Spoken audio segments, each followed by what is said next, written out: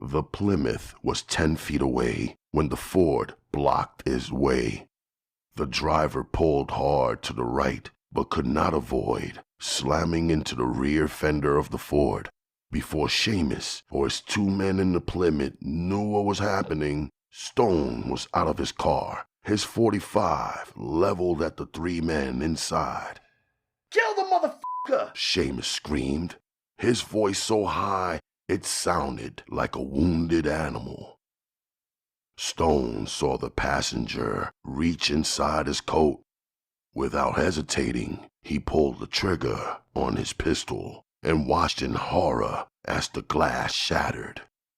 The black man's face disappeared in an orgy of blood and bone as the slug entered him just above the nose and between the eyes. Stone whirled and fired 1 second later at the driver. This time, the bullet entered the man's eye, and like an exploding red rose, blew out his eyeball and brains at the same moment. Dedicated to my mother, Myrtle Goines, who had confidence in my writing ability.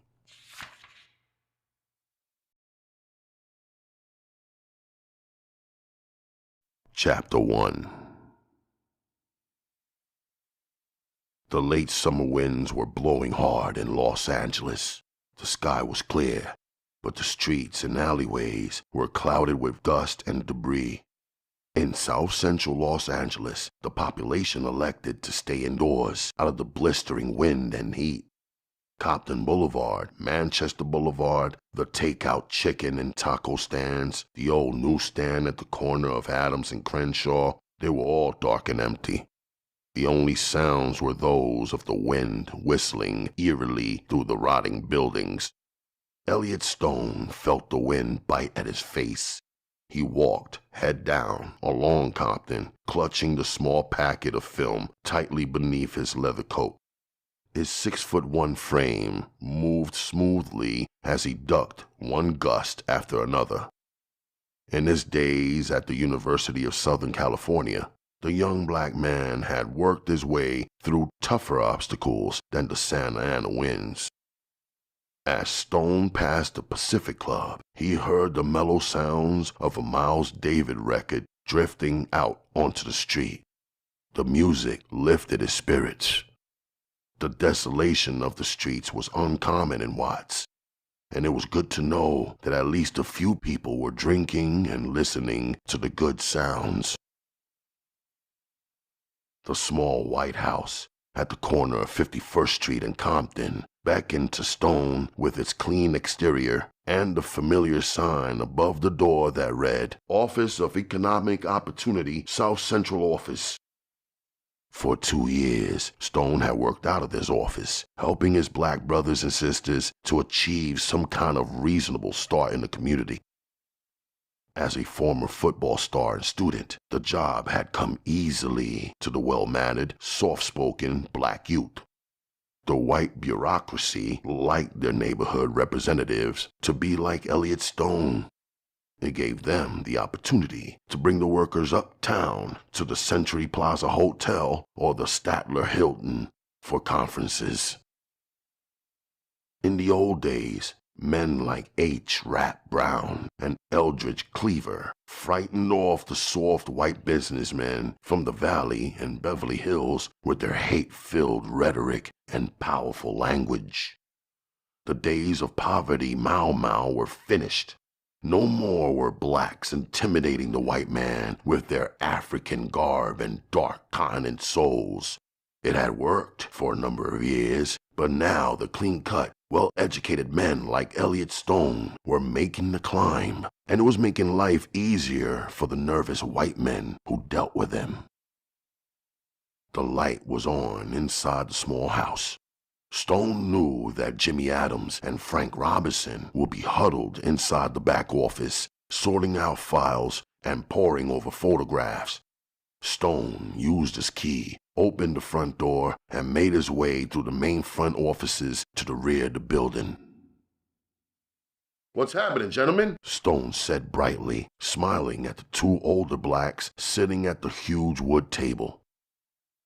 Jimmy Adams, the older of the two men, sat beneath the naked white light, his bald head gleaming with perspiration, and smiled. You got the photos, Elliot? He asked. Stone pulled out the packet of pictures, 24 4x4 black and whites, and spread them out on the table. Yes, sir. We got something happening here. Frank Robinson, small, stocky, and with short hair, busied himself with the mass of paper and photographs remaining on the table. When he had scooped them all up into a pile, he turned his attention back to the series of snapshots that Stone had put before them.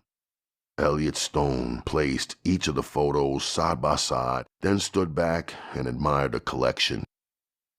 Each picture showed a black man standing outside a local bar named the Black Oasis. With him was another black man, an older, better-dressed man who possessed all the markings of a pimp. Now, Stone began softly, his two friends peering intently at the pictures. We got them bastards together. The one on the right, as you know, is Wilbert Seamus. We got proof connecting him with the local ring at Manual Arts High School. Right, Jimmy? Adams nodded. You can dig we got his ass, Elliot. Beautiful. Now we got this other dude. This cat has been making the scene down at the Oasis for 3 weeks. Each of these shots was taken on a Tuesday afternoon over a period of 3 months. Pull my coat, Elliot. Frank said excitedly. Who is he? Elliot Stone smiled, revealing fine white teeth. Well, gentlemen, the dude is named Oscar Manning. There was a long silence. Jimmy Adams whistled through his teeth, then chuckled. Oscar Manning? Man, that dude is something else. Vegas, Frisco, right? You got it, Jimmy, Elliot replied. Oscar Manning, according to those cats who should know, is the biggest fucking runner of heroin this side of the damn Rocky Mountains. And we got him in black and white with Seamus. Frank Robinson moved back a step from the table. Written across his hard black face was worry. He had begun with Stone 6 months before, helping him collect and gather information on the local drug scene. At that time, he had expected maybe 1 or 2 small-time high school pushers. Oscar Manning and even Seamus were something a little heavier. You uptight, my man? Elliot glared at Robinson. He had not disliked the man, just failed to respect him. Shit, Robinson replied. you fucking around in dangerous waters, Elliot. That dude's a heavy motherfucker. Stone chuckled. And so are we, Robinson. What we gonna do now, Elliot? Adams asked quickly, as a means of breaking the tension. Stone continued to glare at Robinson for a moment longer before turning his attention back to the photographs. Yeah, the tall black man said slowly. We put this shit together and take it to Kenyatta. Robinson is right. This shit is too big for just us. We've been working with Kenyatta a long time, and now we got something to show him. The silence in the room was what Stone had anticipated. The name of Kenyatta brought that to the Black brothers quickly. The man was a legend, and men do not speak of legends without taking the time to consider what they are going to say. That was the way it was with Kenyatta. That night, Stone had sat alone inside his small office and thought deeply about what he was doing. His record in the office was a good one, but the situation around him was deteriorating quickly. The young people, all blacks, were being taken for a ride, a cruise on drugs from which they would not return. And the little white man who held the power had told him nothing more than any other bureaucratic slave would have. It had taken one phone call by Stone to arrange the meeting with the man they called Kenyatta. Stone had heard of him on the streets. There was a growing number of young, idealistic blacks who had joined with the tall, black-headed black man. They had known that the government, the law enforcement agencies, and the supposed poverty programs were not working. Kenyatta had told them that the situation was in their hands, and they were the force behind the ghetto, and that they would be the ones who could make it better for their brothers. Kenyatta arrived at the office with 2 bodyguards, a black man named Wells and a short, stocky black man named Burt. Stone and Kenyatta had retreated to the back room of the small house and talked through the night. During their discussion, they had organized an extensive campaign of information gathering that they both hoped would mean the destruction of the drug trade in Watts. Using the OEO office as a front, the 2 men had agreed to work hand in hand in an attempt to locate the pushers, the traffickers, and the users. Once that information was completed, they would then move in and use whatever force was necessary to smash the ring. Now, 1 year later, Stone was in a position to give Kenyatta the information he needed. The largest ring in Watts was sitting in front of him, captured in a series of photographs and documents collected from the street people. All told, the 3 black men sitting in the rear of the OEO office had collected more than 100 pages and 500 photographs depicting the drug trade in the area. That information a year ago would have been handed over to the local authorities or possibly the FBI. But Stone was geared to the Kenyatta philosophy now, and he knew what had to be done. Jimmy Adams leaned back in his chair with a small stack of photos in front of him. We should lock these up till Kenyatta picks them up. Stone nodded, then walked to the far wall and pulled open a slab of wall paneling. Behind the grain wood was a small box with a lock. Stone pulled out a key and opened the box. Adams handed him the photographs and Stone placed them inside the box along with a series of documents. The rest of that shit, Stone said, pointing to the massive collection of papers and photos on the table, should be filed. What we got in this damn box is enough for Kenyatta. Robinson began gathering the stacks of papers and putting them into the large file cabinet in the corner of the room. You gonna call Kenyatta? Adams asked. That's been taken care of, my man. We're meeting in an hour. Stone grinned. After months of frustrations, his efforts were finally paying off. Tonight, he would meet again with the man who held the real power. A rising ghetto king with the idealism along with the force to make a difference. Hey, Frank, Jimmy asked. Ain't we got ourselves a bottle of Jack Daniels in that cabinet? Robinson reached inside the top drawer and pulled out a 5th. There was more than half left in the bottle. Now, Robinson said, unscrewing the cap. That's what I call valuable records. The 3 men laughed and began passing the bottle as they talked of their accomplishments. The large black Ford pulled to a stop in front of the OEO building. The 4 young black men sat inside, staring at the small white house. The driver, a tall, lanky youth with a huge afro and darkly tinted shades, turned to his companions. Looks like the motherfuckers are in the back, he said. The wind ripped at the car and shook it. The tension inside was tremendous. All 4 men were sweating and breathing heavily. Finally, the driver opened his door and stepped out into the hot wind. His 3 companions joined him. Each man held a sawed-off shotgun at his side. Beneath their leather jackets was the familiar bulge of a shoulder holster, complete with snub-nosed .38s. On the back of the jackets, a picture of a black man with a huge afro and tinted sunglasses was painted between the arms of crossed bones. Above that, in dripping red blood lettering, was the name, the Black Maria. What do you think, Kurt? The smallest of the four asked the driver. We can make it through the back. No way, Kurt replied. We're going in straight ahead and blast these cats to hell before they know what hit them.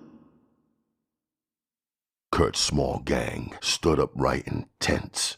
Each man gripped his shotgun with force. All right, let's go, Kurt said after a long silence. Elliot Stone had just handed the bottle of Jack Daniels to Jimmy when he thought he heard the front door creak open. Dismissing the concern, he blamed the noise on the howling wind, but as Jimmy raised the bottle to his lips, Stone heard the footsteps outside in the main office. Before he could turn around, the door was kicked in. The four black, afroed men of the Black Maria stood facing Stone and his partners. The shotguns were pointed directly at them. Now, Kurt began in a voice which revealed the tension he was feeling. You motherfuckers just stay where you are. Any of you jacks make a move, I'll personally see to it that your motherfucking head disappears. Stone was standing behind the table, the farthest one from Kurt and the other three to his right. Jimmy was sitting at the table, the bottle of whiskey still raised to his mouth. Only now the brown liquid was pouring out of the bottle and onto his shirt and trousers. To his left, Frank was leaning against the file cabinet. His legs appeared as though they would buckle at any time. At that moment, Stone knew there was no chance. We hear you dudes been collecting a little info on some cat's activities hereabouts. That the straight? Kurt glared first at Frank, then at Jimmy, and finally turned his baleful stare upon Stone. Hey, dude, Kurt said coldly. Yeah, Stone managed to say, but I don't know what kind of job you handing down, brother. Suddenly, Jimmy spoke up. His voice was tinged with his fear. Please, man, we got some shit right here. Kurt grinned, his lips spreading across crooked, stained teeth. Now this little dude got some smarts, baby. Stone watched as Jimmy picked up the file envelopes on the table, then walked across the room and pulled the one that Frank had just put away. He turned and handed the folders to Kurt. Any more shit like this? Kurt asked as he quickly glanced at the materials. No, man, Jimmy claimed. This is all the shit. I mean that. Kurt laughed, then nodded to the smallest of the gang. He in turn pulled out a can of black spray paint, then walked to the far wall and wrote the name of the gang in large, sprawling letters. Stone watched, and the name Black Maria rang a bell. It had been a gang operating out of the Manual Arts High School. A bunch of young toughs who had done nothing worse with their activities than ripping off a few cars and dealing in reds and grass. As far as Stone has seen, they were never into anything as heavy as killing. You dudes look a little old, Stone said, after the small black man had finished his lettering. Oh, for what, motherfucker? Kurt retorted sharply. The Marias. They're high school kids, you dig? Kurt laughed sardonically. Don't believe nothing you ever hear or see, 'cause you'll live a lot longer. I guess for you, man, the time is too short anyway. Too fucking bad you never had a chance to practice my advice. Stone watched in horror as Kurt raised his gun and pointed the barrel directly at Stone's stomach. The former football star felt himself tighten involuntarily the same way he had done on the gridiron when he saw a 260-pound giant ready to take off his head. The room was filled with a deafening silence. The four men with guns stood with their weapons pointed directly at the three unarmed men. All time, all movement seemed suspended. Even the wind, which had been howling only moments before, calmed into a gentle, stilling breeze. The 4 shotguns fired at the same time, as though the moment of the killing had been rehearsed. Jimmy was hit directly in his face. Blood spurted from his eyes as the sockets were ruptured by the splattering of pellets from the shell. The rest of his face, except for his mouth, was blown away in an orgy of blood and skin. Jimmy's mouth was formed into a grotesque, horrified grimace. Frank was belted from the side and into the head.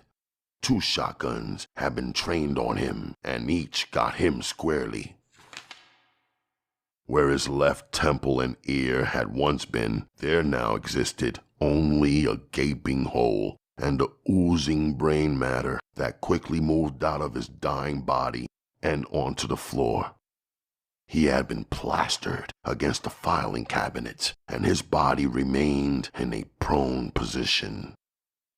Kurt fired at Elliot, aiming for the man's crotch, but the pellets hit him in the stomach and punched a series of holes into his gut. The blood was oozing out quickly, staining Elliot's white shirt. The force of the blast had thrown him back against the rear door, and Stone fell to a heap on the floor. The room was filled with the blue-gray smoke of the explosions.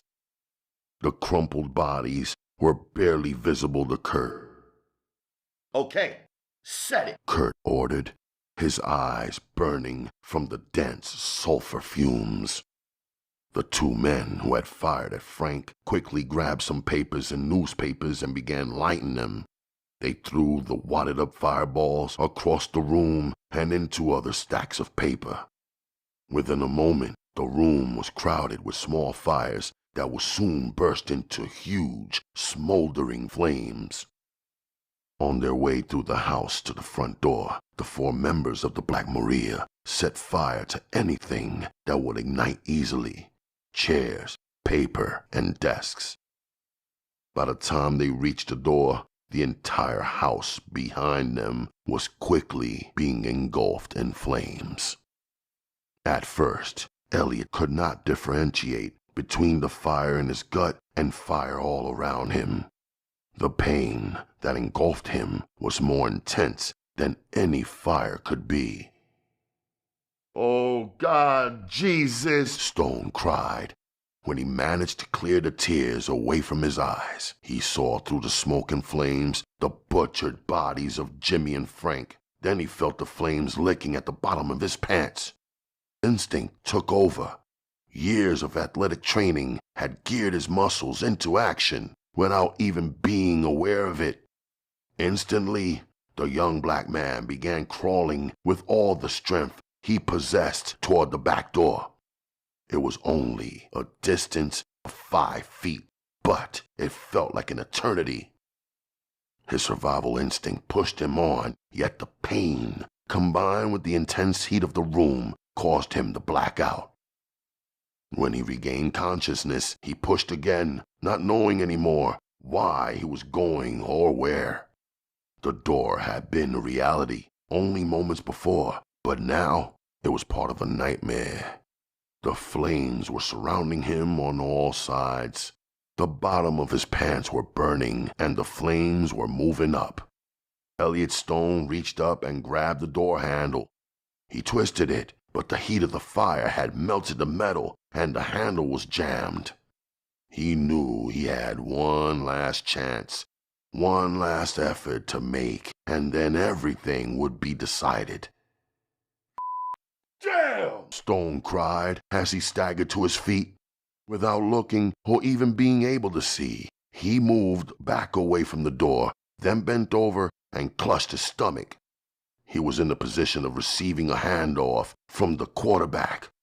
The autumn day was bright and cheerful. 100,000 crazed fans yelled as one in the Los Angeles Memorial Coliseum. Before him, the huge front line of Notre Dame moved together, darkening the skies and making it impossible to see the end zone. But at that moment, Elliot Stone bent down, clutched the football to his gut, and somehow managed to plow his way through the world's biggest college line and into the end zone. He was mobbed by his teammates and by the students who were pouring en masse out of the stands. In his entire life, the young black athlete had never felt so happy to be alive. There were no teammates mobbing Elliot Stone as he writhed in pain on the cool grass behind the inferno of the OEO building.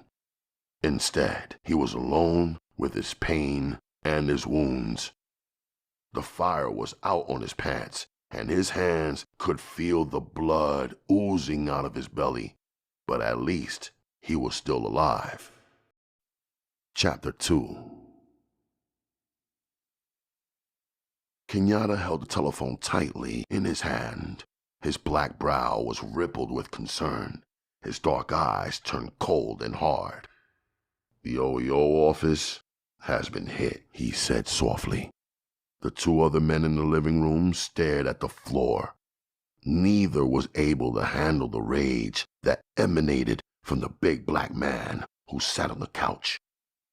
Both Edgar and Rufus had known Kenyatta long enough to know when words were worthless.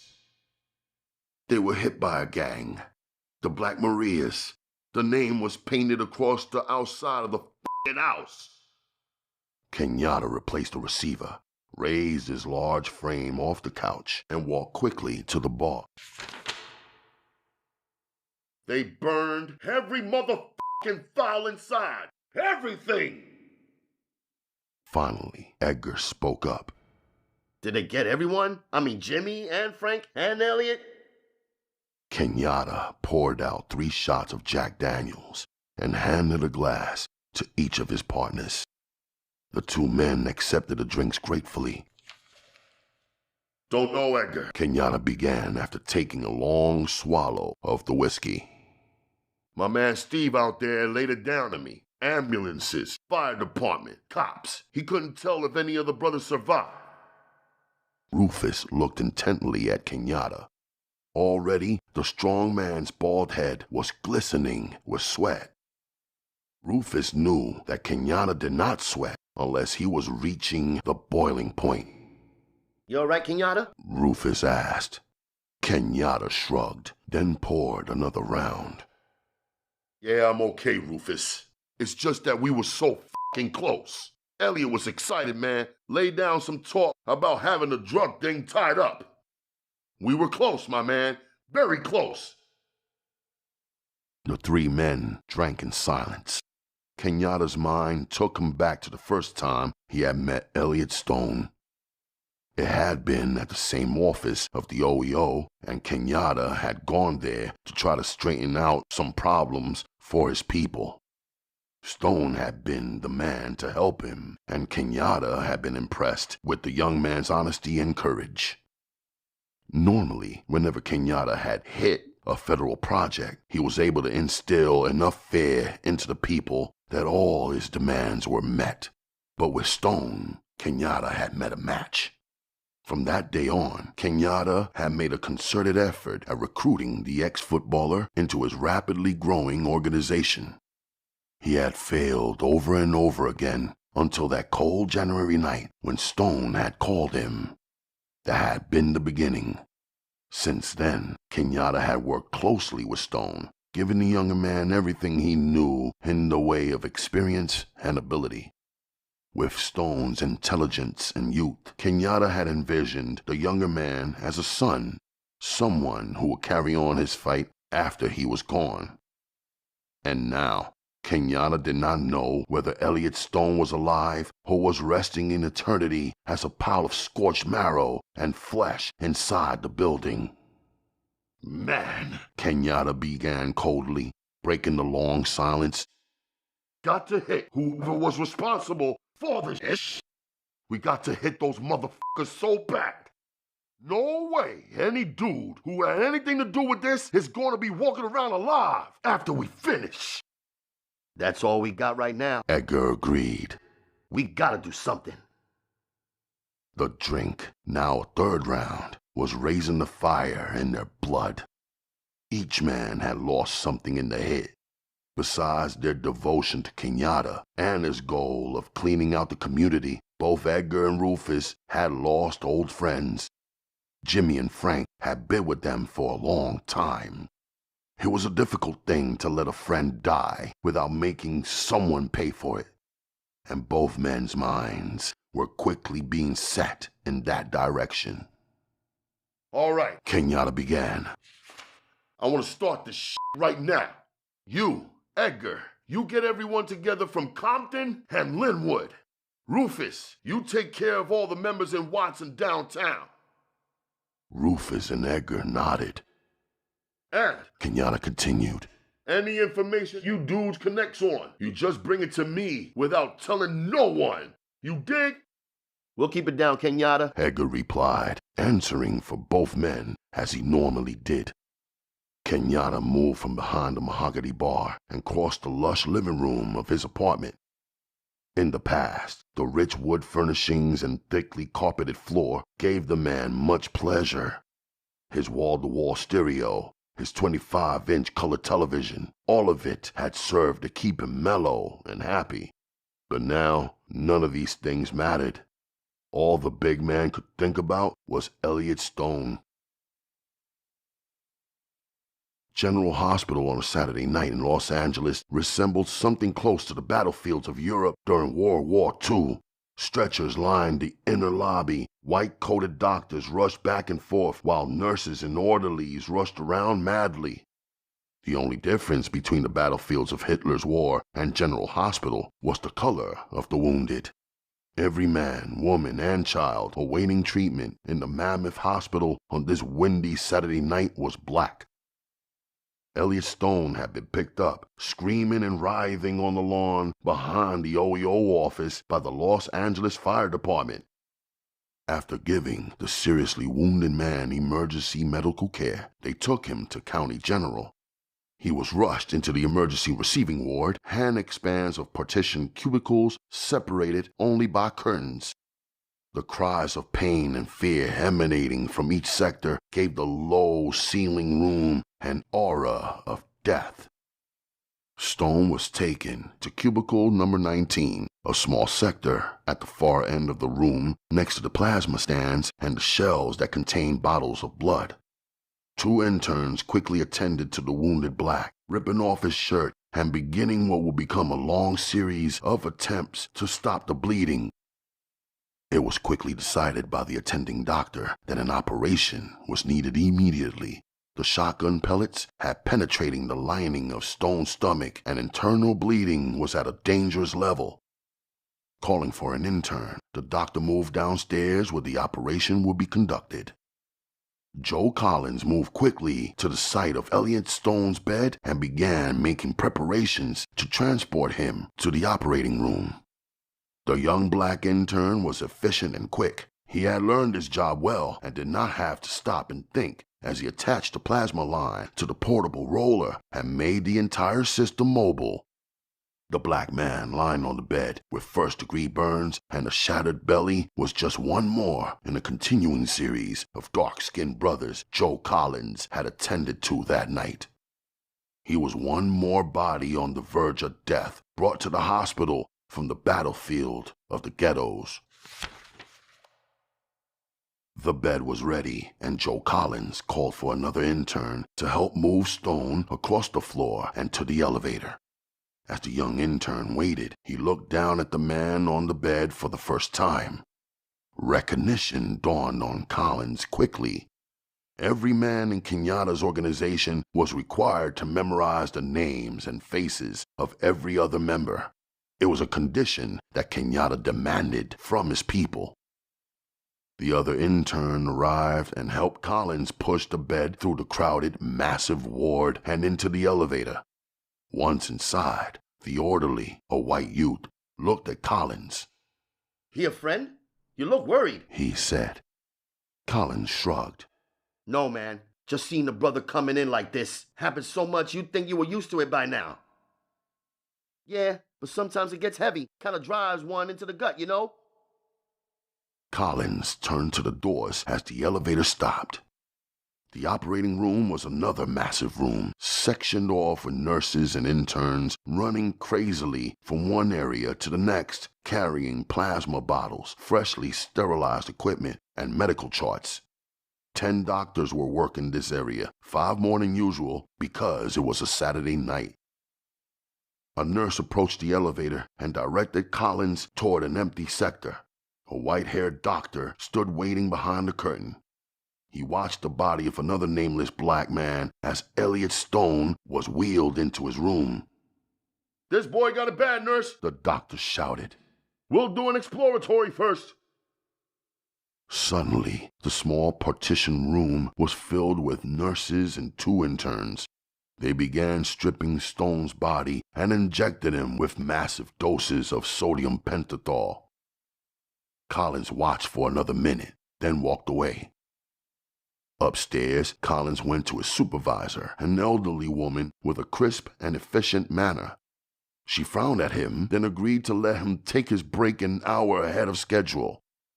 The hospital cafeteria was on the 4th floor, a huge, dreary room with scattered tables colored brightly to eliminate the tension and depression that most people were feeling inside. Collins grabbed a cup of coffee and walked across the room towards the far end.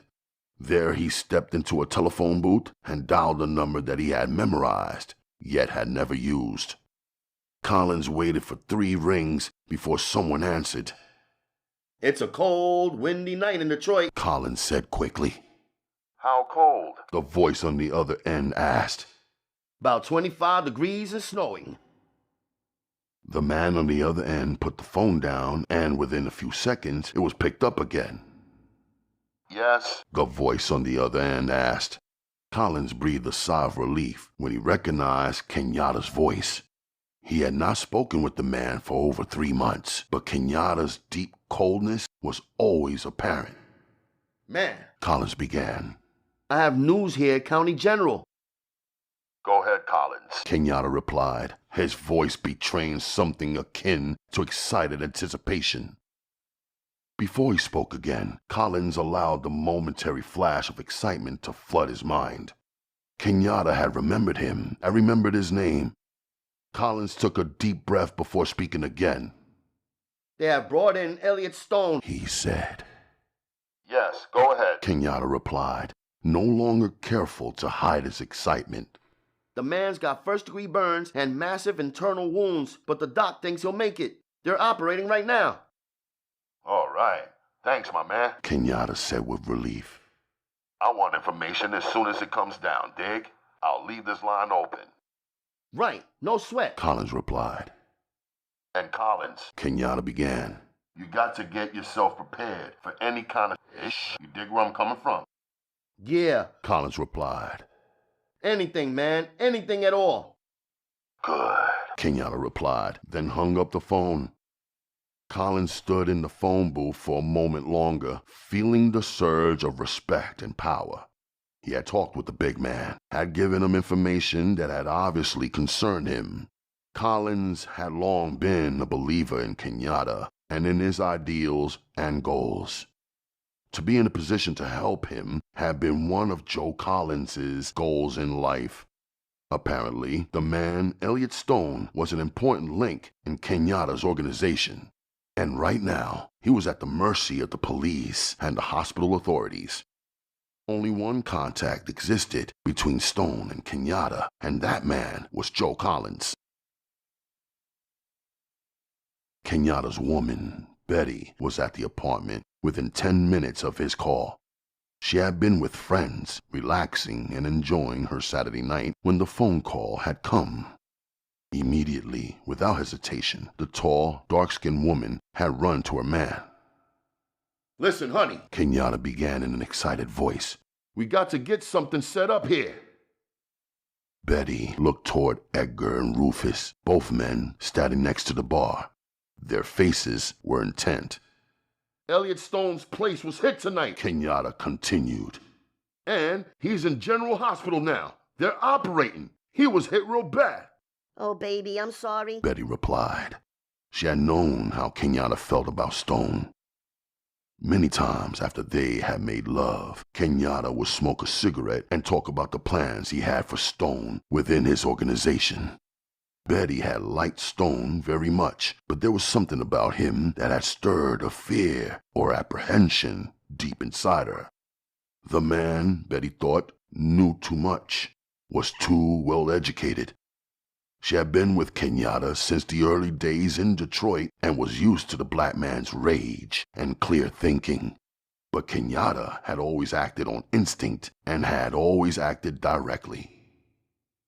Now, Kenyatta began in a soft voice, we got to get some friends of yours in here who know something about nursing. We're going to get our man out of that f***ing death trap and bring him here. Betty waited for a second before replying. Are you sure, baby? I mean, if he's hurt bad, as you say, shouldn't we let him stay there where they can take care of him? Kenyatta chuckled. Baby, you got enough common sense to know what kind of shit goes down in those motherfucking places. Did you know that in Detroit last year, over half the dudes brought into the general hospital didn't have to die? They were f***ed over, treated badly, and shit on. Kenyatta paused for a moment, lighting a cigarette and looking at three people in the room. And all of those dudes, Kenyatta continued, were blacks. Jesus, Rufus moaned. That's right, brother, Kenyatta replied. All f***ing blacks the city don't give a f*** about. You see that kind of action going down out there in those motherfucking white suburbs? Ain't no way. Betty looked at her man quietly and with admiration. She could never stop respecting him. Even though he wasn't educated like Elliot Stone, he still managed to know what had to be known. Okay, baby, She said softly. I'll get Sarah and Beatrice. Both of them were registered nurses, but what you gonna do about a doctor? Kenyatta smiled. Taken care of, Betty. Remember that dude in Compton who almost lost his license because of the abortions? Well, he's more than willing to repay old Kenyatta for the favor I done him. And equipment, Rufus chimed in excitedly. He's bringing all the shit we need. We're gonna make a f***ing hospital out of this place. Kenyatta laughed. Man, if we let Stone sit around that death house for more than 12 hours, we'd be giving 3 different groups a chance to nail him. If the dudes who hit the house didn't, then the f***ing police will be all over him. And if none of those 2 motherfuckers did him in, the f***ing hospital will find a f***ing way. Everyone in the room was silent for a moment. Betty continued to stare at her man with love in her eyes. Rufus and Edgar stared at their man with respect and determination. All right, Kenyatta said finally. Let's get this shit started. We're gonna pull Elliot out of there soon as they finish patching him up. Rufus and Edgar smiled. Kenyatta was going to take every precaution, do everything necessary to see to it that Elliot Stone got back alive. The 2 Kenyatta men would devote themselves completely to carrying out the man's orders that night. They both knew that Kenyatta always worked this way and that sometime during their lifetime they might need the same kind of action. It was the kind of thing that made Kenyatta's band of men strongly united. It was the kind of thing that allowed Kenyatta to possess the kind of power that he had.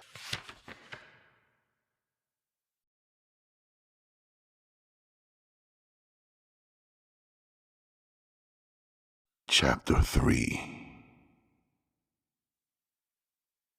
It was a hot and muggy night in Detroit. The moisture poured off Lake St. Clair and mixing with the heat from the plains to the southwest, it created an almost unbearable kind of steam bath. Detectives Ed Benson and Jim Ryan cruised slowly down 51st Street, checking out the old, dilapidated storefronts and iron-gated liquor stores. We've been looking for this dude for 3 days, Ryan said to his black partner. Benson nodded, pulled out a cigarette, and peered across the steering wheel at a darkly shrouded storefront. For a moment, he thought he saw a figure crouching in the shadows, but on a second look, He realized it was his eyes playing games with him. "Yeah, Ryan," Benson replied. "it's been a ass assignment. One lousy junkie terrorizing the whole damn South Side, and we gotta find him." 3 long nights of prowling the neighborhood in their unmarked car, searching through every known hangout in town, had provided the 2 detectives with nothing more than strained nerves. The change in routine, the drabness of their search, had been a complete reversal of what the 2 detectives had been used to in the past. 11 months had passed since the Holocaust at Kenyatta's ranch, a virtual slaughter that had culminated in a mass of dead black men and 3 white police officers losing their lives. In the entire history of the Detroit Police Department, there had never been anything like it. It had come to be referred to as the Farm Country Massacre, quote-unquote, by the press and the local citizens. That had been one of the closest chances Benson and Ryan had ever come to the fabled Kenyatta. The elusive leader of blacks from the ghetto had somehow escaped, hijacked a plane, and crash-landed in the vast desert outside Las Vegas. From that moment on, he had virtually disappeared off the face of the earth. But then information started filtering in. Information that gave good reason to believe Kenyatta and the remains of his vengeful band had made it to Los Angeles. And Benson and Ryan, who had been on his tail virtually from the beginning, a beginning that had included 2 small-time killers named Billy and Jackie, and even the murderous drug pusher Kingfisher, were chosen to track him down. Who else, their captain had reasoned, knew more about the elusive Kenyatta than Benson and Ryan? And so they agreed to assist the FBI and the LAPD. Kenyatta, Betty, Eddie B., Jug, Jeannie, and the dying Red were headed for Watts in 2 separate cars when they had to stop for gas. A police cruiser pulled into the station, and Red, crazed in his near-death state, jumped from the car and started shooting. Benson and Ryan were already headed to the area, which in the meantime had turned into a hellish inferno of death when a stray bullet had struck a gas pump. In the last-minute dash for life, Kenyatta drove his car through the service area of the station and through to the other side just as Benson's and Ryan's car rounded the corner. Too late, the black and white detective team realized that they had missed their best chance to nab the fabled Kenyatta. Then they were requested to return home. Benson and Ryan had pleaded with their captain for an assignment to track Kenyatta through the Southwest and West, but their request had been denied. The 2 men were sent back onto regular duty dealing with the pimps, the junkies, and the pushers. It seemed as though the man who had become an obsession to both detectives would never again phase their lives. Now Benson and Ryan drove through the empty streets of Detroit. In another 2 hours the sun would rise and stifling heat would begin to curse the ghetto. The 2 detectives would leave their shift, grab a quick, greasy breakfast, and fall into bed for another attempt at 8 hours of sleep. Benson listened to the police radio as he smoked a cigarette. He reached for the phone when he heard his call letters and picked it up. "Benson here," he said. The captain asks you to report to headquarters immediately. The girl on the other end said matter-of-factly. "Yeah, be right in." Benson replaced the phone and looked at his partner. "Wonder what the old bastard wants now." Probably got us a 15-year-old junkie who's turning in his brother as a pusher. There was no mistaking the bitterness in Ryan's voice. The police building was dark and depressing. The old brick structure had been standing for more than 50 years. The joke around the headquarters was that when the building celebrated its 50th year, they would condemn it. That never happened. The city was running low on funds because of the automobile shutdowns. Even Tiger Stadium, where the Lions and Tigers played their games, had not been renovated, and that would normally take first priority. Captain Frank Turner waited inside his small, cluttered office for the two detectives. The small, rotund senior officer clenched a cigar tightly between his teeth. He held 2 manila folders containing sheets that had come over the wire service. His pudgy face was wrinkled into a position of serious thought when detectives Benson and Ryan entered his office. "Have a seat, gentlemen," Turner growled behind a thick cigar. Benson looked quickly at Ryan and knew that his partner was thinking the same thing. A chewing yowl from Turner normally began with the old gruffy captain having the men remain standing. Serious business was conducted from the civil position of sitting in chairs.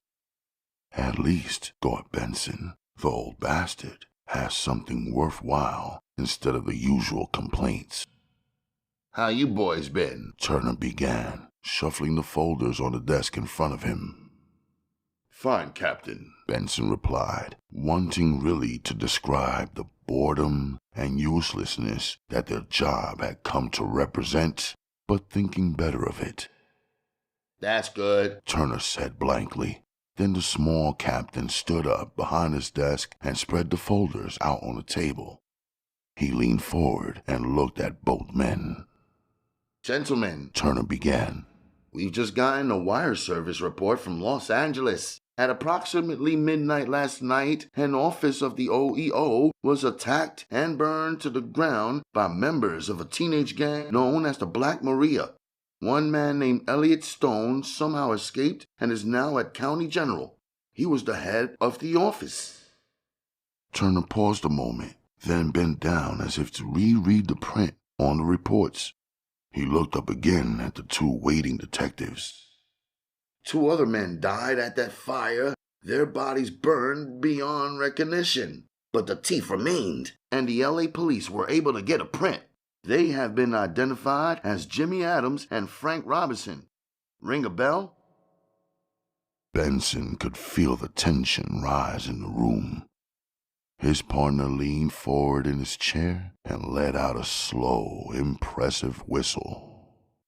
"Well?" Turner asked. Kenyatta, Benson answered simply. "Right.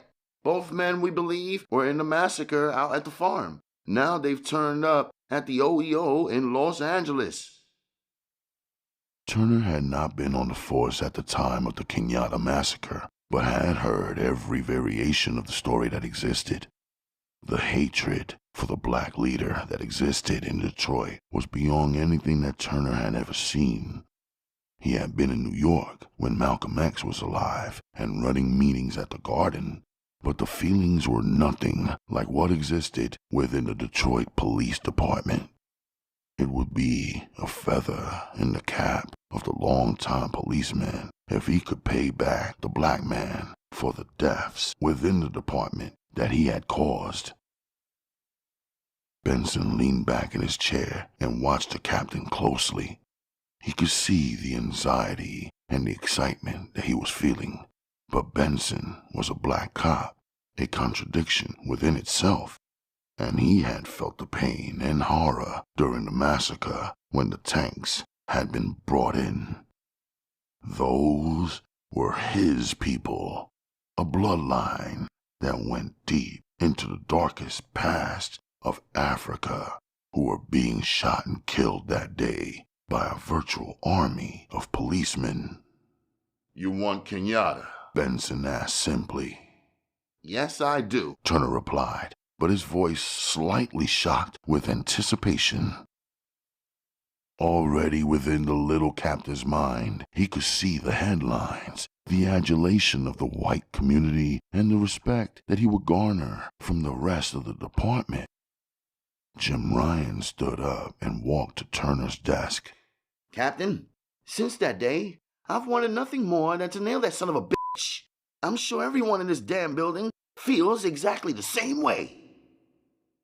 Turner smiled and extended his hand to Ryan, but out of the corner of his eye, he was looking at Benson, who remained seated. Thank you, Ryan. There's still a debt to be paid, and I think you're the man to collect. Benson could not stop himself. The anger and the bitterness that had been building up inside like a volcano finally erupted. Wait a second, Benson yelled, leaping from his chair. those people paid enough already. They paid with their lives. Women, children, and 10 times the number of men killed on the force. They paid when we brought in those god tanks and bazookas as if we were fighting some foreign enemy. Ryan and Turner still clutched hands, their faces told of their shock at Benson's outburst. Turner was afraid, but Ryan understood very well his partner's feelings. At that moment, he hated himself for having jumped to Turner like he had. Detective Benson, Turner said, his voice uneven.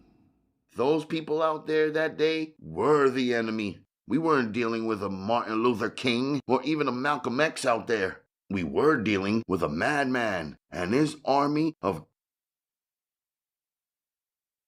Turner stopped himself quickly. Negroes, Benson, who were trying to take over the damn city. Benson breathed deeply. There was nothing more he could say. Right now, his words could only be delivered through his fists, which rested clenched and threateningly next to his body. Listen, Ryan began in a soothing voice. We all know how you felt about what happened out there that day. A lot of other people felt the same way, but you know better than most people just how Kenyatta works. It wasn't a racial thing, man. It was a police action. Now you listen, my man, Benson began coldly.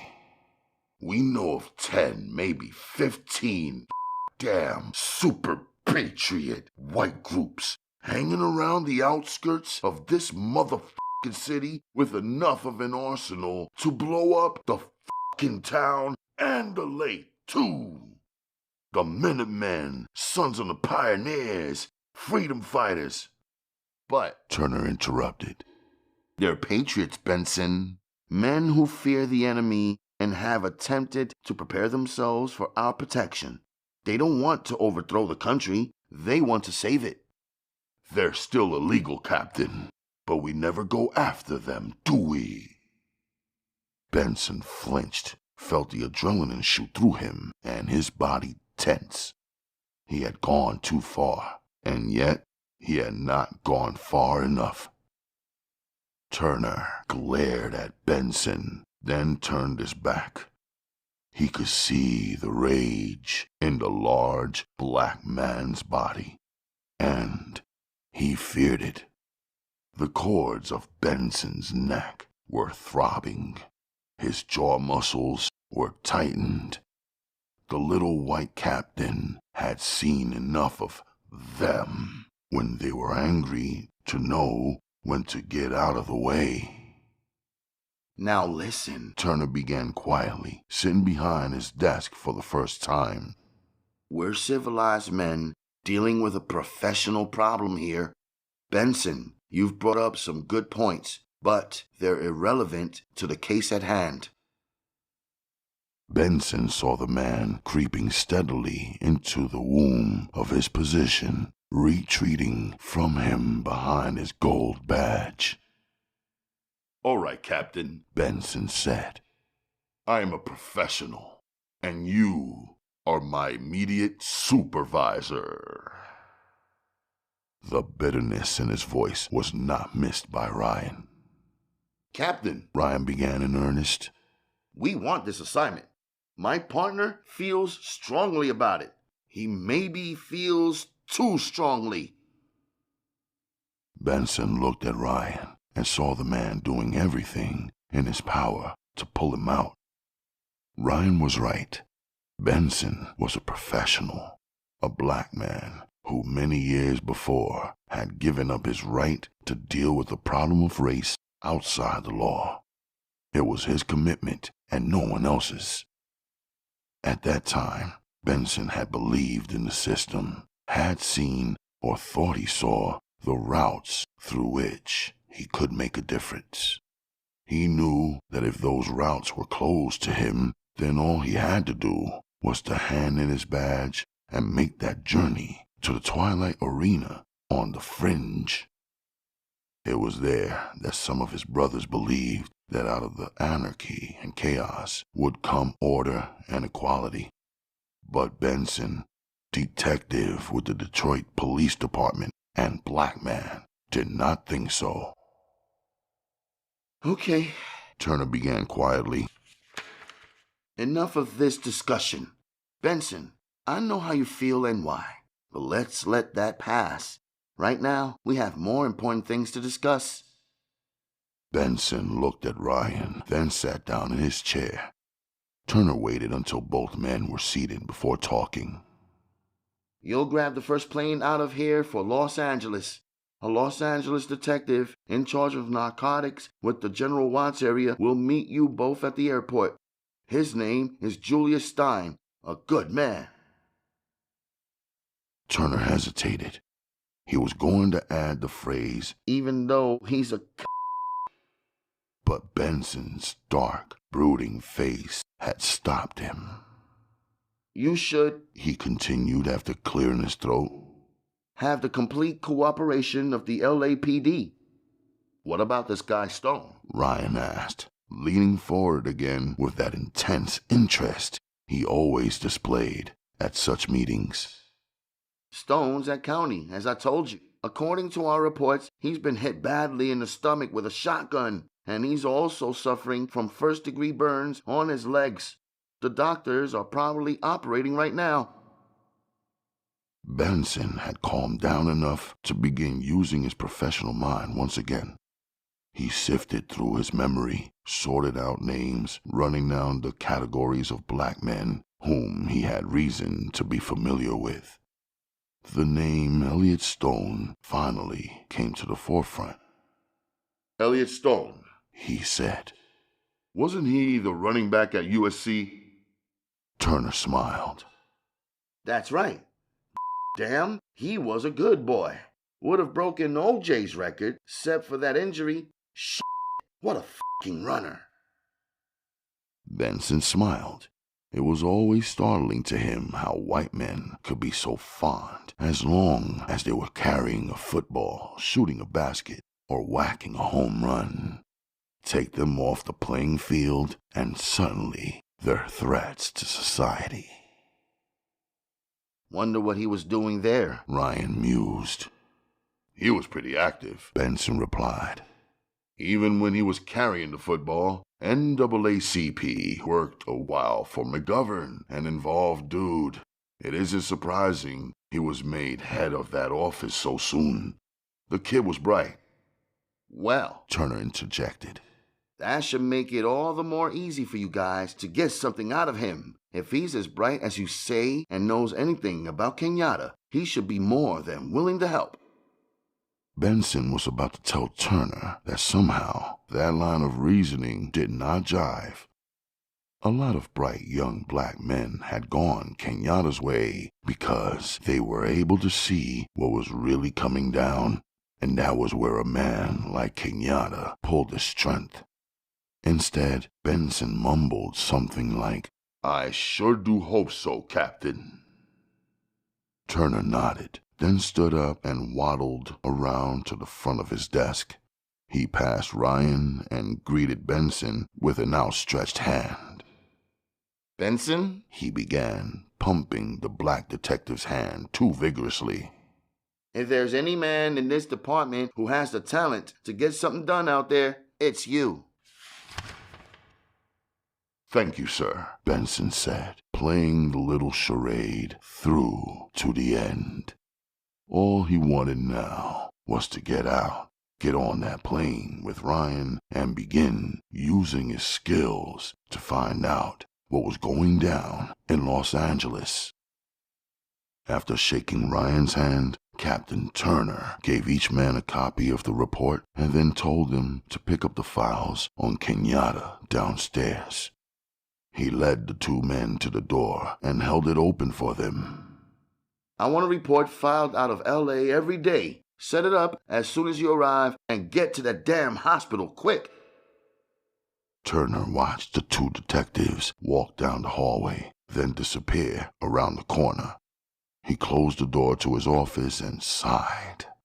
He could feel his high blood pressure rising. Attempting to calm himself, he took a few deep breaths and exhaled quickly.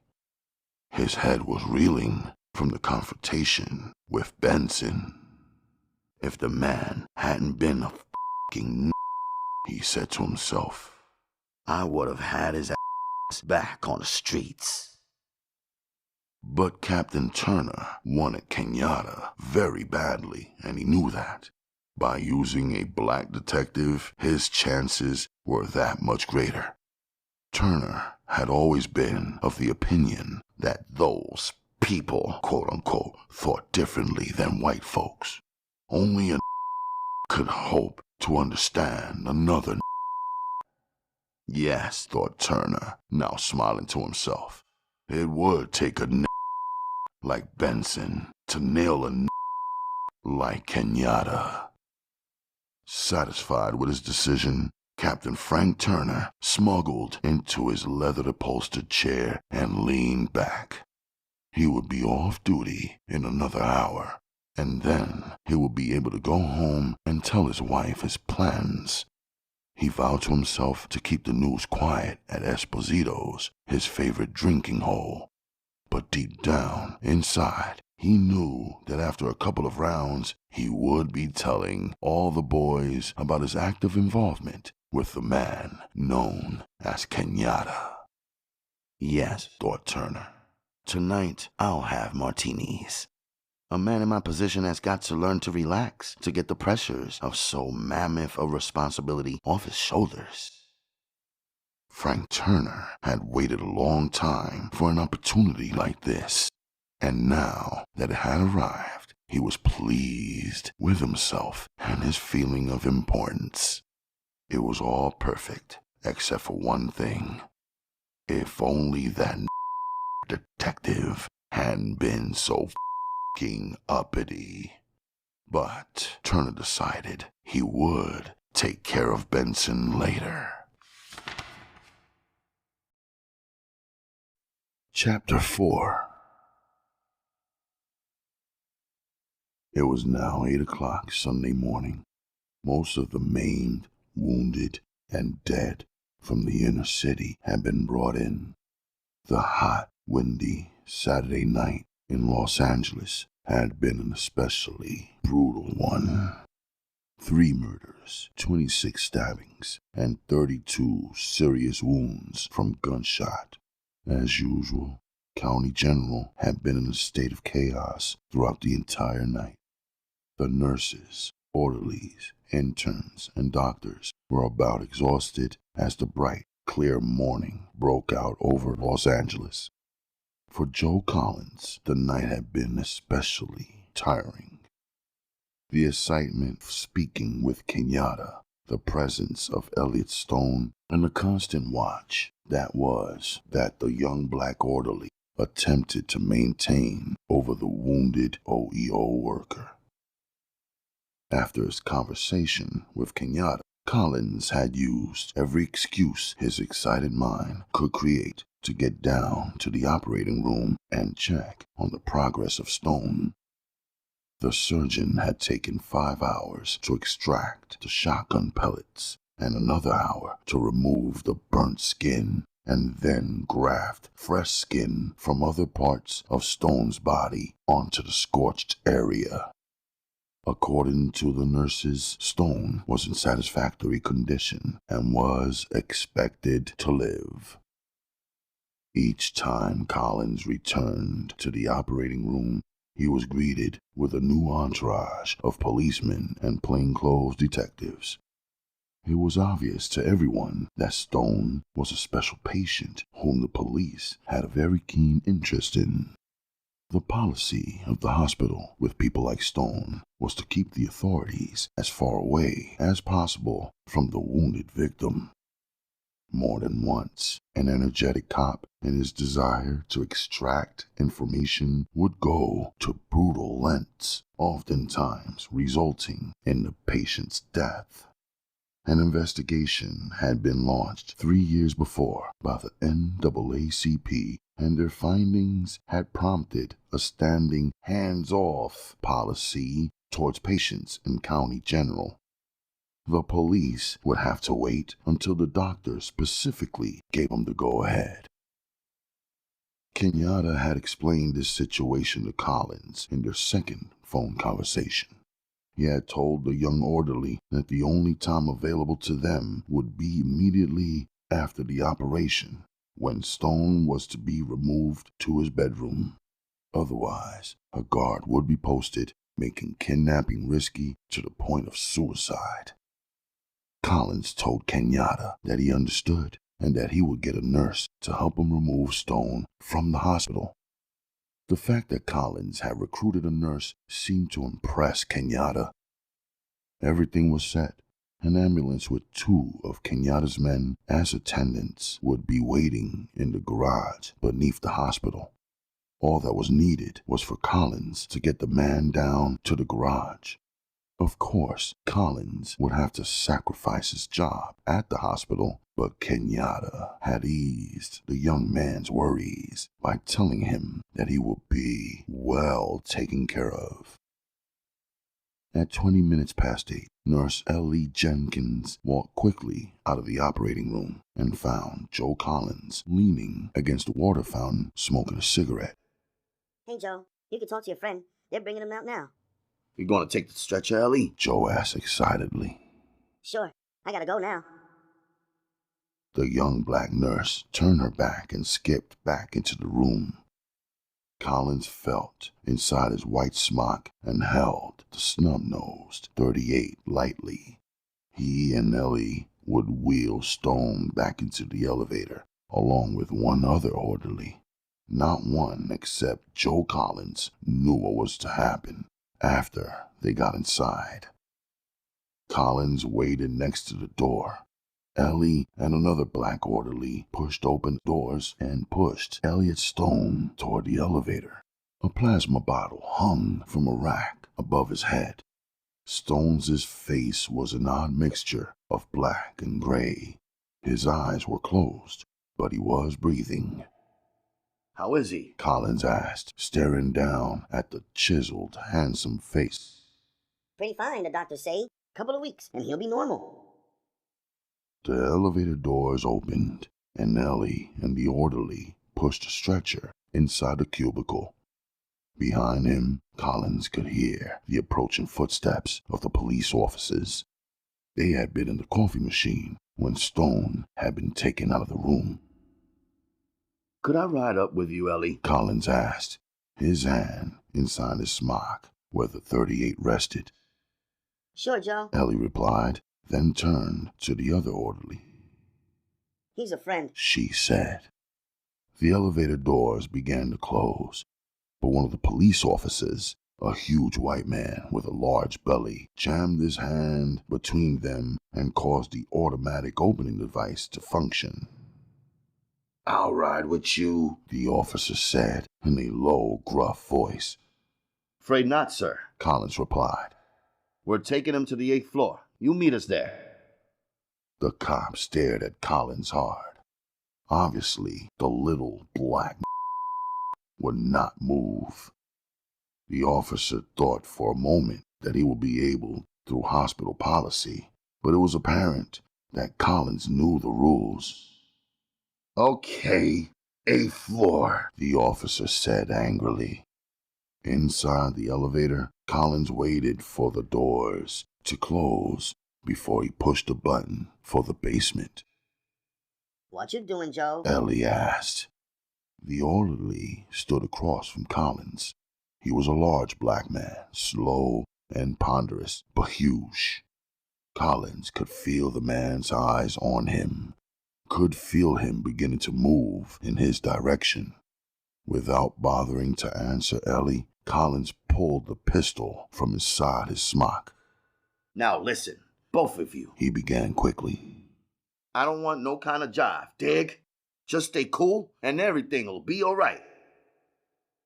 The look on Ellie's face was one of shock and horror.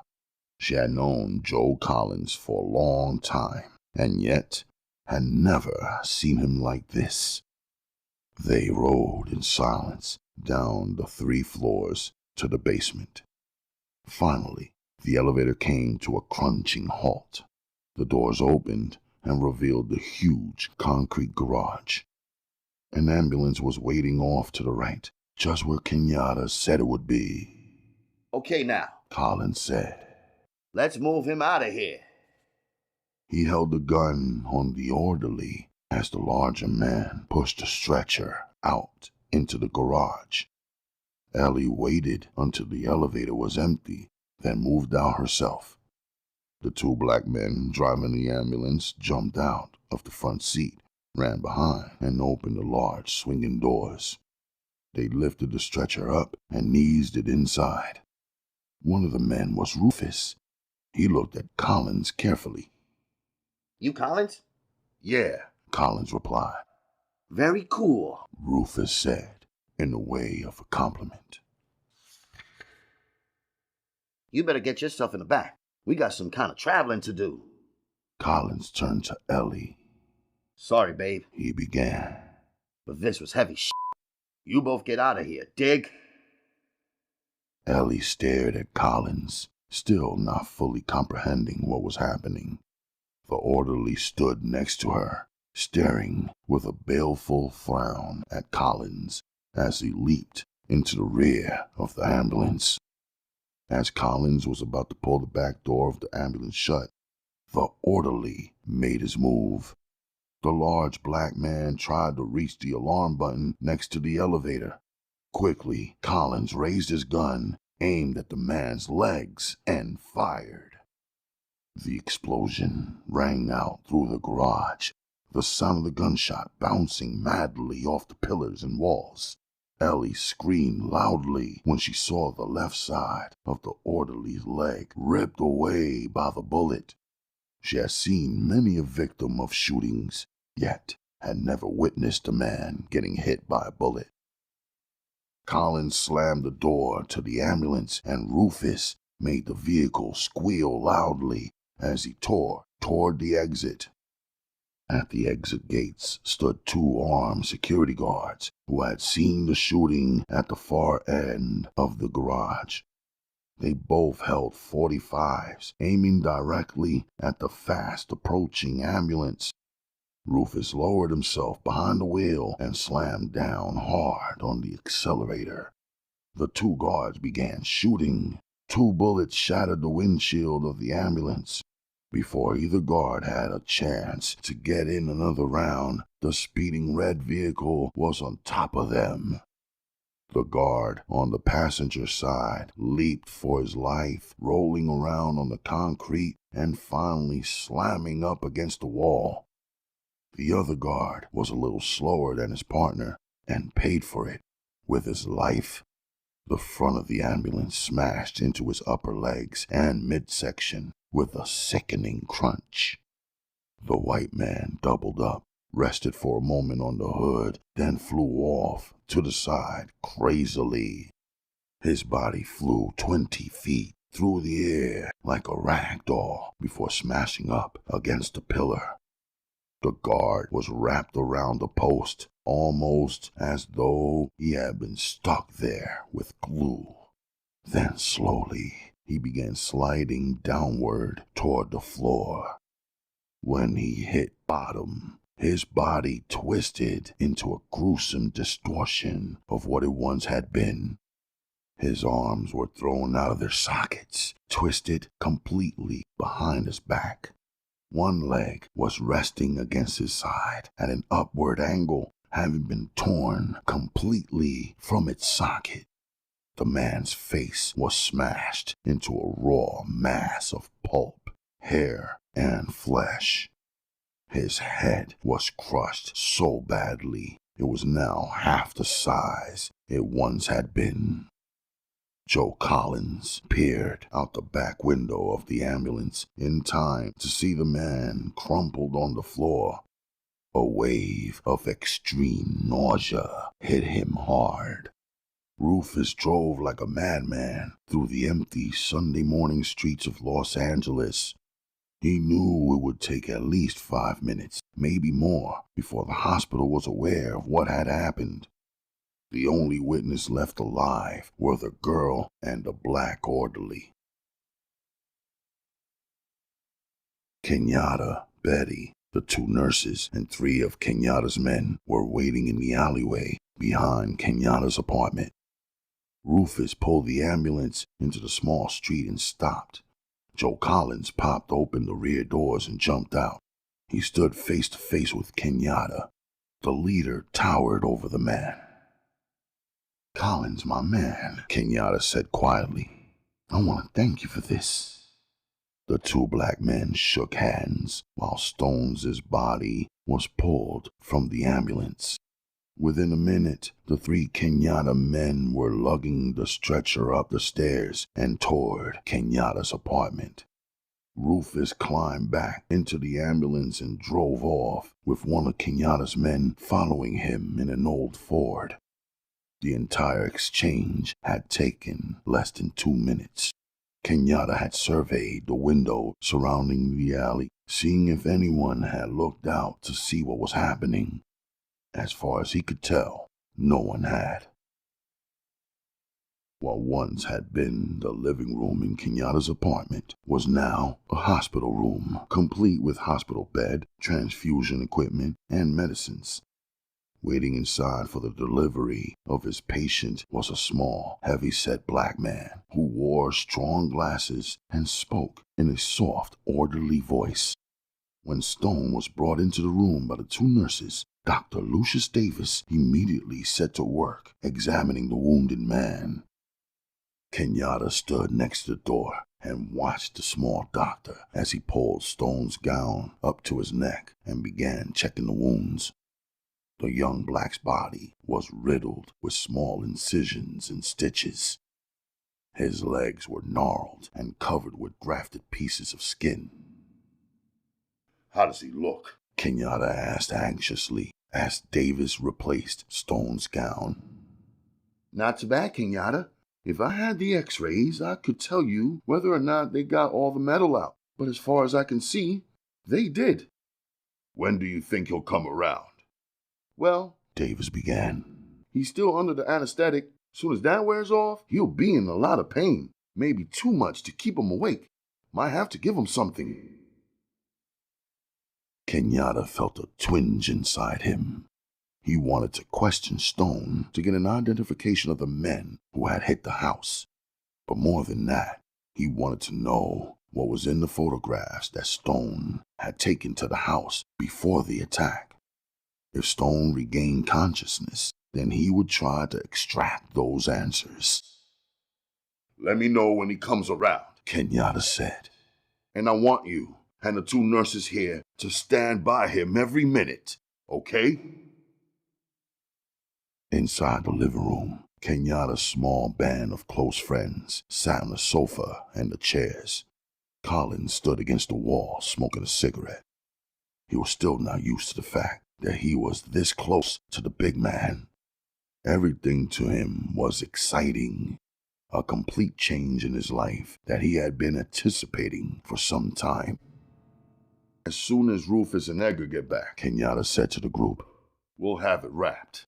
Everyone here dig their gigs well, especially Joe Collins." Then Kenyatta proceeded to introduce young Collins to everyone in the room. "What do we do now?" Allen, one of Kenyatta's closest men, asked after the introductions. We wait, Kenyatta replied. We wait till Elliot is well enough. Then we find out who's involved and we go from there. Those dudes who brought this shit down are going to pay. They're going to pay with their motherfucking lives. No one in the room doubted Kenyatta's words.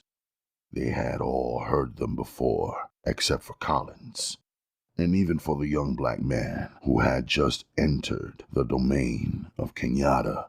The words sent a chill down his spine.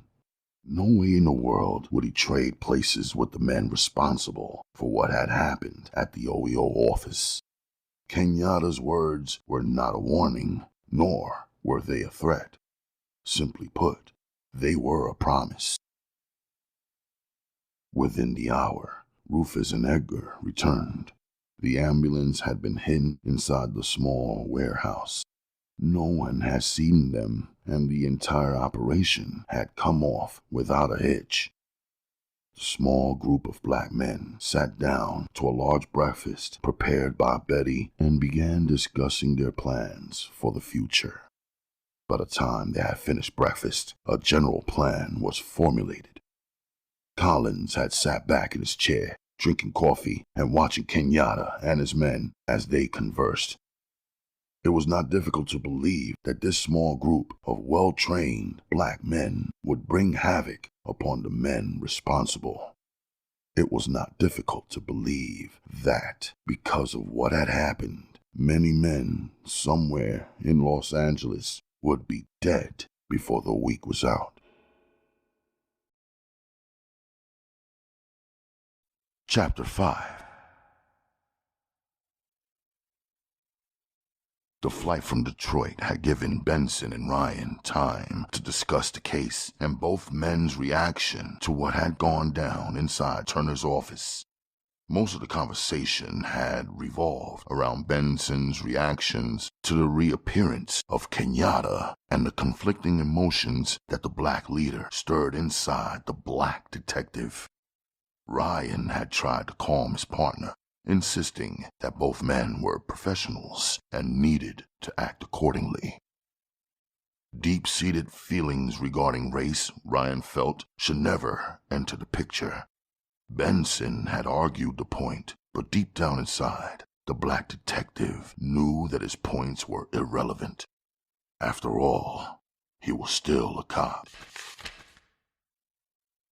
And once again, it came down to the question of turning in his badge or remaining within the structure.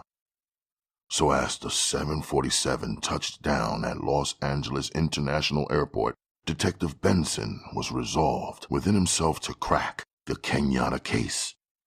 He would pursue the matter to its fullest and not compromise because he happened to be a black man. Ryan had accepted his partner's pledge with a troubled smile. He knew Benson too well to believe that the man would be able to turn off all emotions and insight. Lieutenant Julius Stein of the Los Angeles Police Department was waiting at the passenger terminal when Benson and Ryan emerged from the plane. The tall, bald police officer wore a gray flannel suit and an expression of extreme worry. Benson, Ryan? Stein said when he greeted the partners. I'm Julius Stein. Call me Jules. Welcome to L.A. The three men shook hands. Stein's eyes flicked back and forth between the white cop and the black cop. He hadn't expected a Negro police officer, and the sight of Benson had obviously caused him some shock. We'd like to get to the hospital as fast as possible, Benson began as they walked down the long white tunnel toward the parking lot. Yeah, we got to get something out of Stone, Ryan added. Stein shrugged.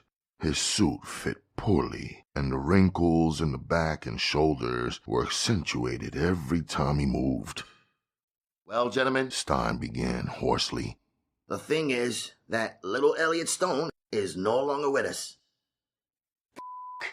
He's dead? Ryan exclaimed, suddenly seeing all their hopes disappearing in a swift moment. No. Stein replied quickly. He's just gone, vanished. They nabbed him out of County General about 2 hours ago. Benson watched the tall, surly lieutenant carefully. His instincts warned him that Stein was not quite as simple and easygoing as he liked people to believe. "Jules," Benson began softly, "you mean some dudes just marched into the damn hospital and took him out? Where the were the guards?" Stein shrugged, again throwing out his hands in a gesture of helplessness. Benson, the damn excuse me, just a figure of speech. They had inside people, someone inside the hospital, namely a black orderly named Joseph Collins. As they moved out of the main terminal building and into the bright Los Angeles sky, Stein continued his explanation of what had happened at the hospital. He shrugged and moaned and ran his hand across his bald pate for emphasis. Ryan looked at Benson as the man talked.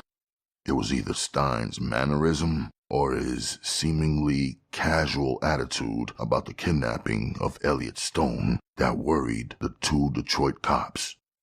Maybe, thought Benson, things were different on the West Coast. It was only the second time in L.A. for Benson and Ryan. The expansiveness of the city was overwhelming to both detectives. Stein took the San Diego freeway up to the Santa Monica, then followed that across the huge basin and into central Los Angeles. Benson and Ryan rode in silence until they reached the city center, with its massive steel and glass towers resting easily in a vision that just as easily could have come out of a science fiction book as well as an architect's drawings. "How do you guys keep it patrolled, for Christ's sake?" Benson asked as they turned off the freeway and headed through the main street toward County General. Helicopters, mobile units, the whole bit. Stein explained. This is a city on wheels, Benson. Cars, and more cars. It's so f***ing spread out that patrol units just don't do the job. How many choppers do you guys have? Ryan asked. Right now, only 12. Pennies. They always want to save pennies. Stein shrugged again. Benson was growing irritated with the man's gestures. "Listen," Benson began, his rising impatience showing in his voice. "Let's get this over the county. We can discuss the department later." Okay, just relax. No need to get, how do you guys say it, uptight. Benson chuckled. "Yeah, uptight. That's how we gotta say it."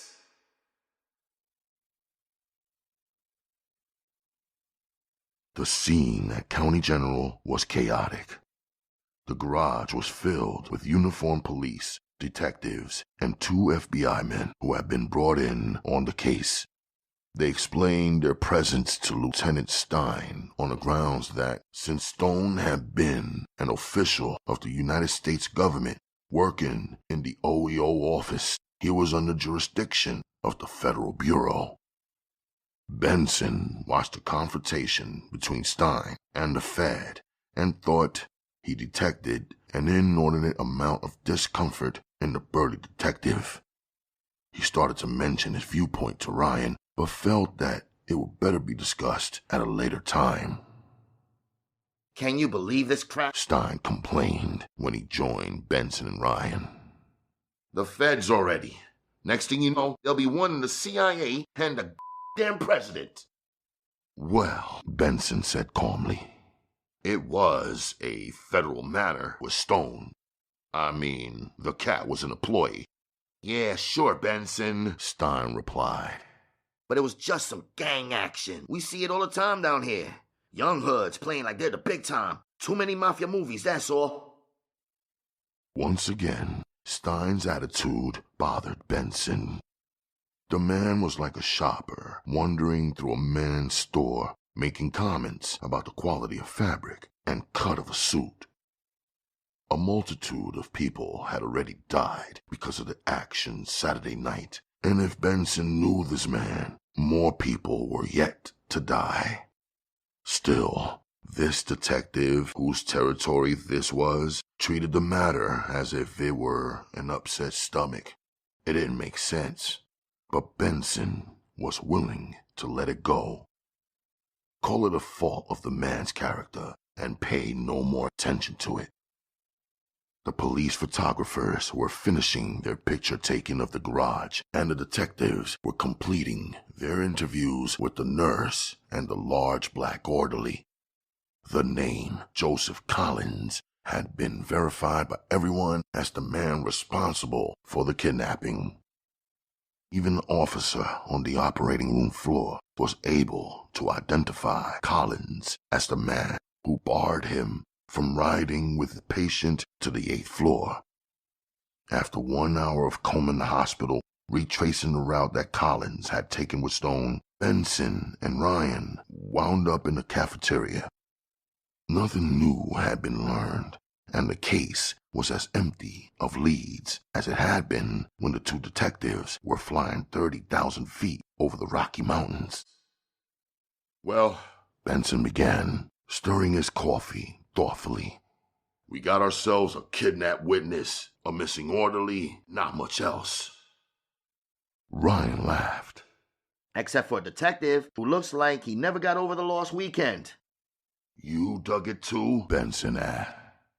Yeah, the guy plays a strange game, shuffling around like that as if he were a dog without senses.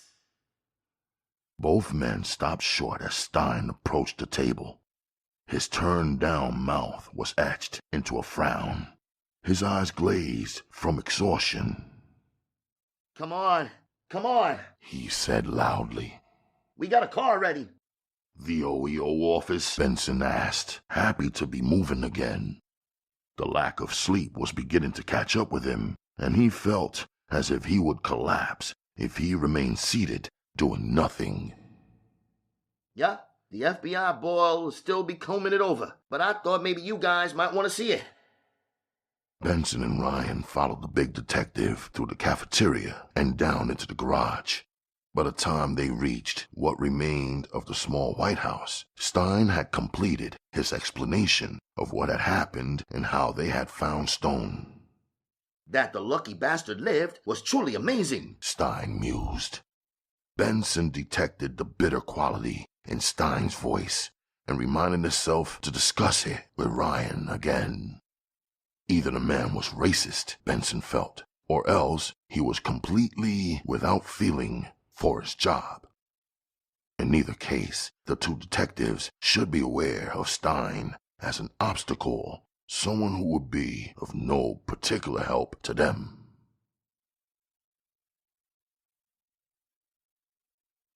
Well, Stein said glumly. there it is.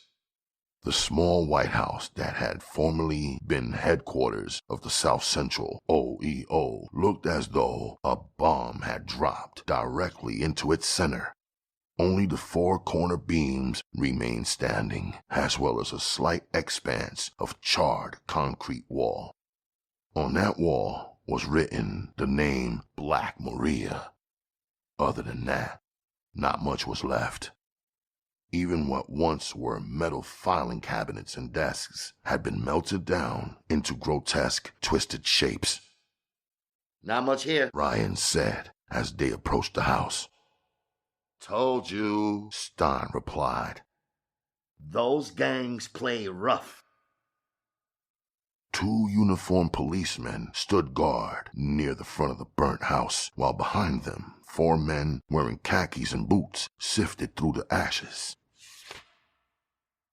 Stein gestured toward the men and explained that they were federal agents assigned to the investigation. Benson and Ryan waited for Stein to direct them to the federal men, but instead Stein just stood on the sidewalk, pulled out a cigar, and lit it. Benson looked toward Ryan, then back at Stein. We'd like to talk to the federal agents, Benson said directly. Oh, sure, if you think it'll help. Can't hurt, Stein, Benson replied, his voice dropping into a familiar, cold pattern. Stein glanced at the tall black detective coldly. His watery blue eyes were almost void of any feeling. They seemed instead to reflect what was around him. Benson had been trying for hours to see the man, but realized that Stein was not to be seen by anyone.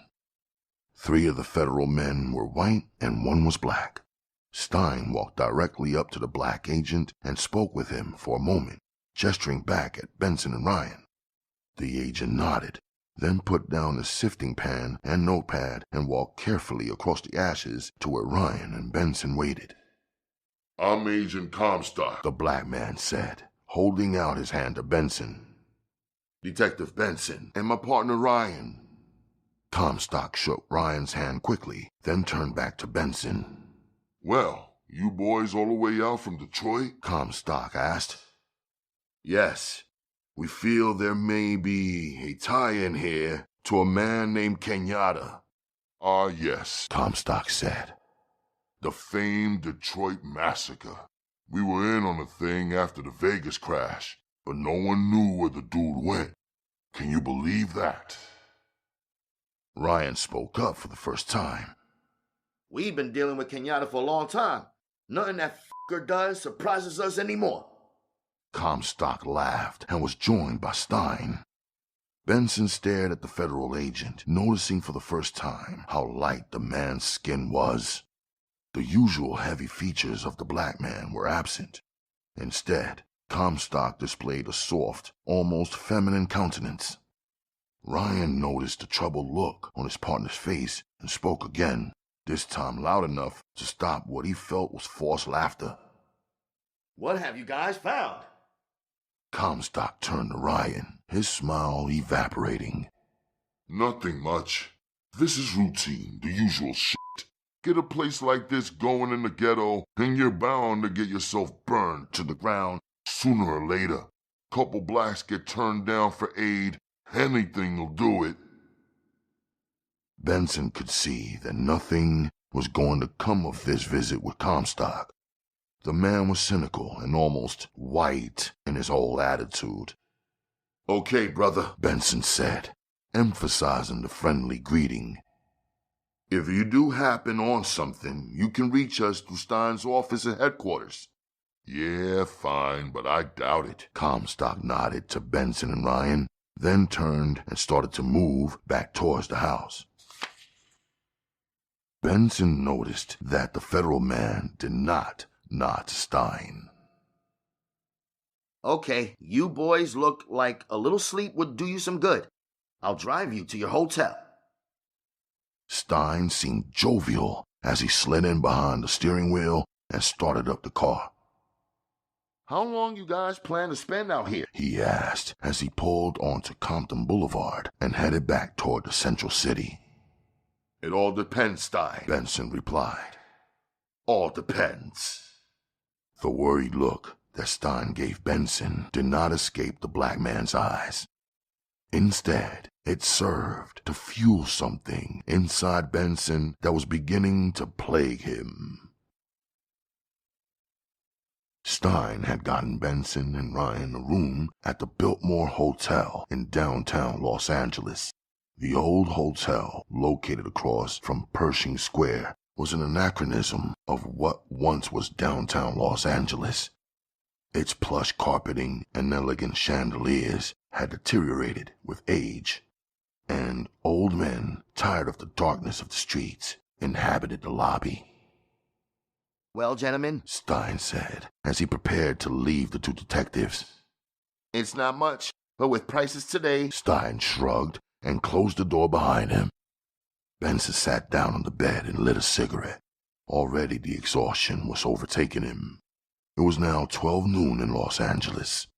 Taking the time difference into consideration, both men had been up for 24 hours. Man, I don't know why the we came out here, Benson said disgustingly. Ryan looked at his partner and knew the man was suffering from the same feelings of helplessness that he felt himself. What had been a solid lead had suddenly disappeared, and the 2 men were stuck with what seemed like an idiot of a police detective to work with. You know why, Ryan? Benson asked after a long silence. 'Cause some little asshole captain back in Detroit wants a promotion. That's why. Yeah, okay. Turner sees us as a feather in his cap if he gets Kenyatta, but we didn't know that Stone would slip out of the hands of the guys here. Yeah, Benson said. That's another thing that bothers me. Dude just get moved out of there. Man, that's pretty damn inept when they can't hold a man, especially a man who was in the condition Stone was in. I know. Ryan agreed, stripping down to his shorts and flopping onto the bed. This whole thing stinks. No one seems to know what's going on, for that matter, even cares. I'll tell you something, Ryan. We got to get ourselves on the streets. We're going nowhere fast with this schmuck Stein. He's either a fucking idiot or a fucking plant. Hard for me to believe he's a fucking cop. Suddenly, Ryan sat upright and looked at his partner. Listen, Ben, remember that guy in Detroit named Johnny? Johnny Miller? Out on parole? A real junkie. Yeah, sure, I remember him. Okay, the dope on him was that he sang for Detroit cops. He played a two-way street until it got too crowded, and then he left. I was told by Jack and Vice that if I ever needed anything in L.A. to get in touch with him, supposedly the guy's always where the action is. Benson forgot his exhaustion. Ryan had made a worthwhile suggestion. Working together with men on the streets, junkies, pimps, and winos had always brought faster results to the detectives. For some reason, as soon as either of them stepped inside a city hall or an official building, they ran into roadblocks. Street people were always easier.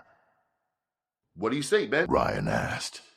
Yeah, get your tail into gear and let's talk to this dude. I mean, if there's some Kenyatta action going down in this town, the cat'll know, not to mention gang violence. Benson laughed bitterly. Ryan was on the phone in a second, talking to the man named Jack, who worked the Vice detail in the Motor City. With satisfaction, Benson watched as his partner wrote down Johnny Miller's street address and phone number. We got him, Ryan said happily as he slammed the phone down. 2 o'clock this afternoon on the pier at Santa Monica. This dude's really willing, isn't he? Yup. Been making it all his life, singing songs for the cops. No reason for him to stop now. Ryan lit a cigarette and was just about to relax on the bed when the telephone rang. He picked it up, listened for a moment, then said, Okay, be right down. Ryan turned to Benson. They've just arrested the leader of the Black Maria. Benson eyed his partner for a moment, then slowly reached over the table and drew out a cigarette. It was the last one, and Benson crumpled the empty pack slowly, then tossed a perfect shot into the wastebasket. You ever get the feeling, partner, that we're on a downhill train without brakes? He said. Ryan began dressing. No brakes, Ben, Ryan replied. but a whole lot of power. Benson stared straight ahead and smirked. Suddenly, he bolted off the bed, getting to his feet in one swift motion. Well, He began in mock enthusiasm. let's go see Stein and his man, shut the case down, and get back on that plane this afternoon. I'd imagine the dude already has tickets for us, being thoughtful as he is. Both men laughed as they dressed, but underneath was the very real suspicion that they were being railroaded. Lucius Davis sat alone in the small interrogation room inside the Los Angeles Police Headquarters. The 18-year-old black man smoked a cigarette, staring sullenly at the table in front of him with his huge afro, his tall, lanky frame, and the cold, distant look in his eye. He gave the impression of a snake, coiled and ready to strike at any time. There's the suspect. Stein said proudly, as he and the two detectives from Detroit stood behind the one-way mirror looking in on Davis. We took the bastard's jacket, the one with the Maria seal. You can see that later. Benson nodded. Can we talk to him? He asked. Sure. Stein bubbled. No problem. It's not every day we get such an open and shut case, Benson. No, this is one of the better scenes in my lifetime. Stein led Benson and Ryan into the room. The all-white, low-ceiling cubicle with its acoustical tile and low-hanging fluorescent lights was entirely different from the interrogation rooms back in Detroit. It was modern and clean, no cigarette burns on the floor or table, no rotting woodwork, and no smell of decay. Yet, in its own distinctive way, the room was just as oppressive and confining. Gentlemen, Stein began when they entered the room. Lucius Davis, president of the gang, known as the Black Maria. The tall black youth looked quickly to Ryan, then to Benson. Beneath the shock of hair, the black's eyes were cold and hard, yet they seemed to soften when he saw Benson's. Both men were black, and both knew that, no matter what anyone said, they were set apart, distinctive, if only by the color of their skin. Well, Benson began. You got yourself a heavy rap, Davis. Davis continued to look directly at Benson. I'm innocent, man. Innocent, he said. Yeah. Stein injected loudly. Innocent. You know what we found on him? Smack, gentlemen. A packet of smack. And a kit. Innocent, my The smack was something new. Stein hadn't mentioned it before, and the sudden presence of this element surprised Benson. Heroin, eh? He began, now looking down at Davis.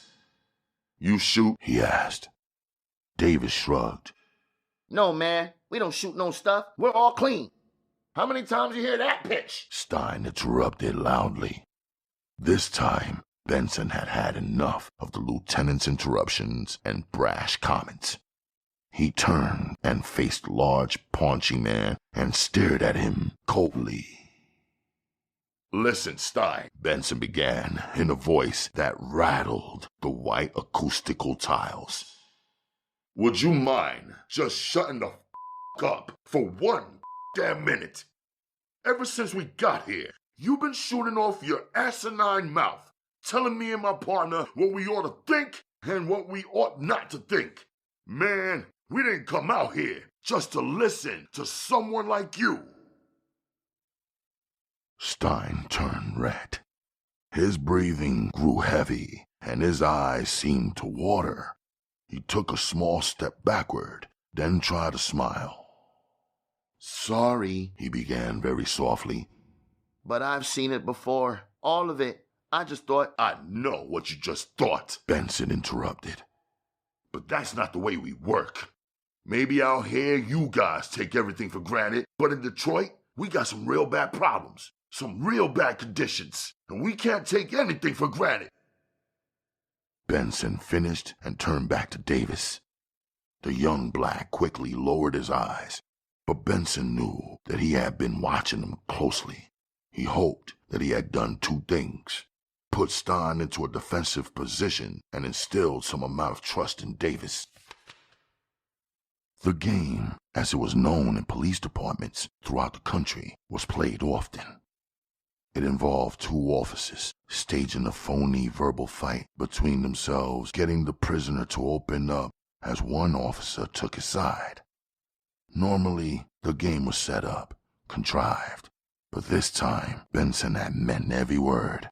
Ryan knew that his partner was for real, that he wasn't playing with Stein, but the lieutenant, who was now standing against the far wall, began to think he knew what Benson was after. The redness disappeared from his sagging jowls, and he broke out into a semi-grin. Okay, detective, have it your f***ing way, Stein said, winking at Ryan. Ryan did all he could to keep his fists at his side. Either Stein was the biggest idiot he had ever seen, or else he was just an asshole. Ryan knew when his partner was really angry, and any man in his right mind would have been able to tell also. He couldn't believe that Stein was unable to distinguish the real from the phony. Yes, Ryan thought heatedly, the man is a supreme idiot. Benson glanced up at his partner. He could tell what Ryan was thinking. He turned away and took a seat opposite Davis. "Listen, Davis," Benson began quietly. "Would you mind rolling up your sleeves?" Davis looked at the black detective, and for the first time, his eyes softened. He nodded, then quickly unbuttoned his cuffs and pulled the sleeves up around his biceps. Benson reached across the table and took the young black man's wrist, examining his right arm first, then repeating the process with the left arm. "Okay, Davis, pull him down." Slowly, Benson got to his feet. "Funny," he began, looking at Ryan first, then at Stein. "You accuse this man of using heroin. Yet, there's no track marks on his arms, no puncture holes, no signs at all." "We found heroin in his apartment, Benson," Stein said coldly. "Give this man a physical?" Ryan asked. "Of course not," Stein protested. "I see," Benson said. He looked down at the black youth. The man was healthy looking. His eyes were clear and strong. There were no signs of the drug in him at all. No redness around his eyes, no paleness in his skin. His breathing and his pulse, which Benson had checked while examining Davis's arms, were both normal. No signs at all of a user. What there were signs of, however, was a plant. "What other evidence do we have on Davis?" Benson asked Stein. "Nothing except the obvious. The bastard is the president of the Black Maria, and the Black Maria burned down an office of the federal government. The FBI is satisfied, so why the questions?" Benson frowned, pulled out a fresh pack of cigarettes, and offered one to Davis. The black youth accepted and inhaled deeply after Benson lit it. "No reason," the black detective began. "Just asking, Stein. Just asking." Stein smiled, then hitched up his pants and knocked on the door twice. A uniformed officer opened it and stood aside to let the men out. "Well," Stein said, "if you gentlemen are finished, arraignment is tomorrow for our friend here, so maybe then you can consider the case open and closed." Benson started to leave the room, and the man who had been arrested on charges of murder, arson, and possession of heroin watched him closely. Before closing the door behind him, Benson turned and looked back at the black youth. "Don't blow it, man. We'll be back." Lucius Davis nodded gravely. It appeared at that moment that Ed Benson, a black cop working alien territory, was all the hope he had. The pier Santa Monica was crowded. Young couples, mostly blacks and Chicanos, strolled the decaying structure, stopping at the arcade to play the pinball machines and games of chance. The old merry-go-round spun with a cacophony of sound as the ancient calliope belted out its eerie, almost nightmarish music. The day was cool, much cooler than it should have been for this time of year, and a low bank of fog sat only yards off the coast. Detective Benson and Ryan stood at the end of the pier, watching old men and young boys lined up along the railing holding their fishing rods suspended over the side. Ryan kept turning back and searching out the expanse of pier, looking for the man from Detroit.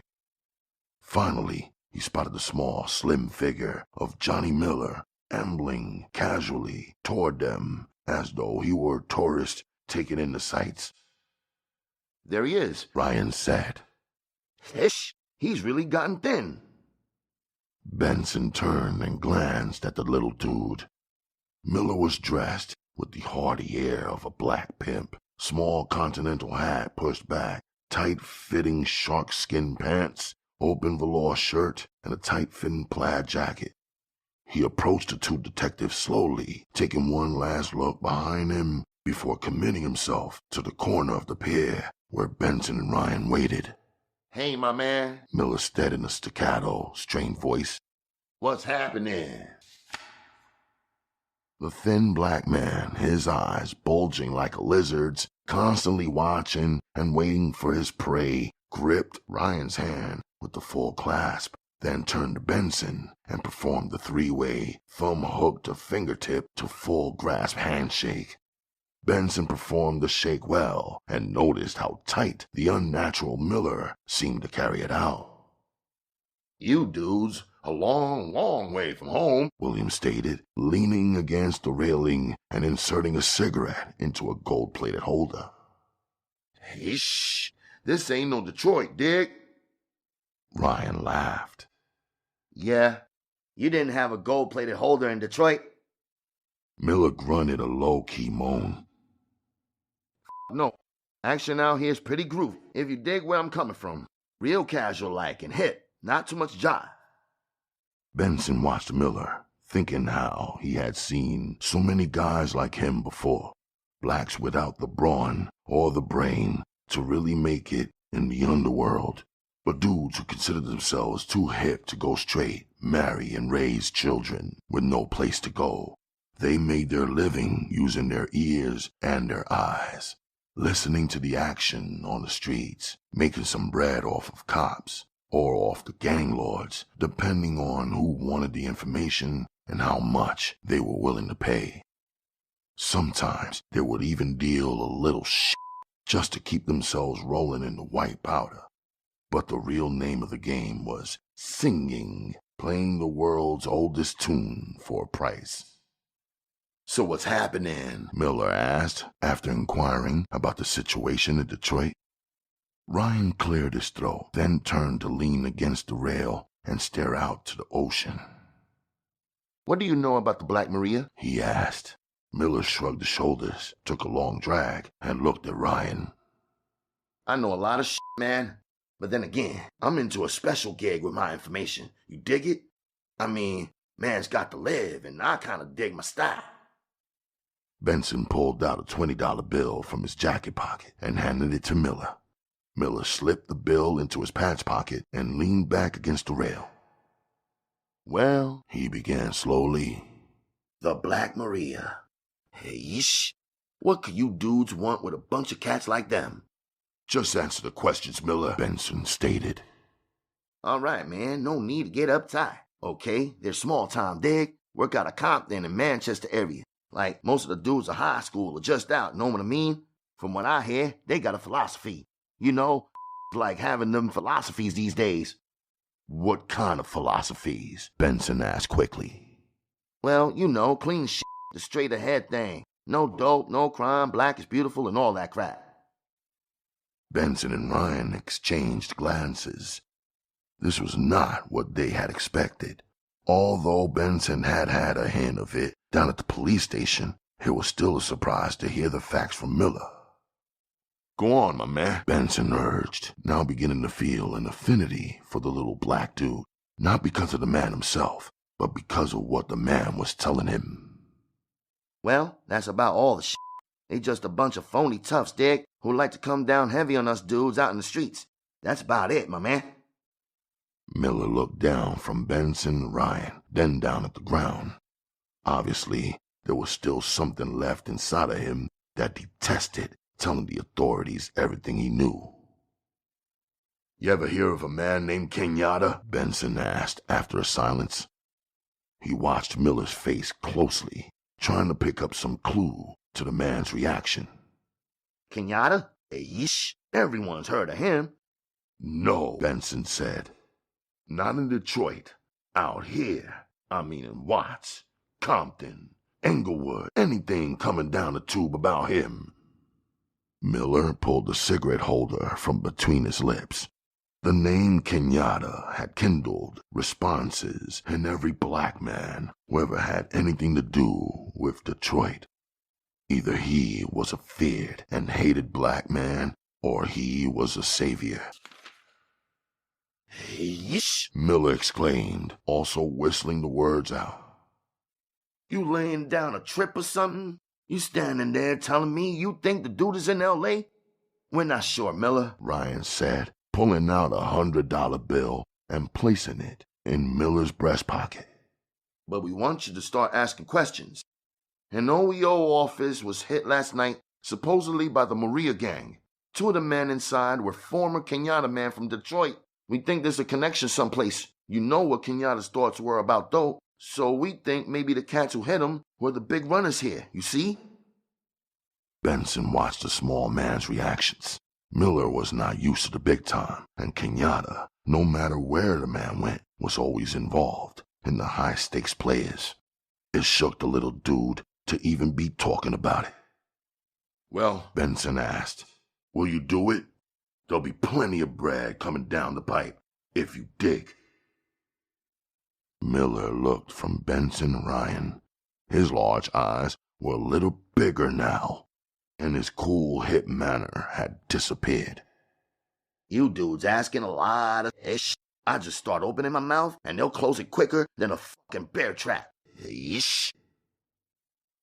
Listen, Ryan began, trying to soothe Miller. No need to ask questions or take any chances. Just keep your ears open and see what's happening. Now that you know where the connections are, you might be able to pick up on some shit. Miller was still shaking, but when Benson slipped him another $20 bill and said, I told you, man, there's bread to be made. Miller seemed to relax. Okay, The dude said finally. I'll keep it open. See what's coming down. Can't promise you nothing, though. Benson laughed. Miller, He began. you got yourself one hell of a rep around police headquarters. Let's see if it's all true, shall we? Some rep. Yeesh. Better I was a fucking pimp. Don't know, Benson joked. those fucking broads can get pretty mean sometimes. Miller laughed. You ever seen Kenyatta when that dude's got a fire going? Man, he's a fucking holocaust. Miller laughed, but Benson could see that the laughter came from fear. It was always shocking to him how one man, through a reputation, could instill such fear in other men. Kenyatta was one of those men, a legend in his own time. As Miller walked away from the 2 detectives, Benson and Ryan watched him. At first, the well-dressed black man had moved stiffly, as though trying to keep a burden from pressuring him into a slouch. But as he moved farther down the pier, he began stroking along, bouncing a little with each step. The guy's frightened, Ryan commented when Miller had disappeared into the crowd. You told him an awful lot. Maybe too much. Benson had wanted to stop Ryan's discussion of the OEO incident earlier. No one outside the department knew that the 2 men inside had been former Kenyatta men, and now Miller knew. No sweat, Ryan said confidently. The guy walks a fucking tightrope. He hasn't got friends, and he hasn't got enemies. He lives on the outside. Nobody will listen to him. Yeah? Well, we're paying him money to listen to him. Anyway, let's hope he comes up with something, Benson said. Ryan nodded. Yeah, he will. He's got to. We're being pushed pretty damn hard from inside on this one. Not just us, Benson replied. Chapter 6. The determination and the anger was building inside Benson again, and Ryan knew it. They were both up against a strange, almost invisible block wall, trying to break through a maze of half-truths and bureaucratic jumble. Both detectives' instincts told them that something was terribly wrong. For Ryan, it was a professional sense of pride that drove him. But for Benson, it was something else. The man was black, and it made a difference. Kenyatta stood behind a small bar in his apartment and refilled Edgar's and Rufus's glasses with Jack Daniels. It was the second fifth of whiskey used already. The night was still young, only about 10 o'clock. The men, 4 others besides Rufus and Edgar, had been gathered inside the well-furnished living room for 3 hours. In the bedroom, Betty and 2 nurses, plus the doctor, sat and attended to Elliot Stone. He had been sleeping since being taken out of the hospital. The anesthesia had not yet worn off, and the doctor had been giving him a series of cortisone shots to minimize the pain when the wounded man did come to. There you go, my man, Kenyatta said, after pouring the shot into Rufus's glass. Go easy. It's gonna be a long f***ing night. Yeah, Rufus said, taking a slow sip of the whiskey. we don't know, do we? Kenyatta looked at his friend determinedly, almost coldly. Just a matter of time, my man. When Elliot comes to, then we'll know. The 4 men sitting along the couch and on the chairs listened to Kenyatta closely. They were all black men, all dressed in business suits, and all well-trained Kenyatta men. Almost all of the men had shaved heads, and none wore mustaches or long sideburns. There was Duke Sims from the Valley, Amos Courtner from West Los Angeles, Little Mike Allen from East Los Angeles, and finally Stonewall Manfred from Compton. Each man representing over 500 Kenyatta recruits had been called into the meeting by the man himself. None of them had been aware of Elliot Stone and his operation at the OEO office. Kenyatta had managed his growing organization with the idea that no one section knew the operation of another. That way, in the case of a massive raid, he will be able to control the leakage of information and ensure the survival of other sectors. Kenyatta had learned well from the failures of the Black Panthers in the East. He had studied their operation and had learned where they had made their mistakes. Basically, they had been too well organized for their own good, and the government, seeking to destroy their threatening existence, had been able to strike quick and hard at the leaders, thus dismantling the entire operation with a swift, powerful stroke. Kenyatta would not allow the same thing to happen to his people. Stonewall Manfred leaned forward and stared down at the glass of Jack Daniels he held in his hands. Listen, Kenyatta, he began in a baritone voice. We gotta find out who hit the f***ing OEO before we make our move.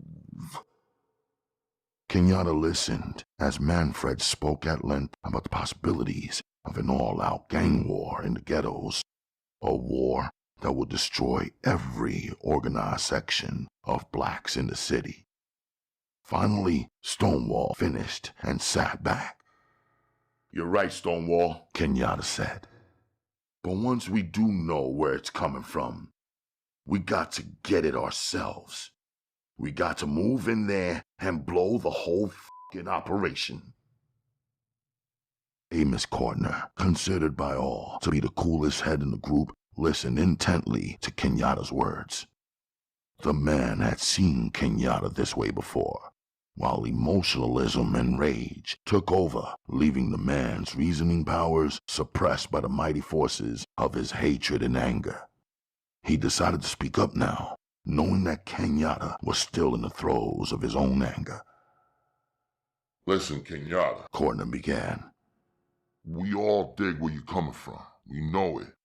And we all feel the same about those bastards. But we got to keep something else in mind, too. Kenyatta put his drink down on the bar and leaned forward. He admired Courtner and respected his opinion. Okay, Amos, I'm listening.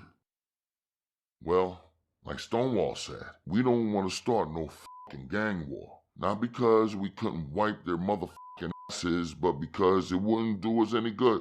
When Stone wakes up and lays it on us, we'll be in a position to do one of two things.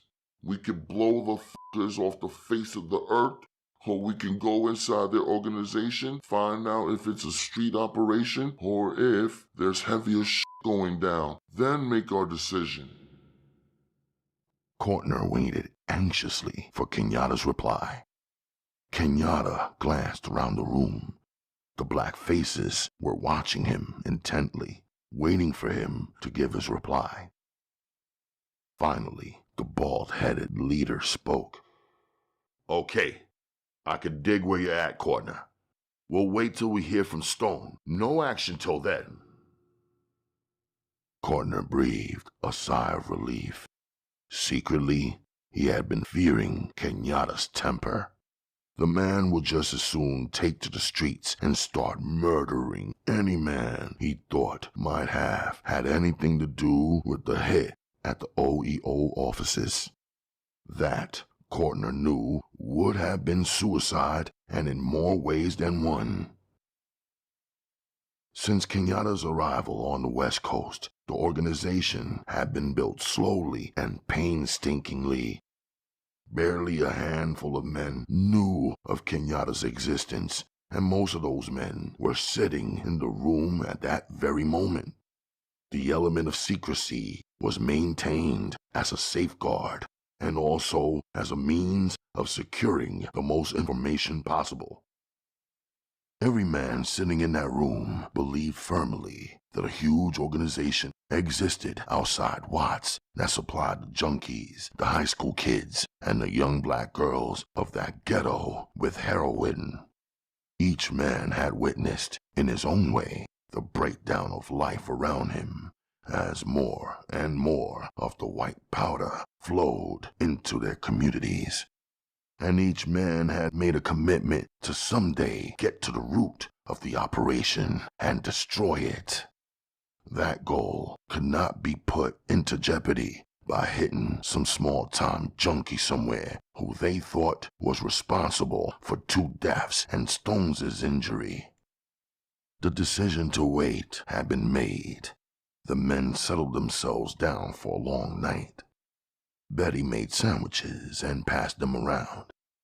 The 4 section leaders played poker.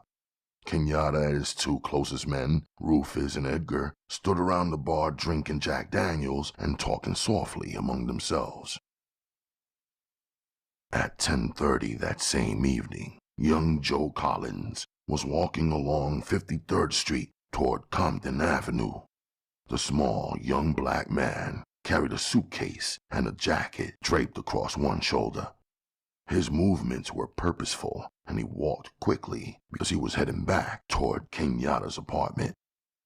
That evening, after Elliot Stone had been secured in the bedroom with the doctor and nurses, Kenyatta had told Collins that he wanted the young man to stay with him in his apartment.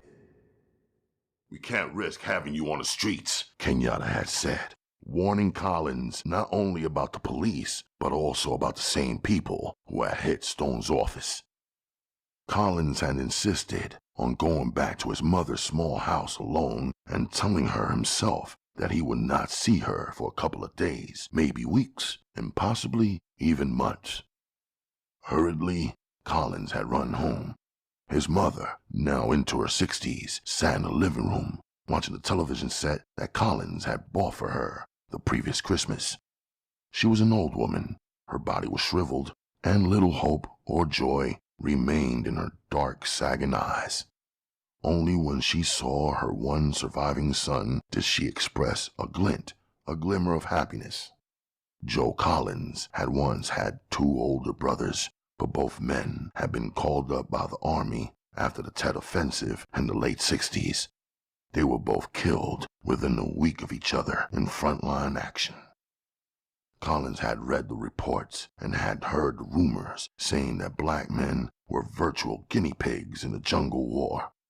Collins had believed what he had read. Now he stood in front of his mother, a woman who had lost 2 sons already, and tried to explain to her why he was leaving. Her eyes were sometimes cold, sometimes blank, as her youngest son stammered through his explanation. The old neat house was dark except for the light of the television, but Collins could see the hurt he was causing inside the old woman. I'm sorry, Mom, He said softly. but it's something I got to do. I'll be back. Don't worry about that. The old woman nodded. She reached out and took her son's hand and squeezed it. Joe knew at that moment that she understood. "Thank you," he whispered into her ear.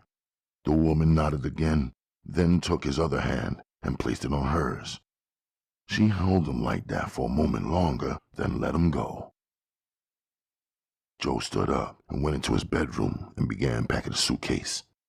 He could hear the inane canned laughter of a television comedy show, then listened as the show broke for a commercial. Two black people, a man and a woman, were glowing idiotically over the merits of a soap detergent. Joe listened for a moment longer and knew that what he was doing was right. The young black crossed Compton Boulevard near the lines of bars and nightclubs. They were fairly quiet on this Sunday evening, and only a few ravaged-looking hookers stood on the sidewalk outside.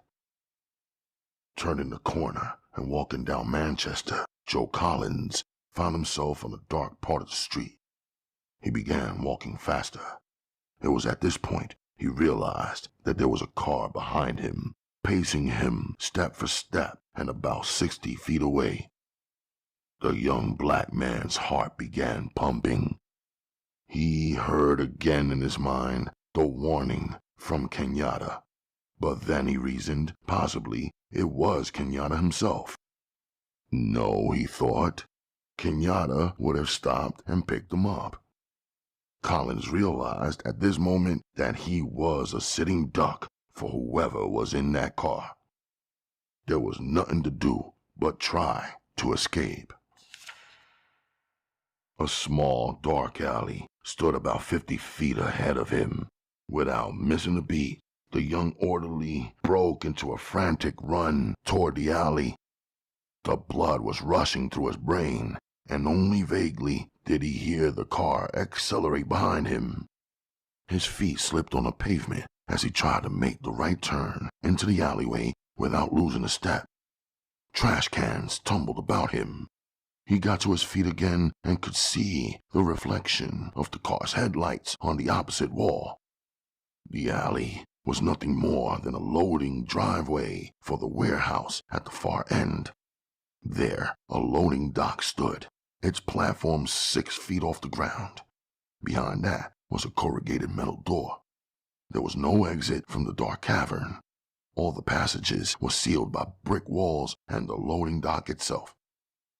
Collins scrambled frantically toward the dock. He knew he was trapped, but the act itself of attempting to escape was the only thing holding it together. His heart beating wildly, he jumped onto the small ledge and in front of the metal door.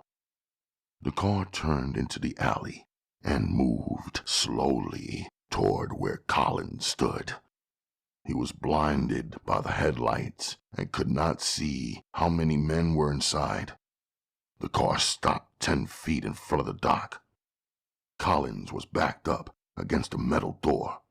He could feel the ridges digging into his back as he pushed himself with all his strength against the corrugated metal. He prayed that he could somehow melt through that door and regain his life inside the warehouse behind it. Doors opened on either side of the car, and Collins could hear the movement of men as they got out. He thought he detected the quick, almost imperceptible glint of metal. Man, Collins shouted into the blinding headlights. I ain't done nothing. Please. There was silence from the other side of the lights, the only noise being the purring of the engine. The young black peered through the glare of lights. In his last moment, he was being blinded, unable to see even his own death. 2 explosions rang out in the alleyway, one from either side of the car. The first blast hit Joe Collins in the face, ripping away his nose and right eye. His brain matter was plastered against the metal door behind him. Later that night, the coroner would find his right ear 30 feet away, lying like a piece of garbage in the small alley. The second blast, within a millisecond of the first, hit him in the stomach. The shells penetrated his flesh from one side to another, tearing his guts out of the safe confines of his body.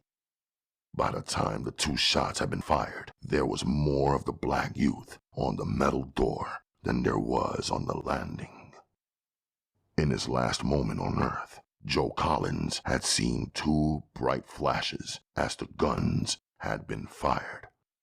He had imagined that he was standing in the jungles of Southeast Asia and that his 2 brothers had once been walking where the 2 landmines had exploded.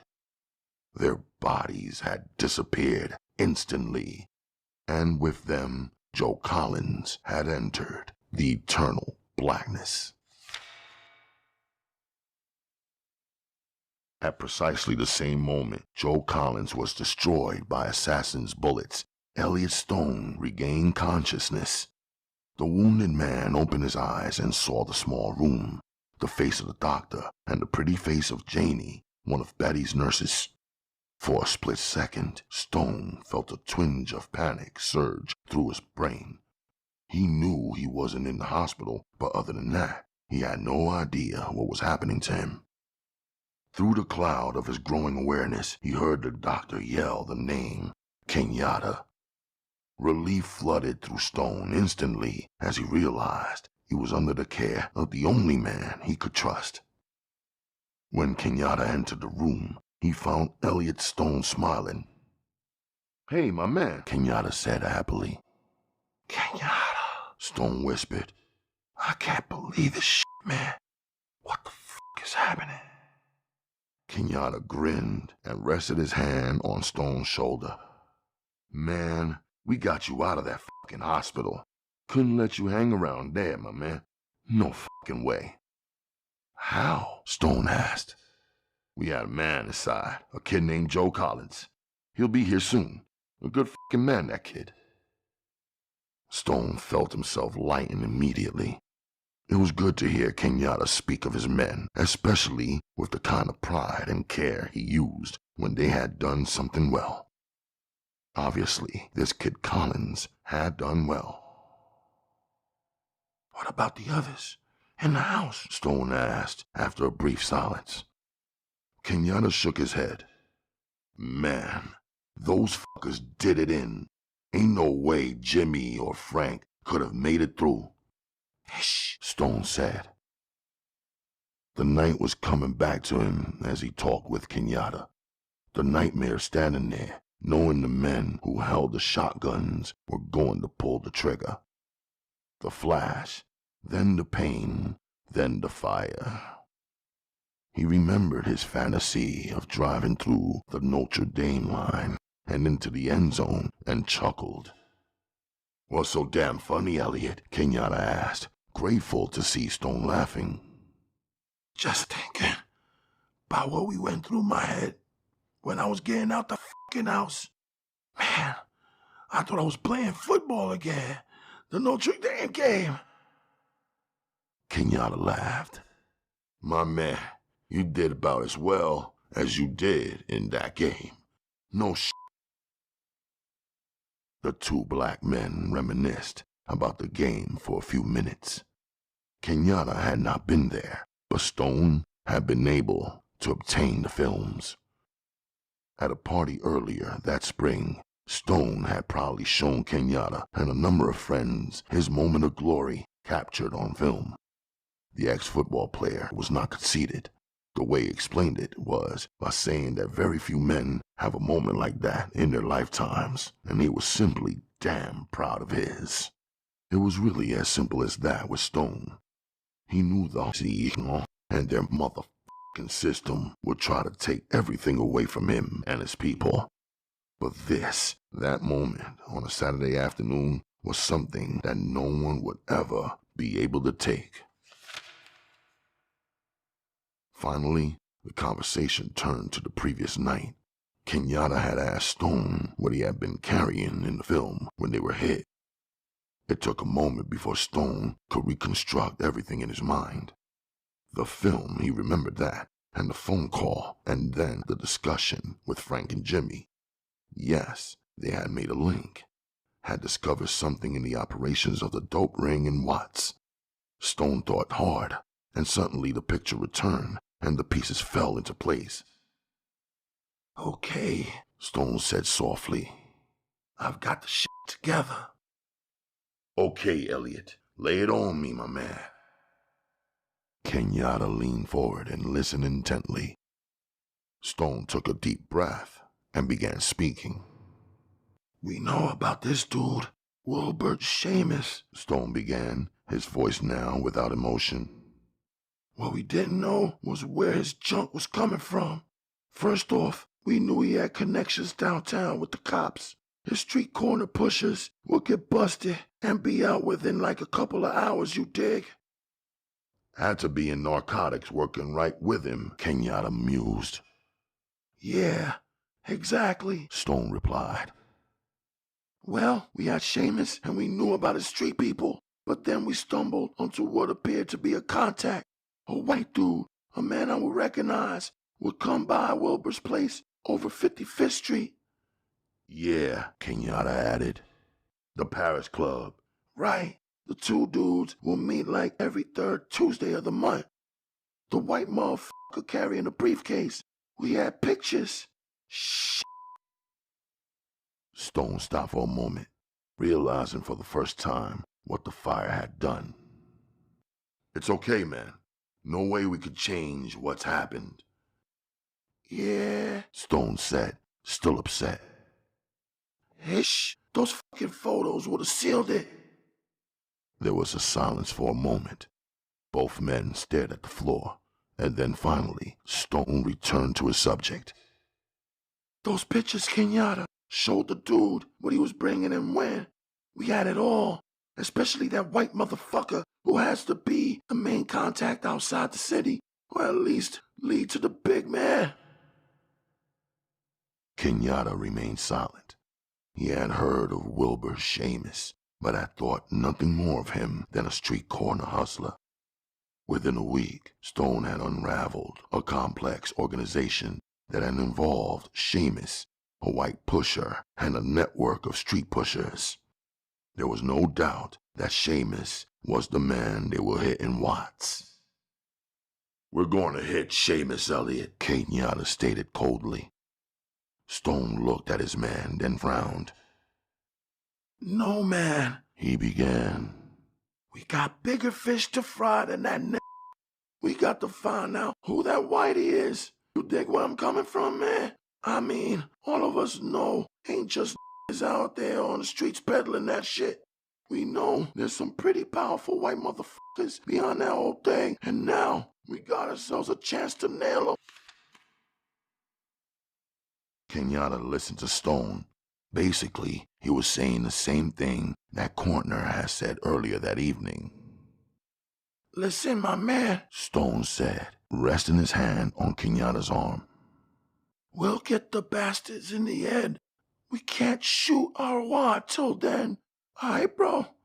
No way." Kenyatta knew that Stone was right. He nodded. "Okay, man. We'll infiltrate. I got a line of some stuff from Algiers. I'll set up delivery." Stone smiled. At least now, after all his efforts, there will still be some kind of payoff. "You're going in the dope business, man? I never thought I'd see the fucking day." Kenyatta laughed along with Stone. Deep down inside, though, both men knew just how serious the situation was. The doctor came into the room and told Kenyatta that Stone needed rest and to leave the room. The two men shook hands and agreed to talk again in the morning. Kenyatta watched as the doctor gave Stone his injection of cortisone. "See you tomorrow, brother," Kenyatta said as he left the room. "Yeah, tomorrow, man," Stone said sleepily. When Kenyatta entered the living room, he noticed Rufus standing next to the bar. The man's face was tight and his mouth formed a grimace. What's happening, my man? Kenyatta asked. Rufus looked at the other men in the room before speaking. Joe Collins, Kenyatta. Joe? What about Joe? He was hit tonight, about 2 blocks from here. Kenyatta looked at the men in the room. His first impulse was to pull his arms out of the closet, get his men together, and hit Wilbur Seamus. But he remembered what he had discussed with Stone, and he knew, deep inside, that a mere hit wouldn't pay for all the damage that had been done. They would have to break open the entire organization, and the only way to do that was to get inside. Kenyatta immediately began laying plans to get a pound of uncut heroin into the country. With that amount of white powder and his virtual lack of identity, Kenyatta figured that he would be able to crack any organization, no matter how large. At that moment, on that windy Saturday night in South Central Los Angeles, no man could have imagined just how large and powerful an organization they were going to infiltrate. Had they probably would have satisfied themselves with the murder of Wilbur Seamus. Chapter 7. For any other man to score a pound of uncut heroin, it would have taken a lifetime of securing connections. But for a man like Kenyatta, with friends throughout the world, it only took one phone call and an explanation. Jackson Matthews, exiled black leader, political radical, and considered an enemy of the American people, had been a true believer, a man who had seen the winds of change coming long before others even knew there was a storm. In the early 60s, he had organized black groups from the West Coast to the East Coast. His basic aim had been to group his black brothers together in one massive army of political power. He had known that the liberal sensitivity of the American government would not bring about the changes. He had also known that the only way to effect real change was through raw, brutal power. Only a handful of men in the United States knew of Matthew's whereabouts, and even fewer had possession of a phone number which they could reach him. Kenyatta was one of those men. Quickly, Kenyatta explained to Matthews in a coded jive language what he needed. Matthews agreed immediately, telling Kenyatta that a shipment would reach him within 2 days. Matthews's connections in the Mediterranean were such that within an hour he was dealing for a pound of the white powder. Because of his reputation amongst the crime syndicates of the European marketplace, the black leader had to set up the score through a front man, a black who was considered one of the top drug men in the world, but who secretly worked for Matthews and supplied him with information. The score was made. The pound of white powder was being put into a case of French perfumes and powders, leaving Marseille on the south coast of France via freighter to the United States. The contact was so good that the shipment was being made under the auspices of a CIA top-secret priority. Customs and inspection in America would assume that the box of French perfumes and powders was a cover either for shipment of chemicals or possibly a load of film. No matter. The shipment was not to be opened by anyone but the agent involved. That agent, unknown and unnamed, would meet the freighter at the New York City docks, then deliver the goods to a scheduled landing strip in the Adirondack Mountains. There, the small parcel will be flown to Los Angeles with a landing at San Fernando Airport in the San Fernando Valley. The little used airstrip would provide the pickup point for Kenyatta. On Wednesday morning, only 4 days after the hit on the OEO house, Kenyatta was in possession of a pound of raw, uncut heroin. The arrival of the powder signaled a new era in the black man's methods. As he drove from the airport with the parcel resting on his lap, Kenyatta felt a twinge of disgust. His hatred of the stuff was something that had driven him through the years, motivating him to strengthen his army, to blast away at the pushers and junkies in the ghettos who were quickly destroying the hope of the black people. Now, the quote-unquote white devil powder was in his grasp, over $1 million street value. Kenyatta chuckled as he realized for the first time the significance of the color of heroin powder.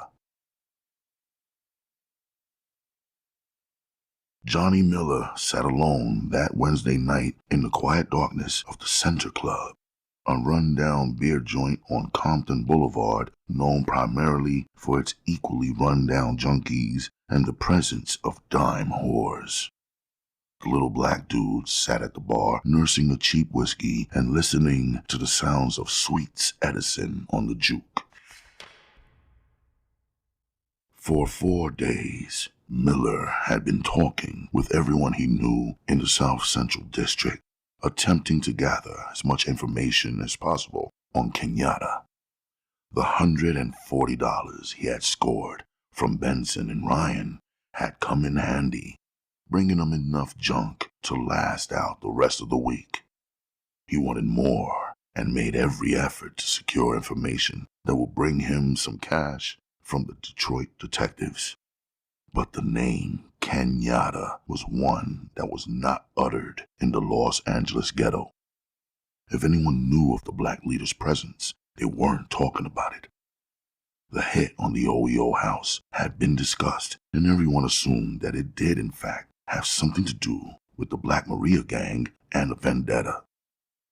The arrest of Lucius Davis and his arraignment the following Monday on 2 counts of first-degree murder seemed enough to convince everybody that the small-time gang lord had been the main man behind the murder and fire.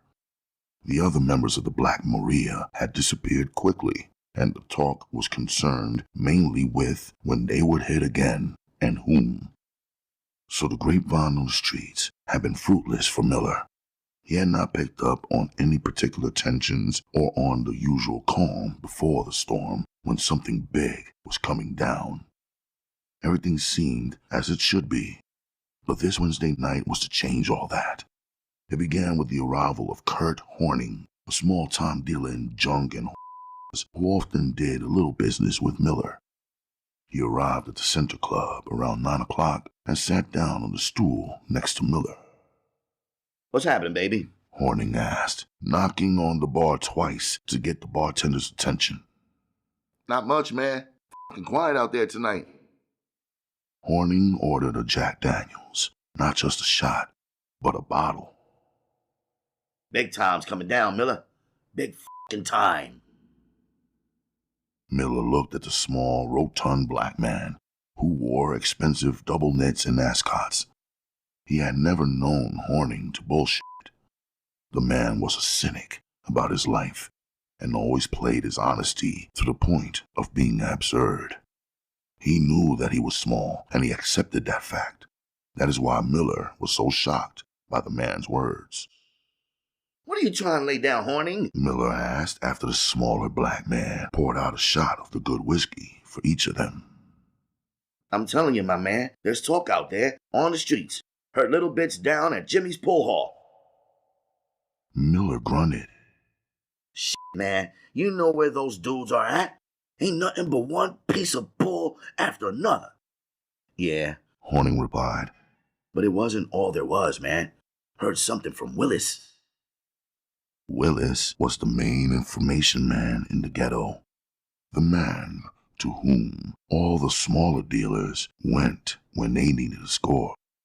Willis took commissions and lived pretty damn well. His job was to keep his fingers on the pulse, know when things were tight and when they were plentiful. If a man didn't know the score, Willie would tell them in no uncertain terms. Well, Miller began, now impatient. what the fuck did Willis say? Horning continued to stare at the wood bar in front of him. He put both hands on the smooth surface and examined his nails as he spoke. Big shipment, Miller. I mean, really fucking big. Came in sometime, maybe this morning, maybe last night. No one knows for sure. Miller felt the excitement growing inside. Shipments of the stuff came into L.A. quietly. Suddenly, it would appear on the streets, with every pusher unloading his bit. The announcement of a large shipment, even the rumor, could only mean one thing. There was someone new. Some dude was attempting to break into the L.A. market. How they know? Miller asked Horning. Word from France is what I hear. That's all, you dig? Just word from France. Yeesh. It's not Beaner junk? No way. Horning replied. It's fine powder. The good stuff, baby. The really fine-ish. Miller felt himself grow weak. He took a shot full of whiskey and poured it down, letting the warm liquid return some energy to his legs. This was really the big time, he thought, if what Horning was saying was true. Something was going down, and it was bigger than he had feared it would be. Horning lifted himself off the stool and pushed a bottle of Jack Daniels across to Miller. I told you this shit, Miller. Because if you get any action off the stuff, I expect a favor return. You dig where I'm coming from? Miller nodded. You got it, my man. And I thank you. Horning nodded and ambled out of the bar like a man who knew the secret of life. As Miller watched him, he realized that quite possibly the short, flabby black man did know at least the secret to his life. Detectives Benson and Ryan were spending their Wednesday night poring over the files on Joe Collins at police headquarters. The mutilated body of Collins had been discovered Monday morning by two black children on their way to grammar school. The sight of the emaciated body had so disturbed the kids that they were now under a doctor's care and staying home from school. When Benson and Ryan had arrived on the scene, both kids were in a state of shock. One, a little girl of 6 years, could not speak to the two detectives. She was so terrified that she was virtually gagging on her own vomit. They had searched the remains of Collins and had found nothing in the way of evidence. The young black's suitcase was lying at the head of the alleyway where he had dropped it, and his jacket lay only a few yards away. Other than that, there was nothing that provided any kind of clue as to who the hitmen were. Lieutenant Stein arrived on the scene only moments after the two Detroit detectives. He had spoken immediately, saying that the killing was only a vendetta action by members of the Black Maria against the man who had taken Elliot Stone from the hospital.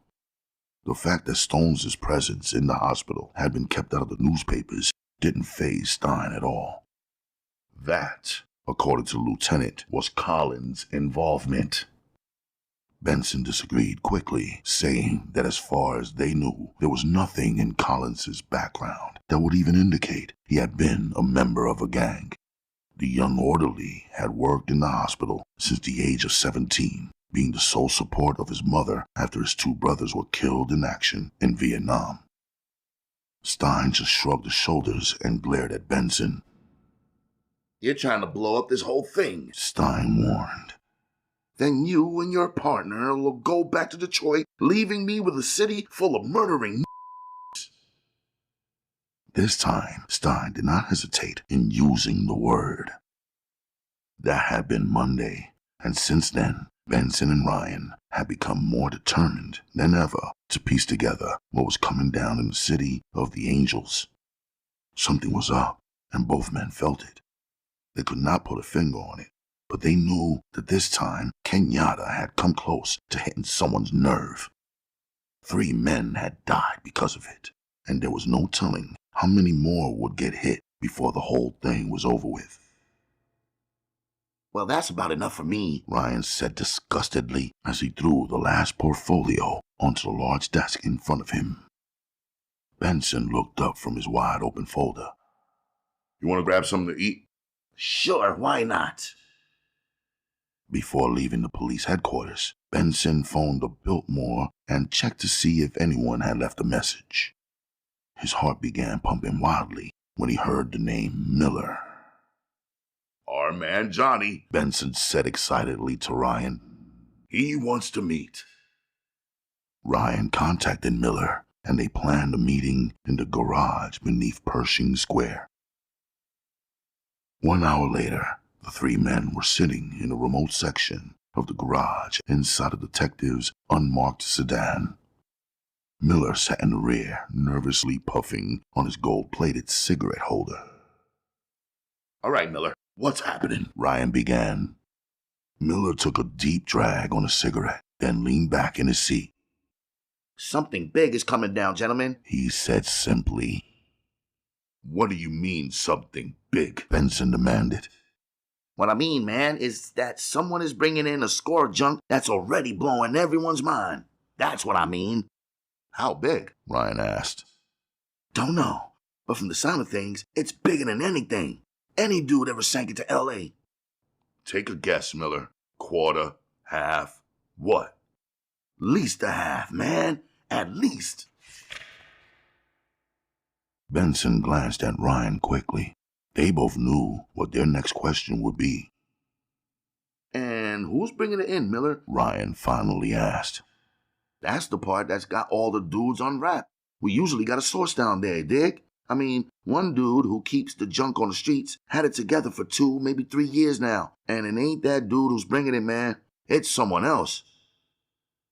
Benson smiled at Ryan. They knew who that dude was and why he was bringing it in. They had discussed the possibility during the last adventure with Kenyatta, wondering when the man would actually get into the marketplace himself.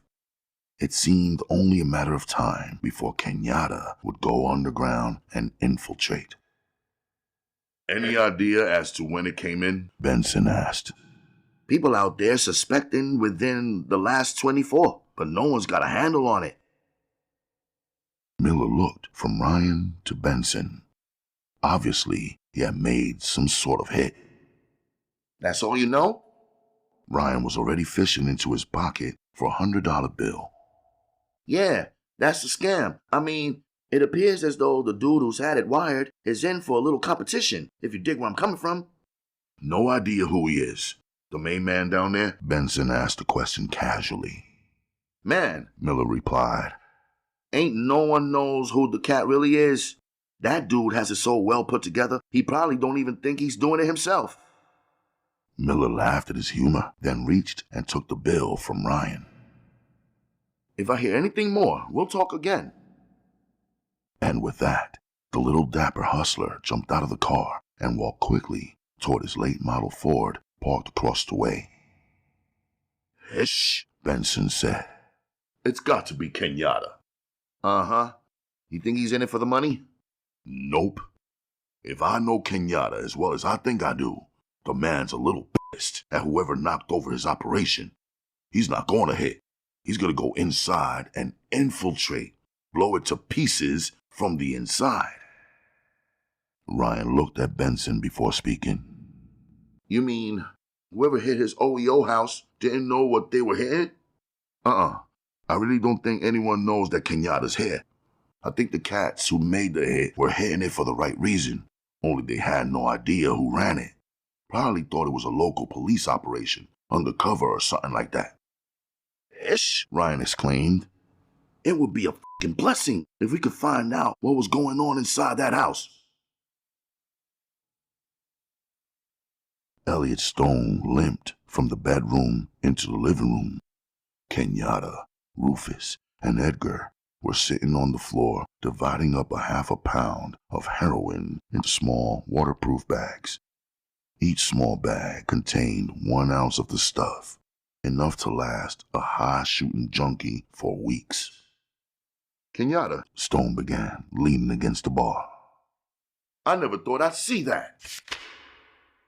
Kenyatta laughed as he tied 1 small bag and placed it on a stack with the others. My man, you ain't see jack-ish. No way. You got a hold of Horning yet? Stone asked. Yeah, the fucker's setting up something for tomorrow night with no other than Seamus. Ish, we're moving in fast. Kenyatta held the bag in front of him and turned the small packet over and over in his hands. Man, He began softly. with this kind of shit flowing around, no way them dudes gonna take their time, especially a dude like Seamus. Stone poured himself a shot of Jack Daniels and sat easily on one of the stools in front of the bar. His recuperation had amazed everyone, including the doctor. It had only been a few days, and the man was almost whole again. But deep inside, Stone was hurting. He knew Kenyatta was moving into the biggest game he had ever played, and Stone desperately wanted a piece of the action. The stakes were higher now than they had ever been, but Stone had been known and seen. He would have to sit on the sidelines and watch. It was the first time in his young life that he had ever been made to view the game from the bench. You go easy on that whiskey, my man. Kenyatta advised as he joined Stone at the bar. It helps. Stone said simply. Elliot, you got shit for your pain. Enough fucking drugs to start your own operation. Stone shook his head. It ain't just the pain, Kenyatta. You're moving in like you are, and I'm fucking sitting here like some kind of wounded man. I just can't dig it. Kenyatta put his hand on the younger man's shoulder and smiled at him. Listen, I dig where you're coming from, baby. I know how you feel, what your gut is telling you. Stone nodded. Thanks, my man, but it still doesn't come off, dig? I mean, we're sitting on the biggest motherfucker since we've been together. One fucking action, one hit, and we clean out the entire community. That's right, Kenyatta agreed. and that's why it's so important that we keep it cool till we know for sure what's coming down, you dig? And then what? Stone asked, looking at Kenyatta with questioning eyes. Kenyatta returned Stone's gaze directly and cleanly. You want in on the big hit, don't you? That's where I'm coming from, Kenyatta. The tall, bald black man shrugged his massive shoulders, set his glass of whiskey down on the bar, and stared at the pile of heroin sitting in the midst of the living room. Okay, He began softly. when we decide to go ahead, you're in. Won't make any difference then anyway. Stone smiled. Thanks, my man. Ain't no one better than you, Elliot.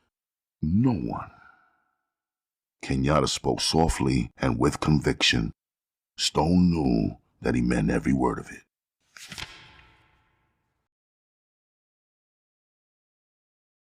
Chapter 8.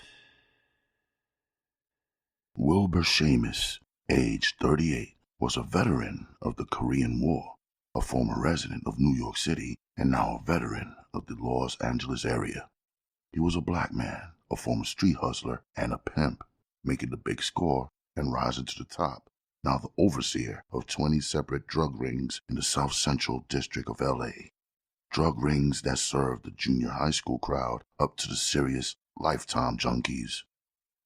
The man, Wilbur Seamus, better known to his friends as Slim, stood 6 feet 2 inches tall and weighed barely 150 pounds. He wore his hair short and sported a finely manicured goatee. His dress habits were perfect, stylized double knits, leather jackets, and a vast array of expensive hats. He smoked the best Havana cigars and always sported a beautiful black woman wherever he went. To a great many young people in the depressing neighborhoods of Watts, Wilbur Seamus was a man to be admired.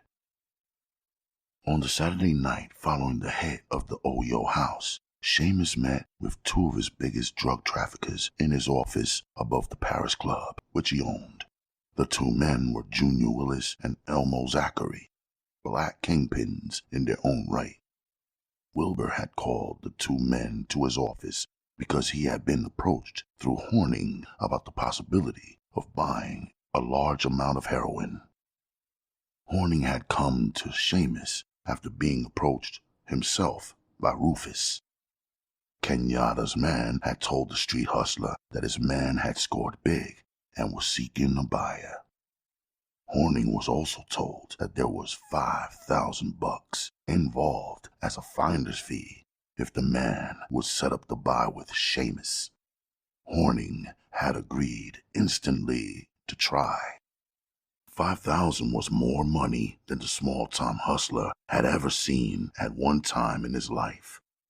As he left Rufus that night, the plump black man chuckled to himself, remembering telling Johnny Miller only hours before about the big times coming down. They were bigger than Horning ever would have dreamed. Using his slight knowledge of Seamus's operation, Horning had been able to make contact with the big man through Junior Willis. Willis, who owned a small pawn shop as a front, had been ready to listen. After being told of the stash, Willis had gone directly to Seamus. Now the three men sat in the office trying to work out the possibilities of what they had learned. Wilbert Seamus spoke in a high-pitched voice, occasionally growing even higher whenever he became excited. He was excited on this Saturday night, and his voice cracked. If we can get the shit at a lower price than Manning delivers, we'll go, Seamus said. Junior Willis sat on the expensive couch and sipped at his bourbon and water. He had been listening to the same line for the last 3 hours, but he still had his doubts. What you mean? Willis said. As if we know who the f***'s bringing this shit in, right, my man? Man, Seamus replied. This can't be no setup. The pigs in this motherfucking town ain't got no access to that much ish, and if they did, no cop with his head on straight will be using it to nail some dudes. I could dig it. Elmo Zachary nodded. They'd unload the ish themselves, make some fine off green. Right, Seamus said quickly. I think we're onto something here. Something big. Man, we got another connection besides that motherfucking white off Manning. We'll be playing both sides against the middle. Seamus laughed. If they're scoring that big, my man, then they heard of Wilbur Seamus. You dig where I'm coming from? It was always within Seamus's character to forego safety when in doubt and rationalize himself to dangerous positions. It was not that he enjoyed the danger or the uncertainty, but because he was truly conceited about himself and his position in the underworld. Willis knew it, yet he was powerless to stop him when Seamus got himself hyped. Okay, my man, you know where you're coming from. I can't say no more. Willis leaned back on the couch and stared at the glass he held in his hand. Seamus knew what the man was thinking, but once again, the tall, thin black dealer refused to allow Willis's questions to penetrate. Seamus had come a long way and had traveled the rough terrain by himself, without help from outsiders. His judgment, good or bad, had brought him this far, and he wasn't about to desert it now. Willis? Seamus began in a low-keyed voice. I don't know who the hell you think you're dealing with, man, but let me say something down on your damn head. Willis remained seated on the couch, staring at his half-finished drink. He knew what was coming and was prepared for it. Seamus glared at his black hustler for a moment before beginning. I'll tell you, Willis, he said. Ain't no one in this f***ing world knows anything more about my shit than myself. No one. And that includes you. You dig? Willis nodded, then took a long swig from his drink. Seamus stood directly in front of him and stared down at the black man, hoping to garner some better response than he had. But Willis refused to budge. In a brief moment, Seamus's urge was to swipe the glass out of Willis's hand, take the smaller man by the lapels, and throw him across the room. But once again, the tall black man managed to control his temper. He knew that any action like that would only mean a tougher time down the road, and with the amount of money that was now at stake, it would be a mistake to jeopardize their future. Annie's restaurant was a small, greasy spoon diner located on Alvarado of Wilshire in downtown Los Angeles. Most of Annie's regular customers were winos, the down-and-out men of the streets. There was no racial imbalance inside the garishly lit room. Both blacks and whites were accepted. Junior Willis stood out amongst the poorly dressed men with his mohair suit, trimmed tie, and alligator shoes. His tall, lean frame seemed to dominate the small diner when he entered. Quickly, he took a seat at the counter and ordered a cup of coffee. 2 country and western tunes later, Willis was joined at the counter by Horning. The small, heavy-set black man was excited, his eyes bulging with interest as he waited for Willis's reply. "Well?" Horning asked quietly after a long silence. "You got it, my man," Willis replied quietly. You mean we're going with it? That's right, Horning. Just spoke with the man a few minutes ago. We set it up with equal men on both sides. No guns and a chemist that my man will supply. Horning stared down at his coffee for a moment. What's in it for me? You jiving me? Willis snapped. Man, Horning pleaded. we ain't got down to no talking that I can recall. Willis sighed. All right, my man. 2% of the sale. That's enough for you. Horning could not control the smile that etched its way across his face. 2% of $1 million was a lot of cash. More bread than the little black man ever thought he would see. Okay, Willis. Horning replied. You got yourself a deal. I'll call you as soon as I see my man. The 2 men shook hands as Horning rose from his stool. The smaller man was happy, excited about his prospects. But as he looked into Willis's face, a sudden tremor of fear surged through him. The money sounded good, was good, but there was something else happening here that Horning could not quite grasp. As he left Willis sitting alone at the corner, Horning kept telling himself that his fears were coming from the fact that now he was dealing in the big time. And at that altitude, every man suffered. The Los Angeles night was hot and clear. Horning drove his old, beat-up Chevy through the downtown area and continued on through the city center towards Watts. He had done his job, and from now on, he hoped that he could just go back and collect his money. He would tell the tall, bald-headed supplier named Jim that the arrangements had been made and everything was ready to go. That dude, thought Horning, envisioning the massive size of the man named Jim, is one hell of a fucker. Horning had met Kenyatta just that one night, only 24 hours before, when Rufus had approached him. They had gone together to a small apartment on 54th Street, a place rented by Kenyatta just for this occasion. There, with Rufus and Edgar standing watch and Elliot Stone looking from the bedroom, Kenyatta, known to Horning as Jim, had laid it down. "We know you got motherfucking good connections in this town," Kenyatta had said, watching Horning closely. "And we intend to use them." Horning had sipped on his Jack Daniels and listened quietly as Kenyatta explained to him just how big a deal it was that was coming down. Without mentioning specifics, Kenyatta told him that all of the South Central area could be taken care of for at least 6 months with the amount of stuff in Kenyatta's possession. After explaining it all to Horning, the room had fallen into silence as the men waited for the small black man's answer. I think... Horning began slowly, feeling the tension rise in himself. that I can help. Kenyatta smiled. His organization had known about Horning for a long time, had seen him work the streets and sometimes make a big score with one of the larger dealers. They had known that he had an inside track to Seamus. Now they were taking a chance that the little man's sources were as good as they believed. "Who is the dude?" Kenyatta asked after pouring another round. Horning laughed nervously. "Oh, man, you know I can't lay that job down on you." "Sure, man. Okay, just set it up, and we'll meet." They spoke for another hour and finally agreed to a 1% cut of the selling price.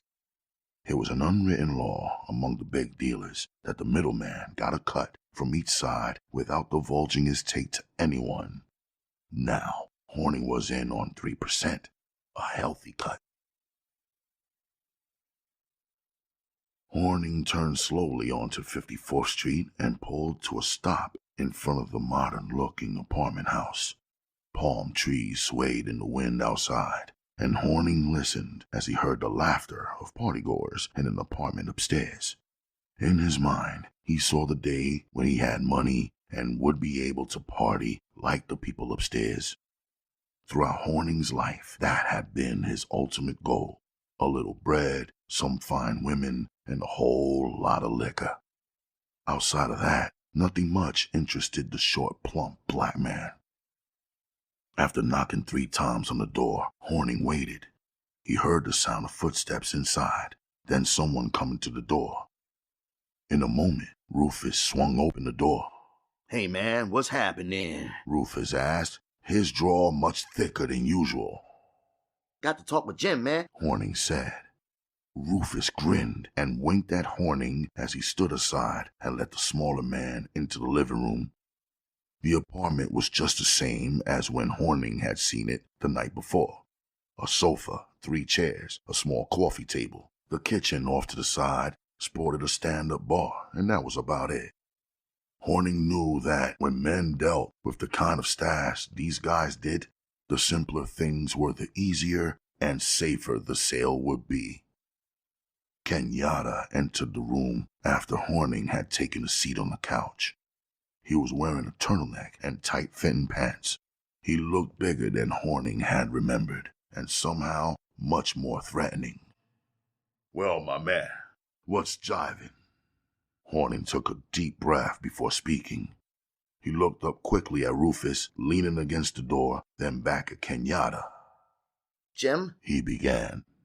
they want a deal." Kenyatta glanced at Rufus and smiled. "See, man? I told you this little dude was gonna come out all right. He's our man." "Yeah, baby." Rufus exclaimed. That cat's straight. It should have come off as a compliment to Horning, but instead, he felt a cold chill of suspicion run up his spine. Something wasn't quite right, and he was beginning to feel it. "Man," Kenyatta began again, "you gonna be one rich son of a bitch. Can you dig that, Horning?" The small black man nodded. The thought of the money had left him for a moment, but now it took a center place in his mind. He realized that all thoughts he might have, all paranoid feelings, were due to the fact that he was dealing with such high stakes. This was no street gig this time, he told himself. Kenyatta poured a drink for Horning, then for Rufus and himself. As he handed the drink to Horning, he asked, "All right, man, what's the gig?" "Well, Jim," Horning began. "he wants a meeting. 2 of your people, 2 of his, and a chemist, some dude to analyze the shit." "Sounds righteous," Kenyatta replied. "Anything else, my man?" Yeah, no guns." "That go both ways?" Kenyatta asked. "Yeah, no shit, man, it's straight." Horning took a quick sip of his drink. "Okay, set it up. Make the arrangements for the place and the time. We'll bring a sample, enough to analyze, then we'll talk a little bit about the business, you dig?" Horning nodded. "I'll get back to him tonight. Should have something happening later." Kenyatta reached down and patted Horning on the shoulder. The little man seemed to collapse inside himself, withdraw into a shell. Kenyatta knew the man was dealing outside his league, and he also knew that if the deal was to succeed, Horning would have to have confidence. My man, Kenyatta began softly. You bring this thing off for us, and I'll take you in with me. We need a dude who could think, and I can see you ain't much for action. Think about it, Horning. You remember you got yourself a place here. You dig where I'm coming from? Horning looked up and smiled. Yeah, and thanks, man. Don't mention it, baby. We're all in the same f***ing game together. After Horning left, Kenyatta watched him through the window. That little dude's gonna get himself cut real bad before this gig is through. Elliot Stone entered the room, looking now as though he had done nothing more than fall down the porch step.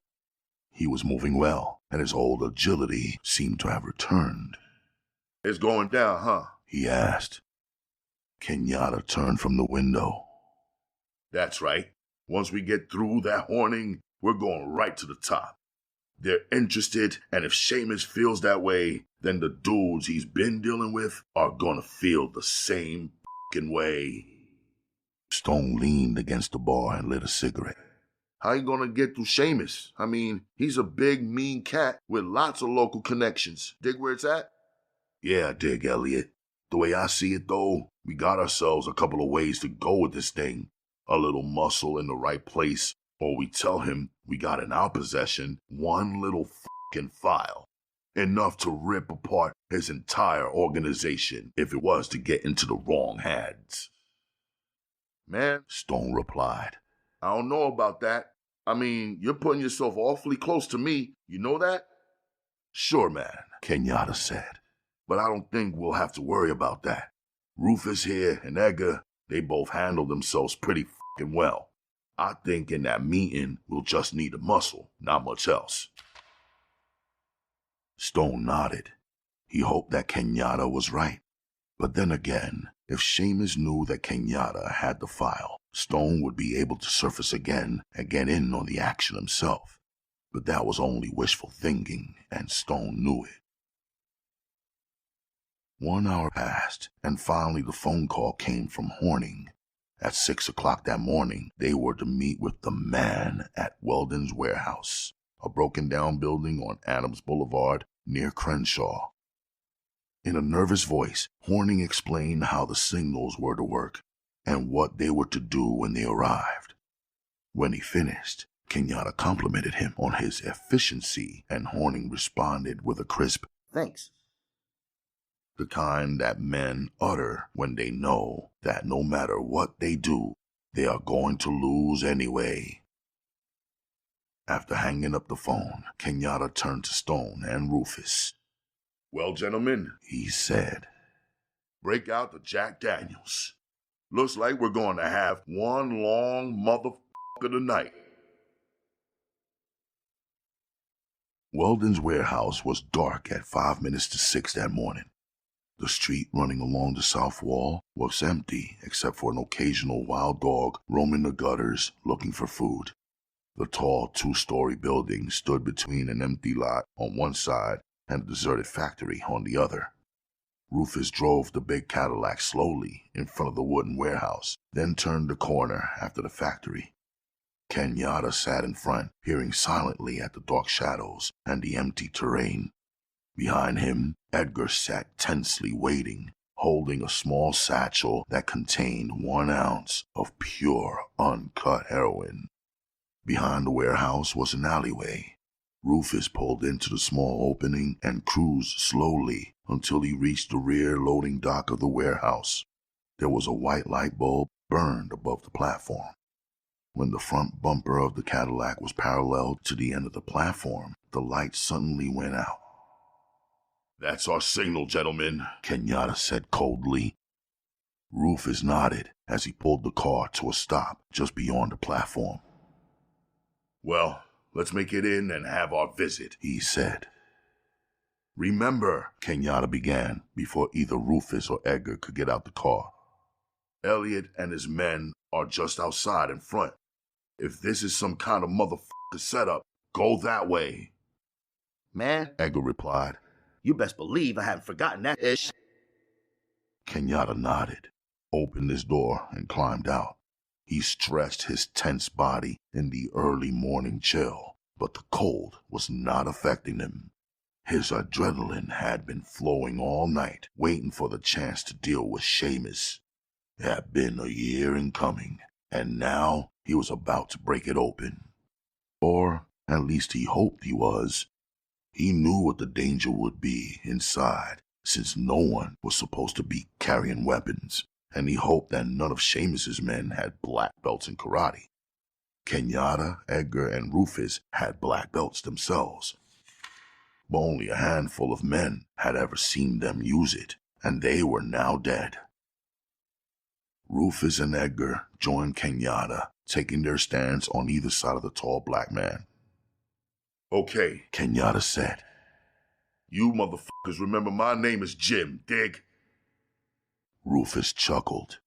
With everything that was going down, Kenyatta's biggest worry all night had been whether or not the two men would blow the name. The men approached the platform slowly. Suddenly, out of the shadows, appeared a tall, heavy-set black man wearing an old army jacket. It ain't dawn yet, He said. Yeah, Kenyatta replied, but it's cool. The man nodded and waited as Kenyatta and his two men climbed the stairs and joined him on the dock. Without speaking, the heavy-set black opened a small door to the warehouse and stood aside as Kenyatta and his men walked through. Inside of the building was cold and damp. The smell of rotting wood permeated everything. Kenyatta stood in the hallway, lit only by one naked bulb, and waited. Rufus and Edgar were right behind him. Finally, at the other end, a medium-sized black man wearing a business suit and a huge fur coat over that approached the trio. This way. He said simply. Kenyatta and his men followed the black down the hallway to the end, where they turned the corner and entered through the first door on the right. Gentlemen, The black said. welcome. Inside the small office sat Wilbur Seamus, wearing a huge coat and a felt hat. To either side of him stood the largest black men Kenyatta had ever seen. Both men wore turtlenecks and light windbreakers. Kenyatta knew instantly that they were dressed for action. The large table in the center of the room provided the neutral ground for the meeting. Seamus gestured to the chair opposite him, and Kenyatta took a seat. How's it going, my man? Seamus asked lightly, looking directly at Kenyatta. Everything seems to be cooking, my man. That's cool. Seamus replied softly. Hard times we got happening, roundabouts. Kenyatta smiled, a crooked, effortless grin that had brought fear to many a man. You look like you're doing all right, though. Seamus laughed, a high-pitched giggle that sounded more nervous than humorous. That's right, Jim. A man learns who his friends are, and he makes things happen. You dig where I'm coming from? Kenyatta nodded. The two men sat facing each other for a moment longer. Seamus was attempting to size up the strange black man who had come into Los Angeles with a pound of heroin and a willingness to deal. He realized that there were many questions still not answered, but he also realized what kind of money was at stake here. He would answer those questions later. For now, the huge bald black man sitting opposite him was his key to a fortune. And Kenyatta stared into the face of Wilbur Seamus. The man seemed etched in time and place, as though he had never been a child and has always looked the way he did now. His bony face and cold eyes gave away nothing, Kenyatta decided. Nothing at all. The only way to tell if something was coming down with the man was through his voice. Kenyatta decided that he had better listen intently to the tone of Seamus's voice. It was the only way to read the man. You want to get your hish? Seamus asked after a brief silence. Edgar pulled out the small baggie of white powder from the satchel and passed behind Kenyatta with it. As he gave the heroin to Stewart, he felt all eyes in the room on him. Kenyatta watched the men across the table from him intensely. He had heard of the magic of the powder, but had never seen its effects this close at hand. Like a magical metal, the men were drawn to the stuff, worshipful of it even. Kenyatta looked from Seamus to his bodyguards and back to Seamus again. He wished that he could kill all three on the spot, but he knew that he must wait. Stewart took the small bag full of smack and walked back into the room with it. Kenyatta watched him close the door behind him, then turned back to Seamus. I know, Kenyatta said, that the little white friend in there ain't gonna do nothing stupid. Ain't worth but a couple thou on the street. You dig where I'm coming from? Seamus frowned at Kenyatta. Man, I am the main man in Los Angeles. No way I pull anything like snatching your little bit of stash, you dig? I mean, you deal with me, baby, and you dealing with the biggest. Right on, Kenyatta replied, amazed at the man's ego. It wasn't everyone, he thought, who would come out and admit something like that to a total stranger. Buying was one thing, but letting a dude in on your game was another. They waited for 15 minutes while the chemist tested the purity of the heroin inside the other room. Kenyatta smoked a cigarette, and Seamus busied himself with a cigar. Finally, Stewart emerged from the room. He was smiling. Kenyatta could see that the little white man never enjoyed disappointing people. Okay, Stewart, what's happening? Seamus asked, his voice high-pitched.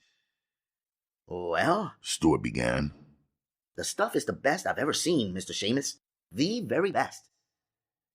Seamus looked at Stewart for a moment longer, then glanced quickly at Kenyatta. He seems to dig your smack, Jim, baby. Ain't no reason he shouldn't, my man, Kenyatta replied. This stuff is as good as it comes. Seamus smiled quickly. He told Stewart to leave, and the white man hurried out of the office quickly. Kenyatta wondered where little white men like Stewart went when they were finished serving black men like Seamus. Probably some little room with flowers and a television set, Kenyatta thought. okay, my man. Seamus began in earnest. We know the stuff is fine, but we ain't sure which batch this shit is from. So when we deal and make the exchange, we bring Stewart along again just to keep things honest, you dig? Yeah, only one thing we ain't got to yet, Seamus, Kenyatta said. We ain't talked about why we're both in this motherfucking cold warehouse when we should be home in bed with a foxy lady. Man, we ain't talked money, you dig that? Seamus laughed. Oh, man, what I'm gonna offer you ain't gonna do nothing but make your head swim. Kenyatta grinned at Seamus. Okay, my man, I'm waiting. Seamus leaned back in his chair and puffed smoothly on his cigar. The game was his, or so he thought, and no one was going to stop him now. Jim, my man, you deliver me a pile of that ish as righteous as the shit we seen here this morning, and I'm prepared to grease your palm with a cool $1,000,000 in cash, small bills, and none marked. Can you dig that? Kenyatta stared at Seamus coldly. The other man's eyes began to grow hazy. He had expected a little more than just a leveled stare. What is it with you, my man? Seamus demanded. $1 million, eh? That's right. Kenyatta pulled out a cigarette and lit it slowly. He took a long drag and blew the smoke across the table and into Seamus's face. Both of the black dealer's bodyguards took a threatening step forward. My man, Kenyatta began slowly. You tell me, you the big man down here, the main man. Well, a dude who can score as big as I do. Well, he knows a few things. Seamus listened in silence, now leaning forward. See, my man, Kenyatta continued. I happen to know you score outside the city and with people capable of handling what I could deliver. Tension began filling the room as Seamus ground out his cigar on the table. His anger was rising quickly. Now, Kenyatta said, since I don't know the dudes personally and you do, maybe we can work something out. You dig where I'm coming from? Seamus took a deep breath. When he spoke, his voice was pitched very high. Man, you got to be something else. You think I... Kenyatta cut him off. Listen, my man, you offer $1 for this shit. Those boys you deal with, they'll go 2, maybe 3. Now, man, think. A finder's fee? That's 10%. Man, that's 200,000-300,000. And for nothing. Nothing? Seamus screamed. I offer you a good deal, and now you want something else? Kenyatta watched the man as he carried on. He knew that all Seamus was worried about was the $5-6 million profit he could make out on the streets. It was driving him crazy to think it might be slipping through his fingers. Finally, Seamus made his offer once again, this time raising the figure by $500,000. Kenyatta just laughed. Man, I don't need your motherfucking money, but I do need your contacts, and I'm willing to pay for them. Seamus stared at Kenyatta as though unable to believe what he was hearing. Finally, he sighed, then leaned back in his chair. His voice had dropped, and Kenyatta realized the man was up to something when he said, Okay, man, let me think on it for some time. Got to talk to some people, you dig? Sure, man, sure. I could dig something like this taking a little time, but not too much time, you dig? Kenyatta smiled at Seamus.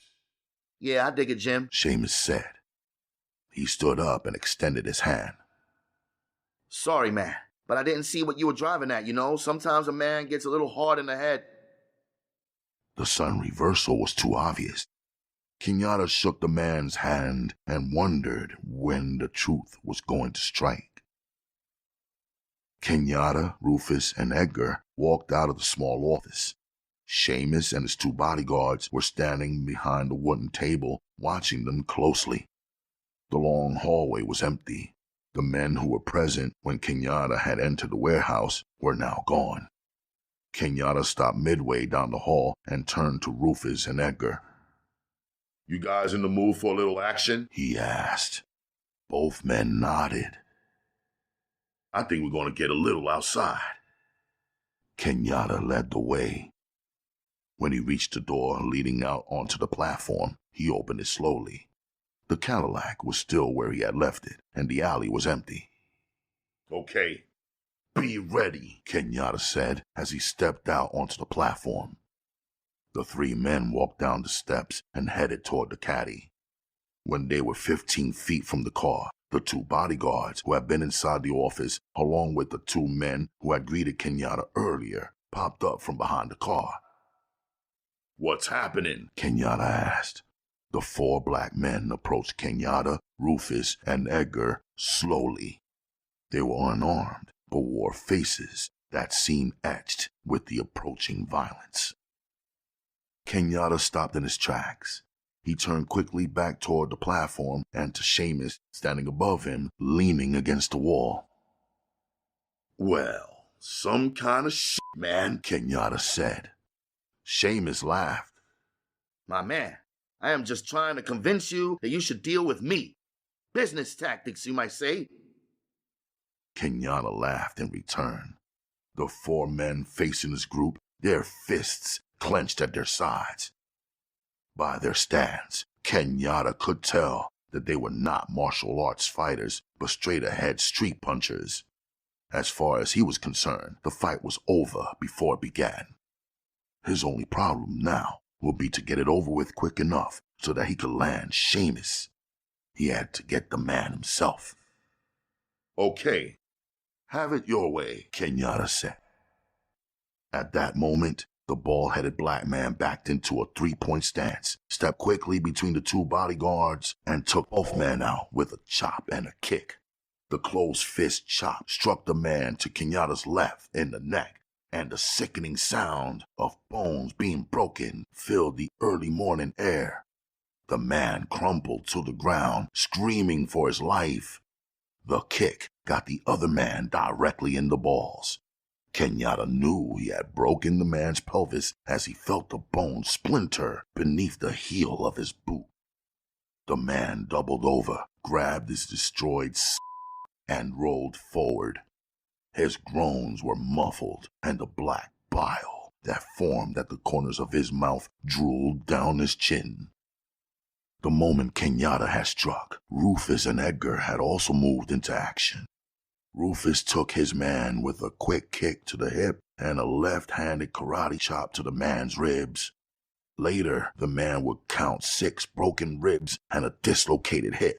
His services were lost the moment Rufus struck. Edgar's man had been more difficult.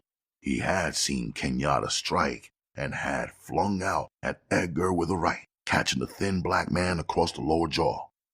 Falling onto his back, Edgar raised his legs and waited for the Black Hood to jump him. The man came straight at him, and Edgar grabbed his neck between his ankles and flung him over onto his side.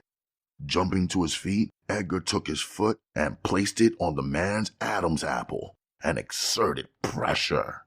The black man died instantly as Edgar pushed his Adam's apple to the back of his throat. As the man died, he pissed in his pants and excreted. Bile flew from his mouth like vomit, and his eyes rolled back into his head. Edgar leaned over the man's face and let go himself, allowing a flow of murky vomit to cascade down the black man's contorted face. It was a sickening sight. Kenyatta allowed the feeling of pride to swell inside his chest. As he surveyed the scene, 1 man dead, 3 crippled for life. The black leader had taught his followers well, and it was at times like these that those hours of practice paid off. The sound of the warehouse door slamming quickly brought Kenyatta out of his thoughts. Seamus! He cried, pointing to the closed door. Rufus? Edgar? Come on! The 2 men hurried up the steps. The back door to the building had been locked by the fleeing dope pusher. Kenyatta took a step back from the door, set himself, then snapped his foot out at the rotting wood with blinding speed. The door splintered into 1,000,000 pieces, leaving a gaping hole. Kenyatta reached inside, grabbed the knob, and opened the door. He can't make it too far! Kenyatta exclaimed as he and Edgar raced down the hallway. Stone's out front! Elliot Stone sat low in the front seat of the Ford, directly across the street from the warehouse. He watched the large front of the building closely, his eyes riveted mainly on the door. When he arrived 3 minutes after Kenyatta, Stone had seen the old Plymouth pull to a stop down the street and around the corner from him. The huge fins of the automobile stuck out just enough so that he knew the car was still parked. As far as he could tell, there were only 2 men inside. The order from Kenyatta was for Stone to remain parked in front of the warehouse until he saw Kenyatta's Cadillac leave. But that had been over a half hour ago that he had arrived, and the black athlete was getting fidgety. Inside the warehouse, Kenyatta and Edgar walked quietly through the darkened aisles, straining to hear some sound from the fleeing man, but they heard nothing. The old building was dark, and the only light came through the slats at the top of the building. Kenyatta knew the man was still somewhere inside the building, and that he was playing a waiting game. Rufus crept up behind the 2 men, carrying 2 .38s, 1 in each hand. He gave the weapons to Kenyatta and Edgar. "Any sign?" Rufus asked in a whisper. "The dude vanished," Kenyatta replied, "but he's still in here." "Think he's armed?" Rufus asked. "No way. Would have used it outside if he was." The 3 men stood in the center of the huge building, each man facing a different direction. They listened and they waited. Outside, Elliot Stone peered intently at the building. He felt inside that something was wrong. Suddenly, a small door near the end of the building began to open slowly. Stone reached inside the glove compartment and pulled out his .45. He held the heavy pistol in his right hand, the barrel pointing at an angle towards the ceiling. The door opened a little farther, and a man peered out wearing a felt hat. Stone recognized him instantly. "Seamus," he said softly to himself as he gripped the .45 and pulled the hammer back. Wilbur Seamus bolted from the door, ran down the sidewalk, and turned the corner. Stone reached for the ignition key and started the engine. He never took his eyes off the tail fins of the Plymouth, still visible around the corner. As he started to pull away from the curb, Stone jammed on the brakes. Suddenly, the Plymouth began backing up. In another moment, the entire car was visible. Stone could see the head of Seamus looking around nervously from the back seat. Damn, Stone cursed. He watched as the car backed up all the way to the opposite side of the street. Then the driver turned the wheel hard and peeled down the street towards Stone. Stone grabbed the steering wheel, pulled it with all his might to the right, waited for the approaching Plymouth, then stomped in the accelerator. The Ford stalled for a moment, then picked up and careened out into the middle of the street. The Plymouth was 10 feet away when the Ford blocked its way. The driver pulled hard to the right, but could not avoid slamming into the rear fender of the Ford. Before Seamus or his 2 men inside the Plymouth knew what was happening, Stone was out of his car, his .45 leveled at the 3 men inside. kill the motherfucker! Seamus screamed, his voice so high it sounded like a wounded animal. Stone saw the passenger reach inside his coat. Without hesitating, he pulled the trigger on his pistol and watched in horror as the glass shattered. The black man's face disappeared in an orgy of blood and bone as the slug entered him just above the nose and between the eyes. Stone whirled and fired 1 second later at the driver. This time, the bullet entered the man's eye, and like an exploding red rose, blew out his eyeball and brains at the same moment. Seamus had disappeared inside the car. Stone held the gun at arm's length, aiming into the car. The 2 dead men in the front seat were plastered against the upholstery, their heads barely recognizable as human. Kenyatta heard the first crash of the cars and began racing toward the front of the warehouse. When he, Rufus, and Edgar reached the door, they heard the 2 gunshots. For a moment, Kenyatta felt sick to his stomach. His first thought was that Elliot Stone had been gunned down in the waiting car. Shit! Kenyatta screamed, keeping himself and his men inside. No sounds, man. Rufus said. It can't be Elliot. Kenyatta knew he was right. Quickly he opened the door, and he was greeted with the sight of Stone standing like a statue, holding his gun toward the wrecked Ford. Kenyatta ran out and came up next to Stone. Shit, Elliot, where's Seamus? He demanded. Don't know, man. Elliot replied, his voice shaking with excitement. He was in the motherfucking car. Kenyatta smiled to himself, raised his .38, and walked slowly around the side of the car. He passed the front seat, then peered into the rear. There on the back seat lay Wilbur Seamus, big-time pusher of heroin to the kids, the junkies, and the whores of Watts. The man lay curled up in the seat, his knees up to his chin and his hands around his legs. He was shaking like a little child. Brain matter and blood from the 2 men up front were all over him, some of it on his face and lips. He had been vomiting, and his face was covered with his own vomit. Man, Kenyatta said bitterly, "You are some kind of motherfucker." Seamus flinched, then turned and looked up at Kenyatta. The man's eyes were like marbles, large and unseeing. don't shoot! He begged, his voice like a little girl's. Get the "Out," Kenyatta ordered. Seamus lay there, not moving. Kenyatta turned to Stone, who was now standing beside him. Elliot, get the caddy and bring it around. We got to get the out of here. Stone ran at full speed to the rear of the warehouse and jumped inside the car. The bodies of the 4 men lay next to it, and their stench of bile, excrement, and death hovered heavily in the alleyway. "All right, motherfucker," Kenyatta demanded when Stone had brought the car around. Get the out of there, lest you want a bullet down your shit-ass mouth. Seamus rolled off the seat, then crawled along the floor and fell out onto the pavement. Rufus and Edgar each grabbed an arm and threw the terrified man into the back seat of the Cadillac. Kenyatta got into the front with Stone, and they drove off. The massacre they left behind would be found within another 10 minutes by an aged wino who had been sleeping behind some trash cans in the alley. The man, his brain. Chapter 9.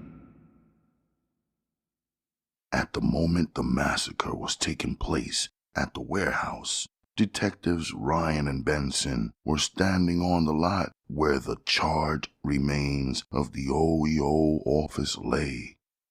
The FBI agents, still on the scene, rummaging through the debris, had made a find. They had called Lieutenant Stein and informed him of their discovery. A small strongbox embedded in the wall containing a file. Stein had come down to the house alone without notifying Benson and Ryan. Agent Comstock, the black man who had met with Ryan and Benson that first day, had spoken with Stein as two of his men attempted to pry open the small strongbox. The problem was that the metal was so twisted from the heat that the normal method of prying was impossible. In order not to destroy the contents of the box, the agents virtually had to chip away at the metal piece by piece. As Stein watched the operation with Comstock and his brow furrowed, Comstock noticed this and asked the lieutenant if anything was wrong. The white officer shrugged his shoulders and shook his head. "Where's those two cops from Detroit?" Comstock asked Stein. "Out on a lead, I think," Stein replied, looking quickly at the black agent. "They were staying at the Biltmore, weren't they?" Comstock asked. "Uh-huh," Stein replied, staring intently at the men who were attempting to open the box. Comstock watched the big lieutenant carefully. He had disliked the man since the day he had been brought into the case. There was something unprofessional about him, something that did not jibe with a police officer. And now, when the possibility of a clue was present, he had not bothered to contact the two detectives. To Comstock, this kind of lapse was intolerable and inexcusable. "Listen, man," Comstock said after a few minutes of silence. "I'm going over to the cafe for some coffee. You stay nearby and keep an eye on things, all right?" "Sure, Comstock," Stein agreed immediately. Comstock left the scene, jogging across the street and around the corner to the small cafe. Inside, he went directly to the phone booth and got the number of the Biltmore Hotel from the information operator. Benson answered the phone and listened as Comstock explained what was going on at the site. After hanging up the phone, the black FBI agent began to sense that what he was feeling was correct. There was something about Stein that he did not like. Detectives Benson and Ryan arrived at the site 10 minutes after Comstock's call. They lied to Lieutenant Stein, telling him that they had checked in with headquarters and discovered the call that Comstock had made an hour before. "I had Sergeant Collins ring you guys at the hotel," Stein complained. "but he wasn't able to get in touch." Benson nodded. Yeah, well, can never tell about those desk boys. Their heads are always somewhere else. The two detectives stood for a moment looking into the burnt frame of the house. Comstock ran up to them the moment he saw them, and the two black men confronted each other directly. "Glad you're here, gentlemen," Comstock said. "We're about ready to break it open. Don't have any idea what's inside, but it might help. Benson nodded to the agent. Thanks. Sure it's worth a short ride anyway.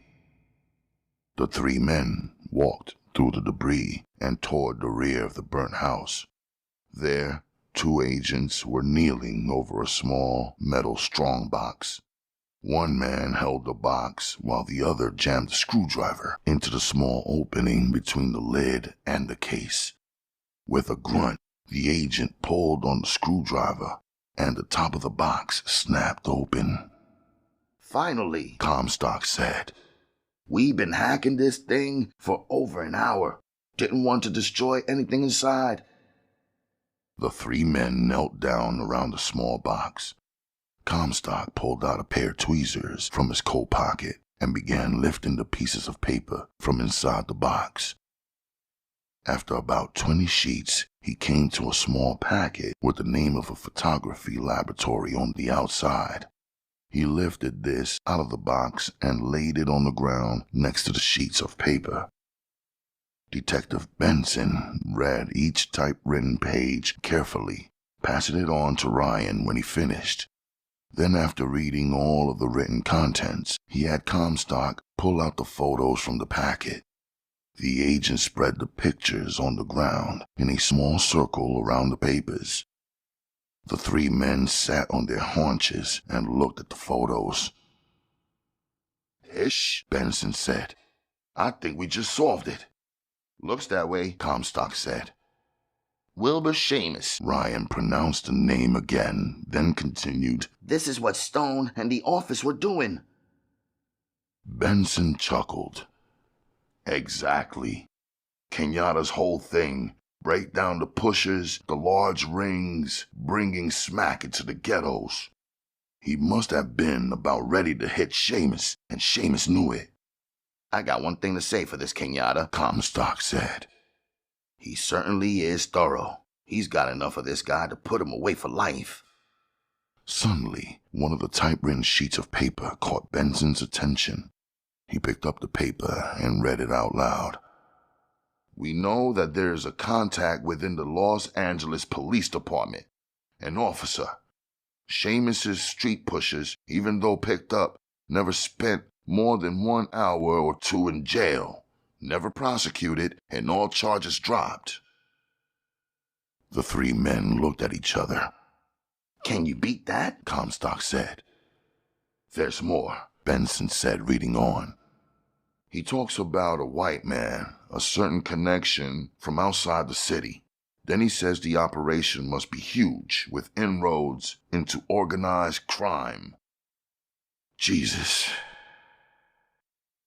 The three men stood and stared down at the evidence on the ground at their feet. Cannot believe this, Comstock said slowly. We got ourselves onto something really big here. Yeah, Benson agreed. But so has Kenyatta, and he's still one step ahead of us. At that moment, Lieutenant Stein joined the group of men. For some reason, they all stopped talking and began picking up the contents of the strongbox. Find anything? Stein asked. Not much, Comstock replied. Just a bunch of junk. You know, personal papers, stuff like that. Benson watched Stein closely. The white officer was vague and seemingly uninterested in a matter that any officer worth his badge should have been. You want to take a look? Benson asked the lieutenant. Yeah, sure, okay, Stein replied. They watched as Stein leafed through the contents of the strongbox. Finally, he put the papers down. Beads of perspiration had formed on the man's pink forehead. His body seemed to be breaking out in a strong sweat. Looks good, he mumbled. Ryan nodded. Sure as hell does, Stein. Suddenly, the lieutenant turned on his heels, said something about making a report back at headquarters, and walked quickly towards his car. Comstock, Benson, and Ryan watched him as he jumped into his unmarked car and sped off. What do you think? Benson asked. I think, Comstock said slowly, that we got ourselves a real case.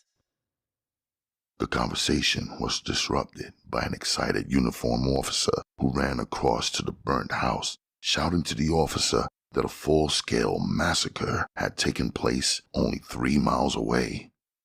Before leaving the site, Benson quickly packed a strongbox and held it close to his body as he ran toward his car to join Ryan.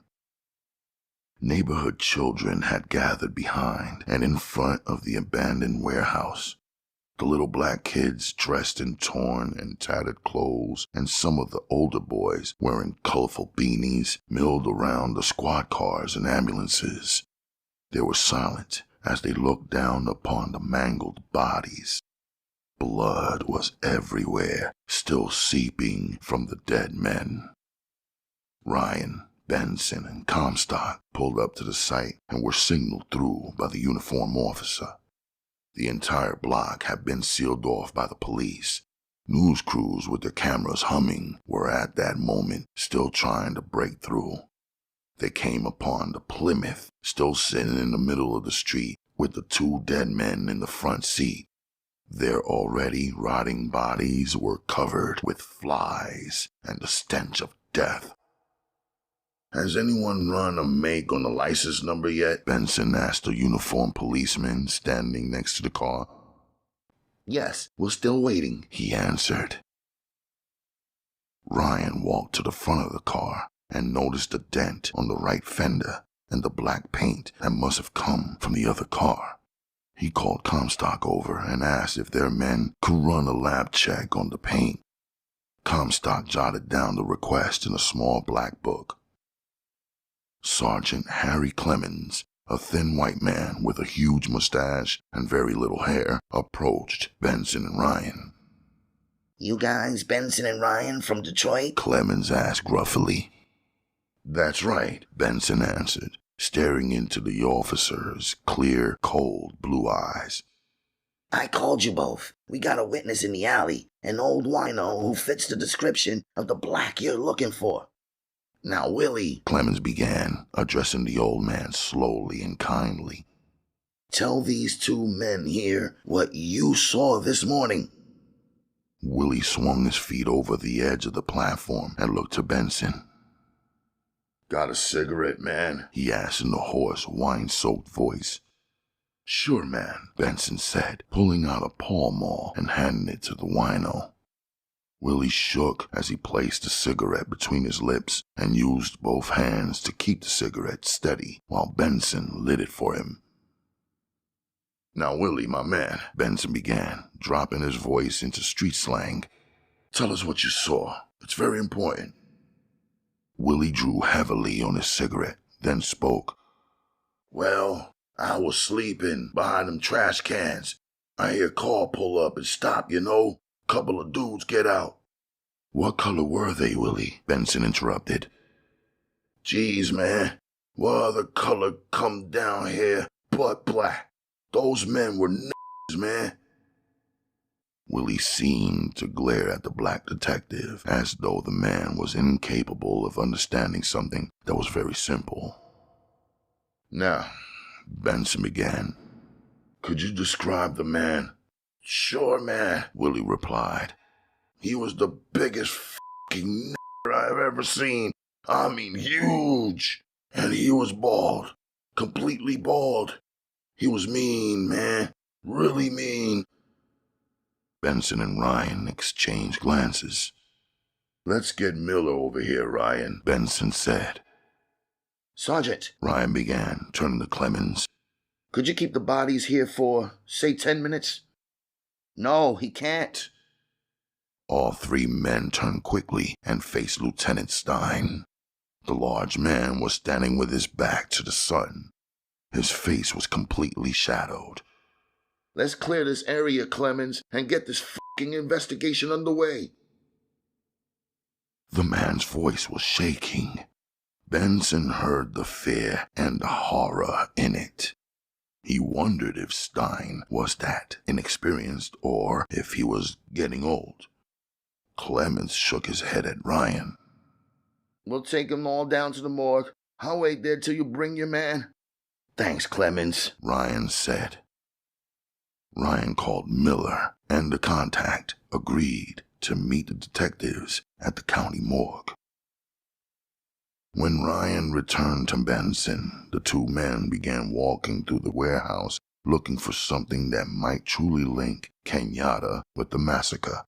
But all they found was the ever-present shadow of Lieutenant Stein, who followed them step for step. Johnny Miller arrived at the county coroner's office a half hour after Ryan had made the call. The thin black man was dressed up as usual, but his mannerisms were shaky and nervous. Benson and Ryan greeted him outside the morgue itself.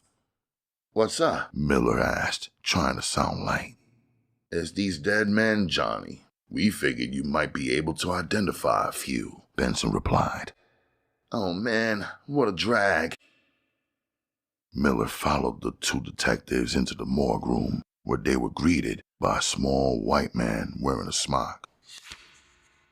In the corner of the room, Lieutenant Stein leaned against the wall, watching the trio very carefully.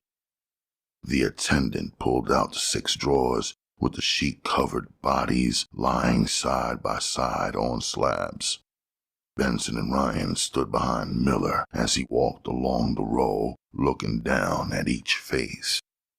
Finally, he came to the end and turned to Benson.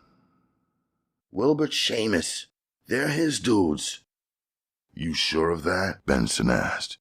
No doubt, man. Those cats had it wired down there in Watts. Seen them all over the fucking place. Benson smiled to himself. With the discovery of the strongbox and now the massacre, the operation was coming together. The links between Seamus and Kenyatta were being made. The only problem now was to find out why it had happened, why the men had clashed at the warehouse. Johnny, Benson began after a moment. who laid it down to you about the big shipment? Miller frowned, then turned his back to the corpses lying on the slabs.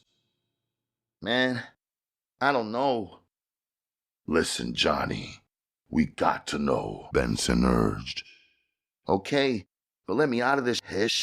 I'll tell you the dude's name, and you forget it. You dig where I'm coming from. I mean, too many dudes been dying around here. All right, Miller, tell us the name and we'll call it even. Miller looked from Benson to Ryan, and then quickly at Stein. His name's Horning. Small fat dude. Haven't seen him since that night he laid down that shit to me. The name did not ring a bell. Neither man had heard it before. When Benson turned to ask Stein if he had ever heard the name, he discovered the lieutenant had left the room. Shit, man, Miller said quickly. Get me a fucking ticket out of this town. There's some real heavy shit going down. Real heavy. Benson looked quickly at Ryan, and the two men communicated in silence. Finally, Ryan fished out a $100 bill and put it into Miller's hand. He told the man to be careful and led him to the door. After Miller had gone, he returned to Benson. Where did Stein go? Ryan asked. Damned if I know, but I'll tell you one thing. This thing is big. Bigger than anything Kenyatta's gotten himself into before. No doubt, Ben, Ryan replied. But where do we go now? Benson led the way out of the sterile room, thanked the attendant, then turned to Ryan after they were outside in the hallway. We got to find Horning. He's our main man right now. We'll call Comstock and see if the feds have anything on him, all right? Ryan nodded. Yeah, but I have a feeling we better move fast. This thing looks like it's gonna blow. Man, Benson chuckled sardonically. With Kenyatta, the fuse is always lit.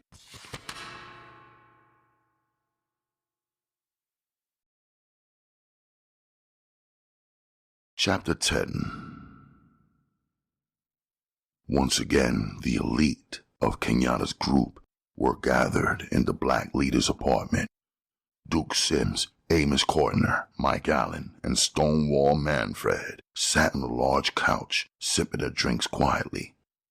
Elliot Stone and Kenyatta stood at the bar, with Rufus and Edgar seated on dining room chairs against the wall. In the center of the room was Wilbert Seamus, a shaken and broken man who was bartering for his life.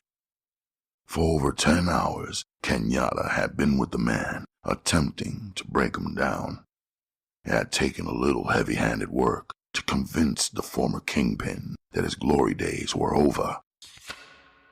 But after a few raps against the side of the face, struck by Elliot Stone in such a manner as to leave no traces, Seamus had finally agreed to call his man outside the city.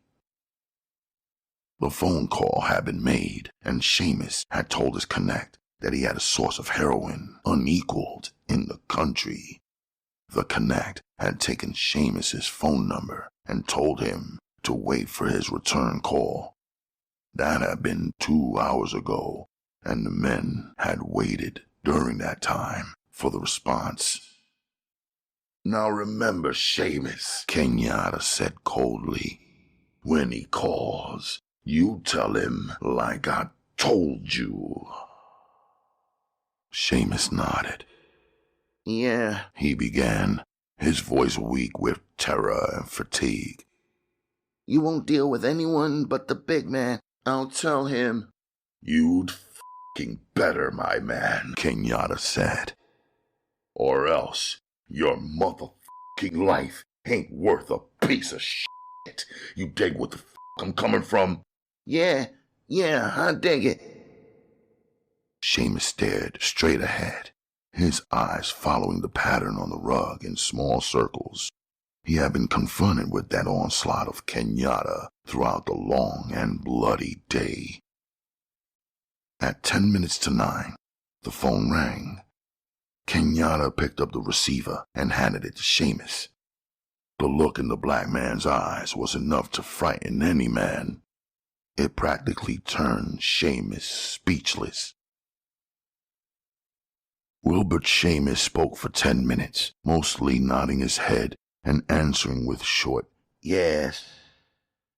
The conversation finished. He hung up the phone and turned to Kenyatta. He'll meet us. Seamus said softly. Where? Kenyatta asked quickly.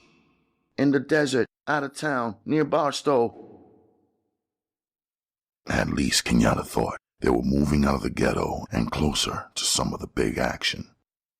Barstow could only mean one thing: Las Vegas.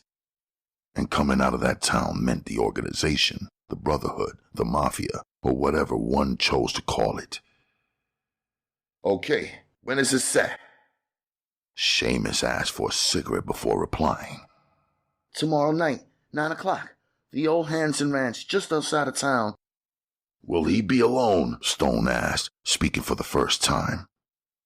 Seamus looked warily at the man he had ordered killed. The sight of Elliot Stone still alive had sent cold chills down the man's spine. It was an omen, an indication to Seamus that his end had come. He knew now that he would be fortunate just to survive what lay ahead. I said, my man, Stone exclaimed. will he be alone? Seamus nodded. He knows the stuff is all right, 'cause I told him it was. He wants you to bring it yourself, all of it. Kenyatta chuckled. Sure, man. Now, why don't you go into the other apartment with Rufus and Edgar here and get yourself some sleep? Seamus struggled to his feet, with Edgar and Rufus on either side. Each man grabbed an arm and led Seamus from the living room. Kenyatta called out to his 2 men and tossed them a fifth of Jack Daniels. Rufus caught the bottle and grinned back at his man.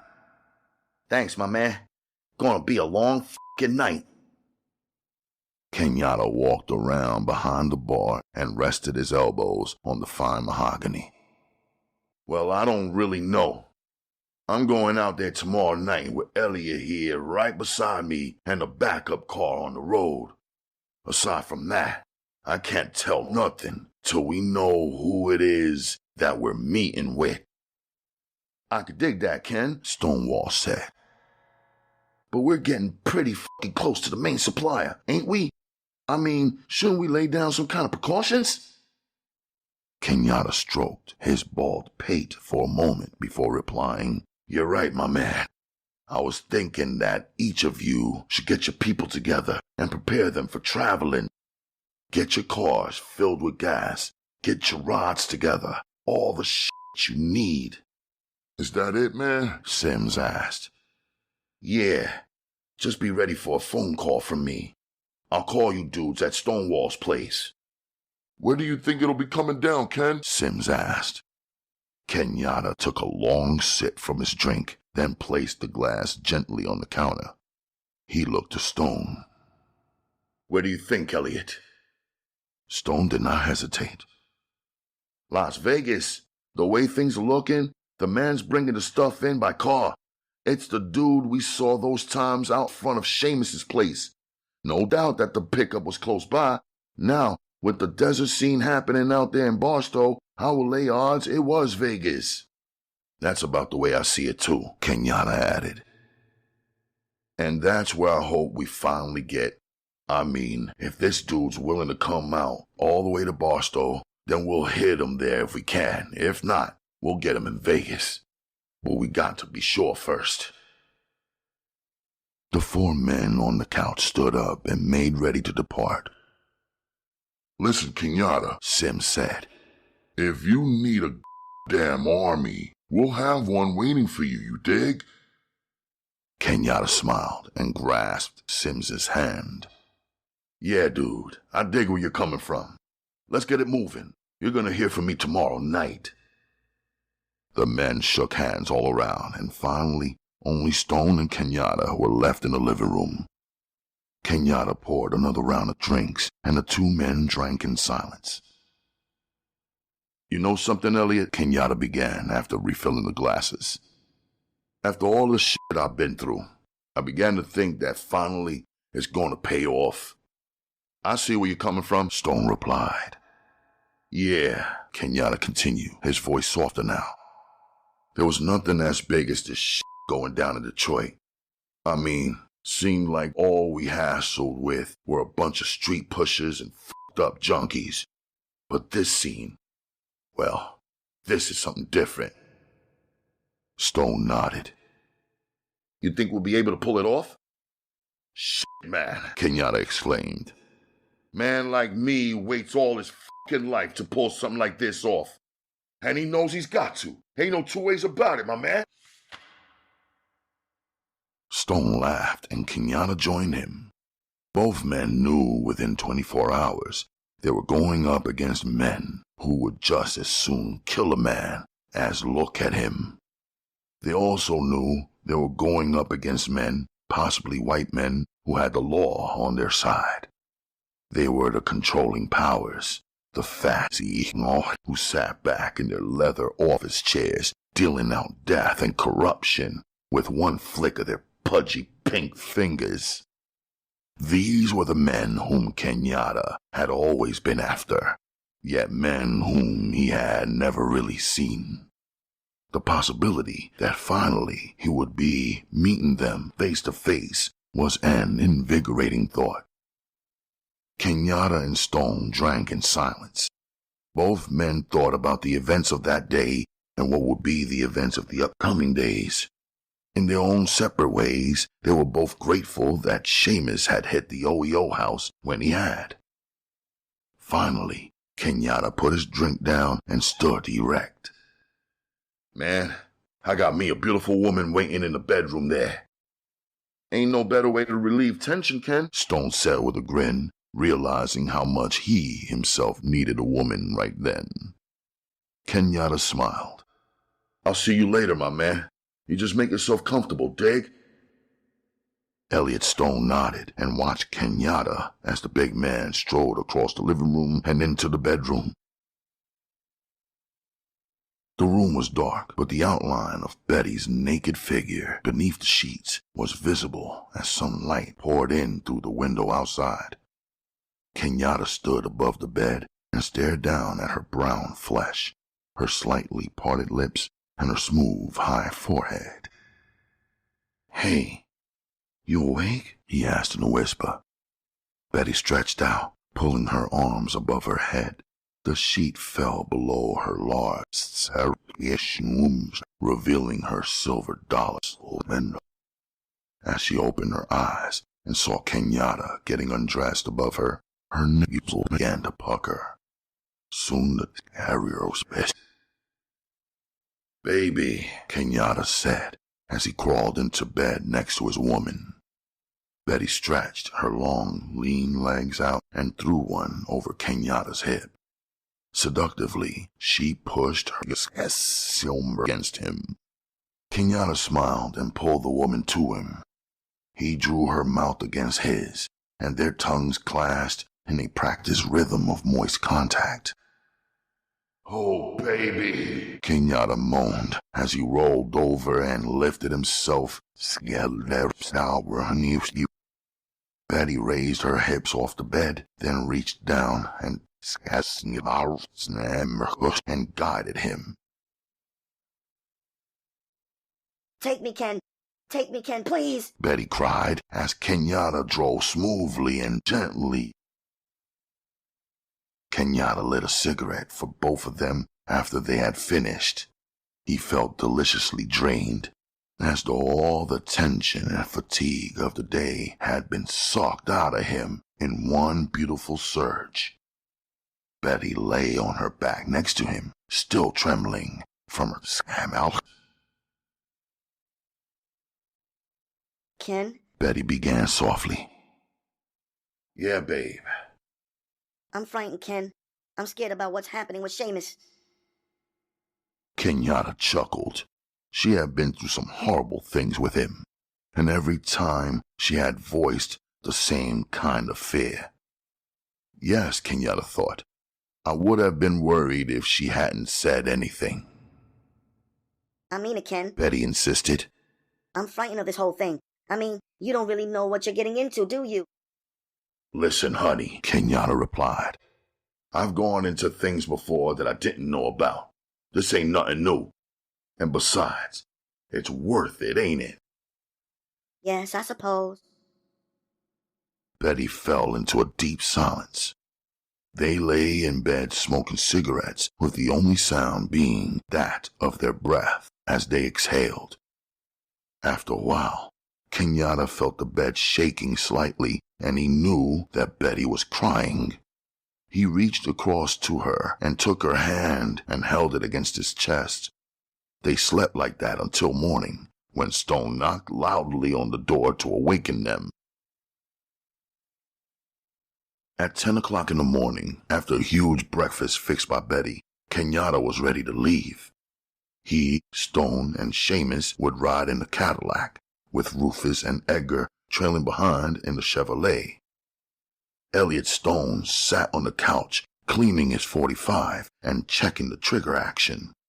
Seamus, having been brought into the room by Edgar and Rufus, sat in the same chair in the center of the room. His hands were tied behind his back. He sported a new suit and otherwise looked like the Seamus of old. Kenyatta entered the room wearing a leather jacket and a tight-fitting turtleneck. He glanced about, patted the inside of his coat to make sure the .38 was in place, and then walked over to where Seamus was sitting. You ready to meet your friend, Seamus? Wilbert Seamus sat with his head down on a chair. What had once been a totally arrogant stature had degenerated into a humble, almost pathetic stance. Kenyatta grabbed the lapel of Seamus's coat and hoisted the man to his feet. Okay, dude, you're riding with us. Then turning to Rufus, he asked, Got the wheels ready? Both are waiting downstairs, Ken. Rufus replied. All right, then. Let's split. Kenyatta led the way, pushing Seamus in front of him, while Rufus Edgar and Elliot followed behind. The street was empty for a Friday morning. A few cars glided by, but the usual business traffic was not present. The Cadillac and the green Chevrolet waited, parked next to each other. Kenyatta went straight to the caddy, opened the rear door, and shoved Seamus inside. Okay, He said to Rufus and Edgar. we get split up. Meet us in the Denny's in Barstow. The two men nodded and climbed into the Chevrolet. Elliot Stone got behind the steering wheel, checked the automatic locks on the door in the rear, then started up the car. Kenyatta climbed in next to him, pulled out his .38, and laid the pistol down on the seat between them. Just in case our friend back there tries anything, he said. Stone smiled back, then pulled away from the curb. They took the freeways out of Los Angeles, through the San Fernando Valley, and out into San Gabriel Mountains. In another hour, they passed through Lancaster, the first town in the Mojave Desert, and followed the freeway toward the town of Mojave. The heroin had been stashed in the lining of the ceiling, in case it was stopped by the highway patrol. Nevertheless, Kenyatta began to grow uptight about Stone's excessive speed. Hey man, just fucking cool it. I'm getting a fucking jet lag. Stone laughed and eased up on the accelerator. It felt good to be driving the powerful car out in the open expanse of the desert. The air was clear, no smog, and the sun was bright and direct. The highway was flat and built for speed. Rufus and Edgar followed close behind in the green Chevrolet, keeping pace with the Cadillac. Each time Stone looked in the rearview mirror, he could see the two men speaking animatedly with each other, gesturing and laughing. They passed Boren, a mining town, and headed into the last stretch of desert before Barstow. Since leaving Los Angeles, Seamus had not spoken a word. He sat in the seat with his head bent forward. Finally, Kenyatta became upset with the man's silence. Hey man, He began harshly. you better start talking a little before you forget how. Seamus glanced up, nodding as though coming out of a stupor. He stared blankly at Kenyatta. Tell me you're doing fine, nigger. Kenyatta ordered, lifting the pistol above the seat so that Seamus could see it. I'm doing fine. Seamus mumbled. That's better, motherfucker. Kenyatta said, then turned back to watch the road ahead. Stone glanced at the big black man next to him and felt a tinge of worry creep through his gut.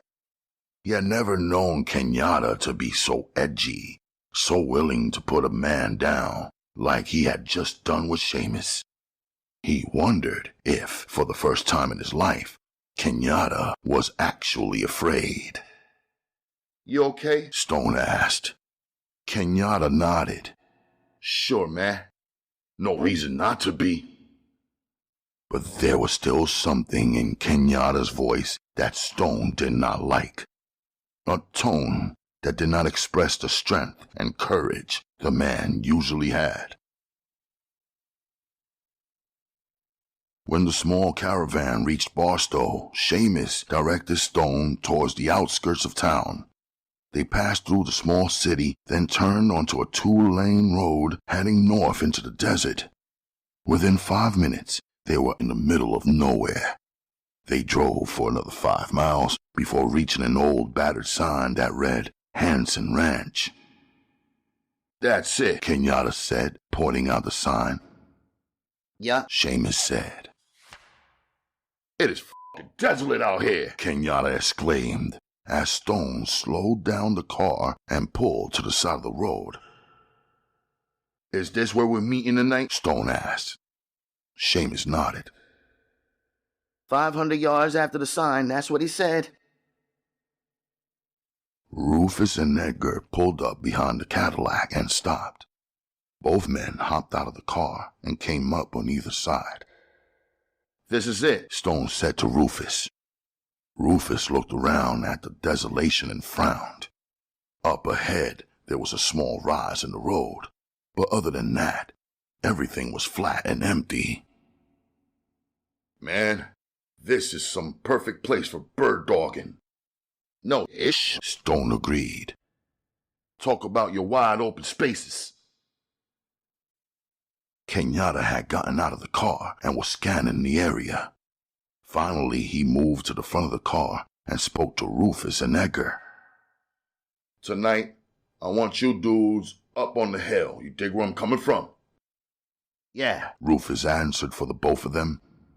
And I want you facing down this way, ready to flash your lights on if we need it. Up there, you'll be able to hear and see everything that's coming down. Dig? Rufus and Edgar both nodded. In the back seat of their cars were 2 shotguns, 2 high-powered rifles, and 3 .38 pistols. They were ready for whatever might come down that night. Okay, Kenyatta said finally. let's move back to town and get something to eat. The Motel 6 in Barstow was a large rectangular building with half the rooms facing a parking lot in the rear. Stone had rented one of these rooms, and the rest of the group were able to climb the stairs and enter it without being seen. Inside the small cubicle, the entourage lounged away the afternoon, eating the fried chicken they had ordered and watching television. Each man, silent in his own thoughts, was preparing himself for what the night might bring. The only exception was Wilbert Seamus, who knew deep down inside that, no matter what he did, he would soon be a dead man. His desperate thinking, his ordeal of attempting to discover a way out, had left him drained and exhausted. He slept soundly throughout the afternoon on the small lounge chair in the motel room. Over 150 miles northeast of Barstow, Clement Jenkins stood on the 12th floor of the Sands Hotel. The white-haired man, now in his late 60s, gazed out the huge picture window of his penthouse suite. Beneath him were the buildings, the casinos, the hotels, and the multitudes of people swarming the Las Vegas Strip. Beyond them was the clear, distant desert. Well, Oscar Manning asked. Jenkins turned slowly to his prime heroin runner and stroked his small mustache thoughtfully. Oscar, I think we should take a stab. The man is obviously intent on moving his stuff, and if he's black, he's going to sell at a very low price. Oscar Manning, a white man in his early 50s, a former real estate broker who had finally discovered where the big money was, just nodded. He had come a long way in his 50 years, but nothing compared to Clement Jenkins. Clement Jenkins had inherited over $500,000 and a small light bulb factory from his father. Jenkins had been 29 at the time and broke. With the gift, he began manufacturing Christmas tree lights, then outdoor lights, and finally cornered the market on fluorescent lights. After that, it was all gravy. But Clement Jenkins was one of those men to whom wealth was immaterial.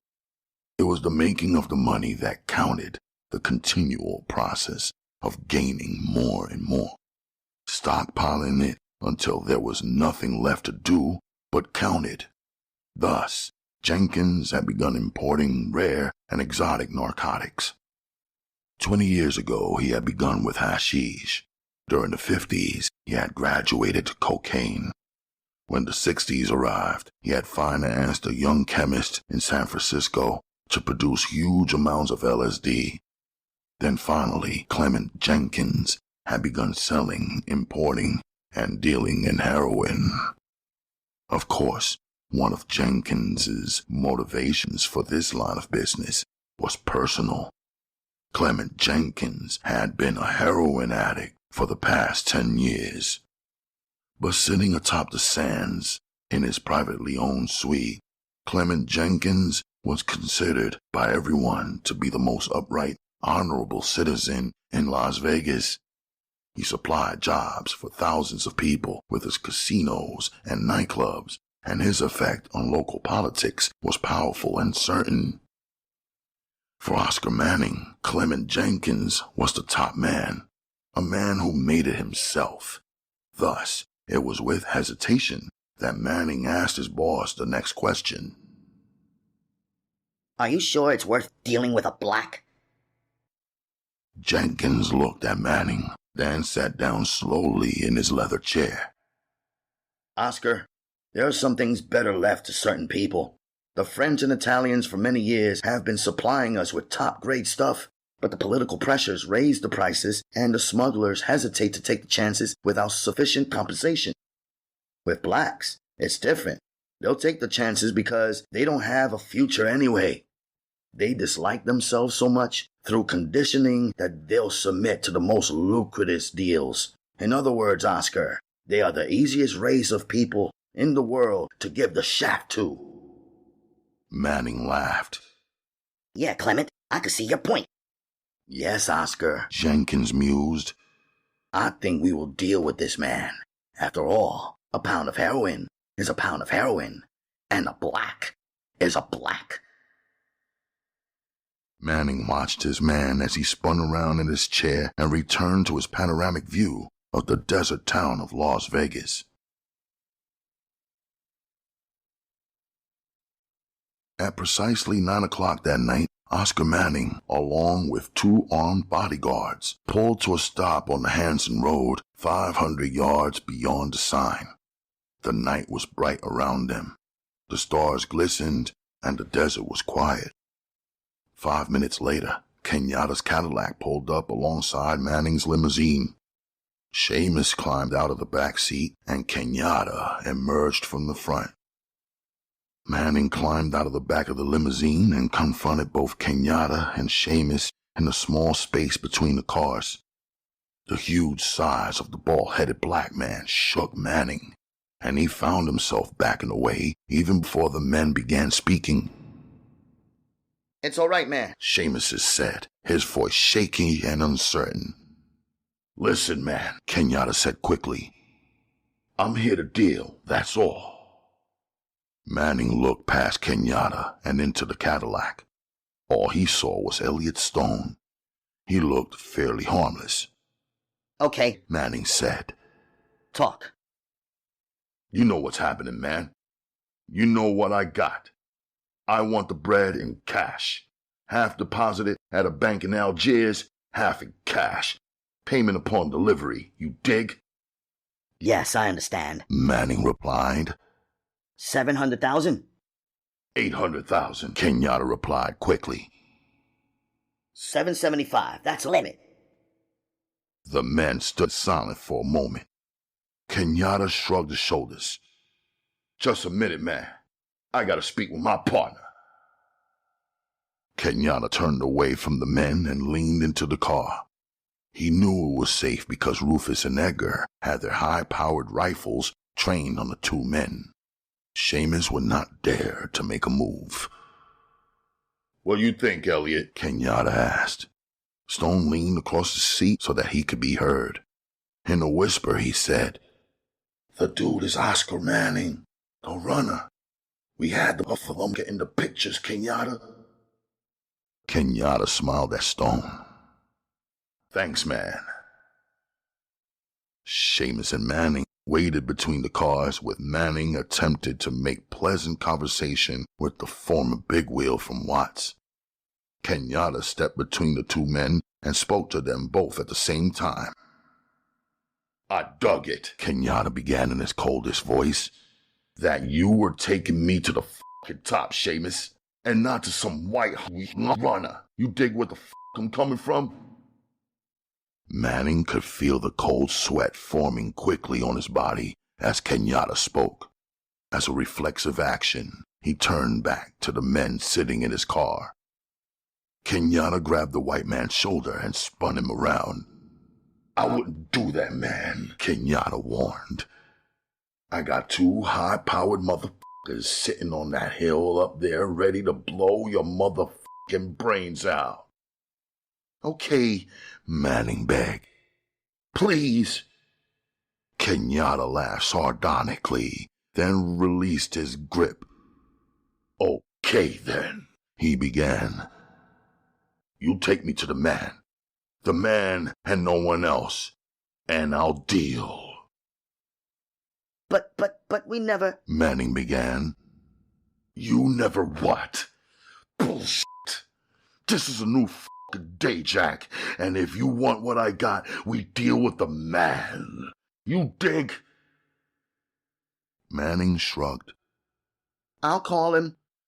You do that, Kenyatta shouted. Manning got into the back seat of his limousine and picked up the phone. He explained the situation. Then he listened. Finally, he hung up the phone.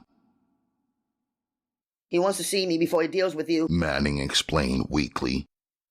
Kenyatta thought quickly. He could keep Manning under the barrel of his gun, but that would set off the big man.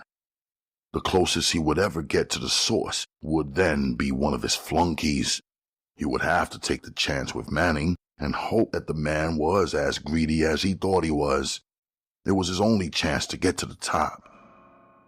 Okay, give me the number to call. Manning reached into his pocket and pulled out a card. Kenyatta took the card and guessed at the prefix on the phone number. Vegas, huh? Manning nodded. That's right. Call him tonight. Kenyatta nodded. Manning got into the back seat of the car and told his driver to take him back. All the while, Seamus was trying to tell Manning something, staring at him intently with begging eyes. But in the darkness of the desert night, the black man's attempt failed. In the car, Seamus, Kenyatta ordered. Seamus jumped into the back seat and Kenyatta got into the front. Drive, Elliot. We got to get to a phone booth. Stonewall and the others shouldn't be more than 2 hours behind us if we get 'em driving right now. Elliot Stone flashed his headlights twice to signal Rufus and Edgar, then spun the car around and headed back to Barstow. His adrenaline was flowing like crazy. This time around, he could sense that they were really onto something worthwhile. Man, he exclaimed to Kenyatta, I'm beginning to enjoy this hish. I can dig it, Kenyatta replied. Chapter 11. At about the time Kenyatta and his men were heading into Las Vegas, Johnny Miller was packing furiously. In his small bachelor apartment on Adams Boulevard, the slightly built Negro was putting together his bare essentials. His closet was full of fine threads, but Miller had suddenly lost his interest in clothes. The events of the day had confirmed in his mind that he needed to get out of town and to get out fast. He had known since that first day when Benson and Ryan had approached that something big was coming down, but the money and the protection that the two detectives offered him were enough to allay his fears.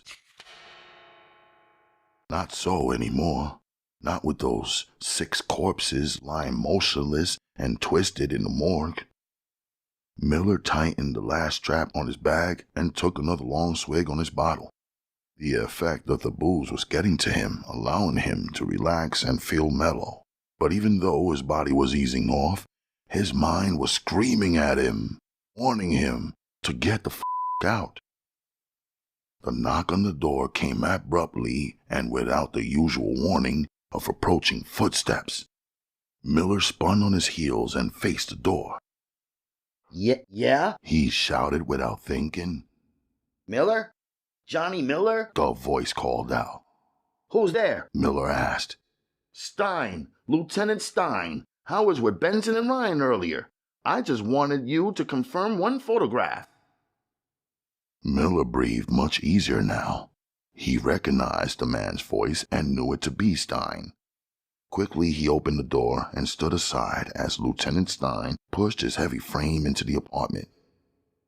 How'd you find me? Miller asked.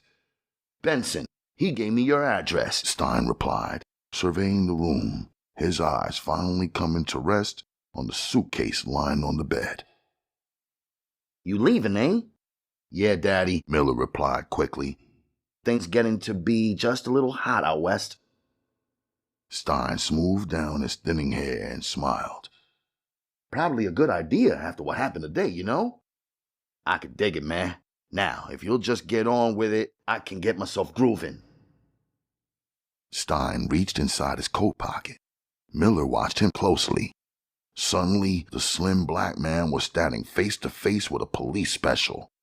The gleaming barrel of the pistol was pointed directly at Miller's forehead. Hey, man, Miller exclaimed. What is this shit?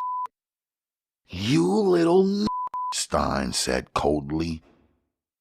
King little n***, playing both sides against the middle. You should have known one day it would close in on you. Miller stared into Stein's pale eyes and saw nothing. He knew the man meant to kill him, and there would be no way to talk him out of it. Please, man, Miller begged, his voice cracking. I ain't done nothing no sensible n*** would have done. You know that. Stein just laughed as he pulled out a silencer and began screwing the pipe onto the barrel. You little n***s are all alike. You think you're in the big time. You do nothing but f*** it up for everyone else. Johnny Miller lost his ability to speak as Lieutenant Stein raised his pistol toward the black man's face. Stein closed his eyes as he pulled the trigger. The bullet penetrated Miller's forehead just above the bridge of his nose. A tiny hole appeared where the bullet had made entry, and a stream of blood began pouring out of the hole. The bullet had entered Miller so cleanly that the black man was not thrown back by the impact.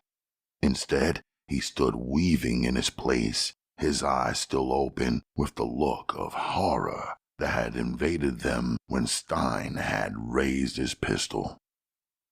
The large lieutenant looked at his victim for a moment, then reached out and pushed Miller backward. The slightly built black man fell in a heap on the floor, his eyes still open and his wound still bleeding. Quickly, Stein packed his weapon and left. He locked the door behind him. He figured it would be days before anyone would find the body. The Paradise Room on Manchester Boulevard was Stein's next stop. It was a large room, usually filled with hundreds of jazz aficionados. Tonight, Gloria Lynn was appearing with Harry Sweets Edison. Stein pulled into the crowded parking lot of the nightclub and walked across the pavement toward the entrance. The black man standing at the door looked down at the police badge that Stein produced and nodded for him to pass by. The club was dark and smoke-filled. The tables were packed with people, all of them black, listening to the tender voice of Miss Lynn as she moved gracefully through on Green Dolphin Street, quote-unquote. Stein moved through the back of the club along the wall until he reached the bar. The long wooded surface was filled with drinks and ashtrays. Each stool was occupied as a few hookers and a lot of men listened to the song. Stein walked slowly along the bar until he reached the second to the last stool and found what he was looking for. Horning, He said directly to the plump, balding Negroes sitting on the stool. Horning looked up at the white face of Stein and knew instantly that he was police. Only the white cops dared to come into the all-black nightclub, and that was because they carried guns. Horning, come with me. Stein produced his badge again and showed it quickly to the small black man. Horning looked around him quickly. He was trapped. If he made a scene in the club, his reputation as a street man and reliable contact would be blown. And if he was seen walking out with Stein, he would be fingered as a pigeon. A lot of the tougher dudes in the club were already watching the silent confrontation at the bar, a lot of men whom Horning relied upon for his business. Worried about your friends, are you? Stein asked. Horning nodded. Stein grinned, reached out, and took Horning's arm. He led the man through the darkened nightclub quickly, sometimes giving a small black man a convincing nudge. After they were outside, Stein pushed Horning across the parking lot and into his car. Then Stein jumped behind the wheel and drove off, heading down Manchester Boulevard toward the ocean. What's this all about, man? Horning asked, his voice high-pitched and tinged with fear. You should know, Stein replied simply. man. I don't. You dig? Stein chuckled. You set it up, right? A bum set up with a dangerous man. Lots of deaths. All kinds of shit. Horning felt himself sink. After setting up the initial meeting, he had thought himself out in the clear. No more hassles, just sit back and wait for the money to be dumped into his lap. Complications were something that the small, rotund black man did not consider, but now he wished he had.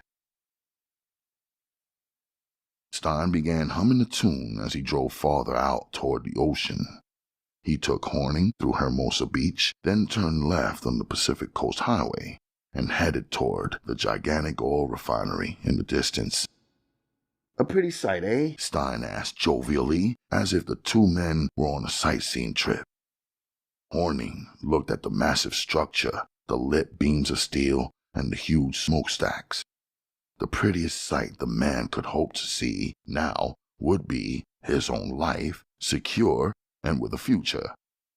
Stein drove the car towards the huge refinery, then pulled off the road on the desolate section of the beach. He stopped the car and turned to Horning. Okay, He said. this is where you get off. Horning stared back at the heavy-set lieutenant. He was screaming 1,000 words inside. His skull was crying out with pleas for his life. But as much as he tried, he could not utter them. His mouth just opened and closed in silence. Go ahead, Horning. Stein ordered. It was as simple as that. Horning knew what was coming, yet he was powerless to stop himself as he reached for the door handle and yanked it up. He felt the cool night air of the ocean, and he could hear the sounds of the waves crashing nearby. As he stared at Stein, the lieutenant was screwing his silencer onto the barrel of his pistol. Now whatever doubt or hope Horning might have had was gone. Still he moved as if in a dream, climbing quietly out of the car. He stood next to the open car door, peering in at his slayer. Lieutenant Stein held the pistol with two hands, as he had been taught in the academy, and pulled the trigger. The bullet struck Horning in the neck. His cords and muscles seemed to explode from that area.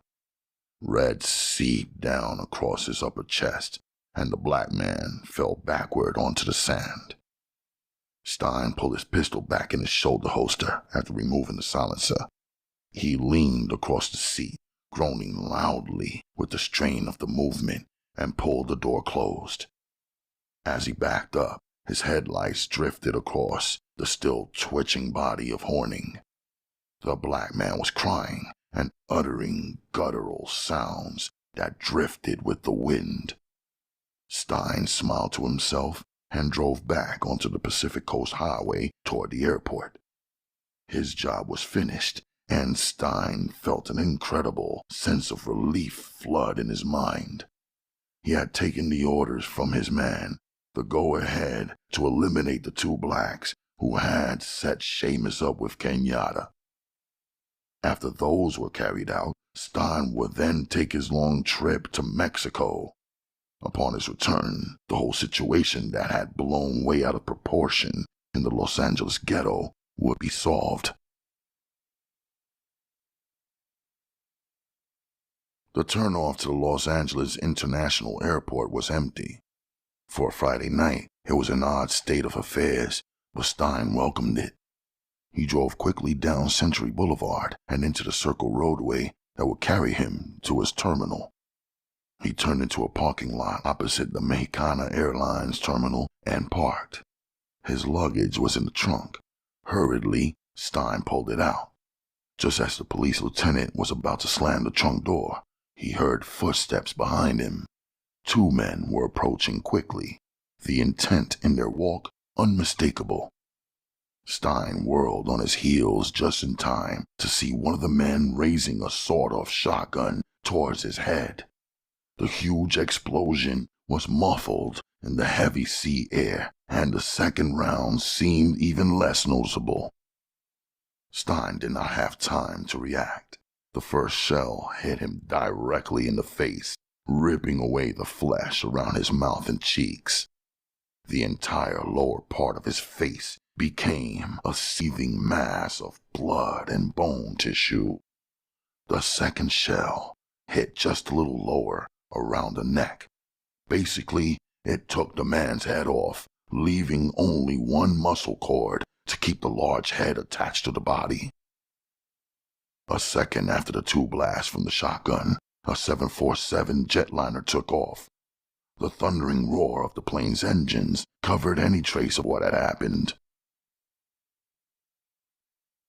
Lieutenant Stein's mutilated body was the first of 3 to be discovered.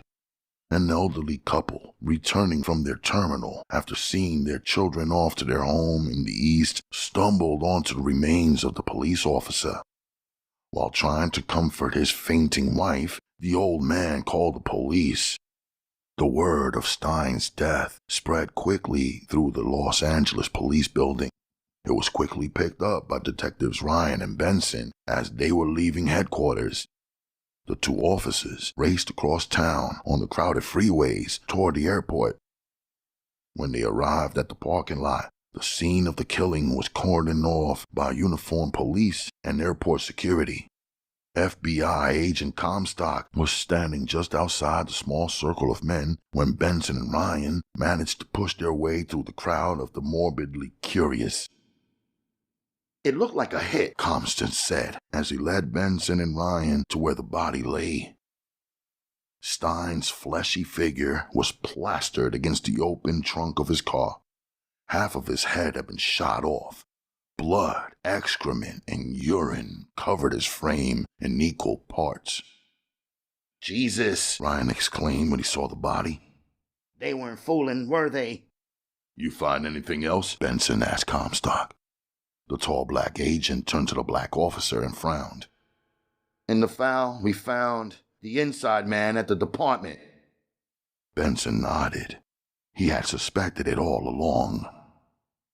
Well, Comstock continued, this was our baby. His bags were packed, and he had a passport and a visa to Mexico. Also, his pistol had been fired 4 times within the last 2, maybe 3 hours. Benson turned to Ryan. We got an address on Johnny Miller? He asked. Ryan nodded. Yeah, we got an address. Benson explained the situation to Comstock and what his theory was.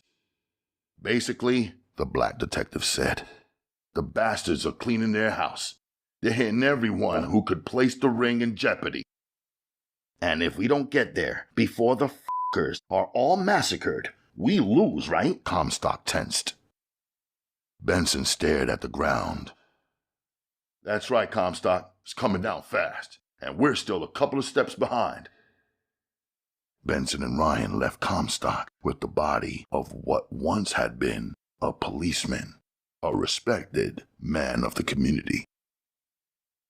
Later, they would dig through the various bank accounts and investments of Lieutenant Stein and discover the man was worth more than $200,000. None of that had come from the man's modest salary. The 2 Detroit detectives drove across town. The night was brightly lit throughout Los Angeles, and wherever they stopped, they saw couples and single people gathered in their cars having a good Friday night. Benson looked out the windows at these people and wondered, They had been stalking the trail of death for the last couple of weeks. Men were dying, men who were virtued unknowns outside the cloudy area of crime in which they lived. Benson wondered if those men who dealt in death had ever taken their pleasures on a warm Friday night like the people he was seeing this night. The modern apartment house on Adams was still noisy with sounds of a Friday night party. People were laughing, unaware that within a few feet a man laid murdered. Benson and Ryan pulled their guns out of their coats and walked carefully through the patio. Ryan led the way, taking the steps slowly up to the second floor. At the end of the balcony was the well-lit apartment. Both men stopped and looked through the window at the people inside. For a moment, Benson had hoped that Miller was all right. Had he been shot, he figured, the people in the apartment nearby would have heard the report. But when Ryan opened the door using a small passkey, Benson's hopes for Johnny Miller dissolved quickly.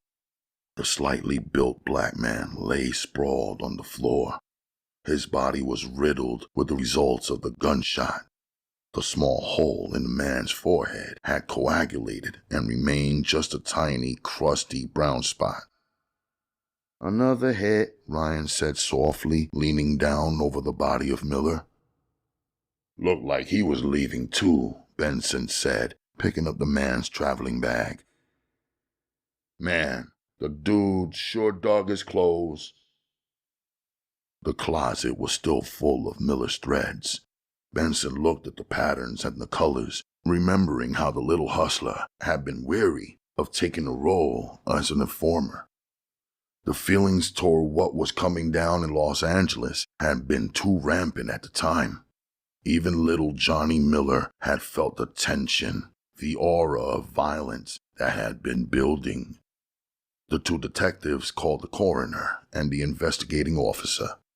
Lab tests would be made on the slugs taken from Miller's body, and they would match those fired from Steins' gun.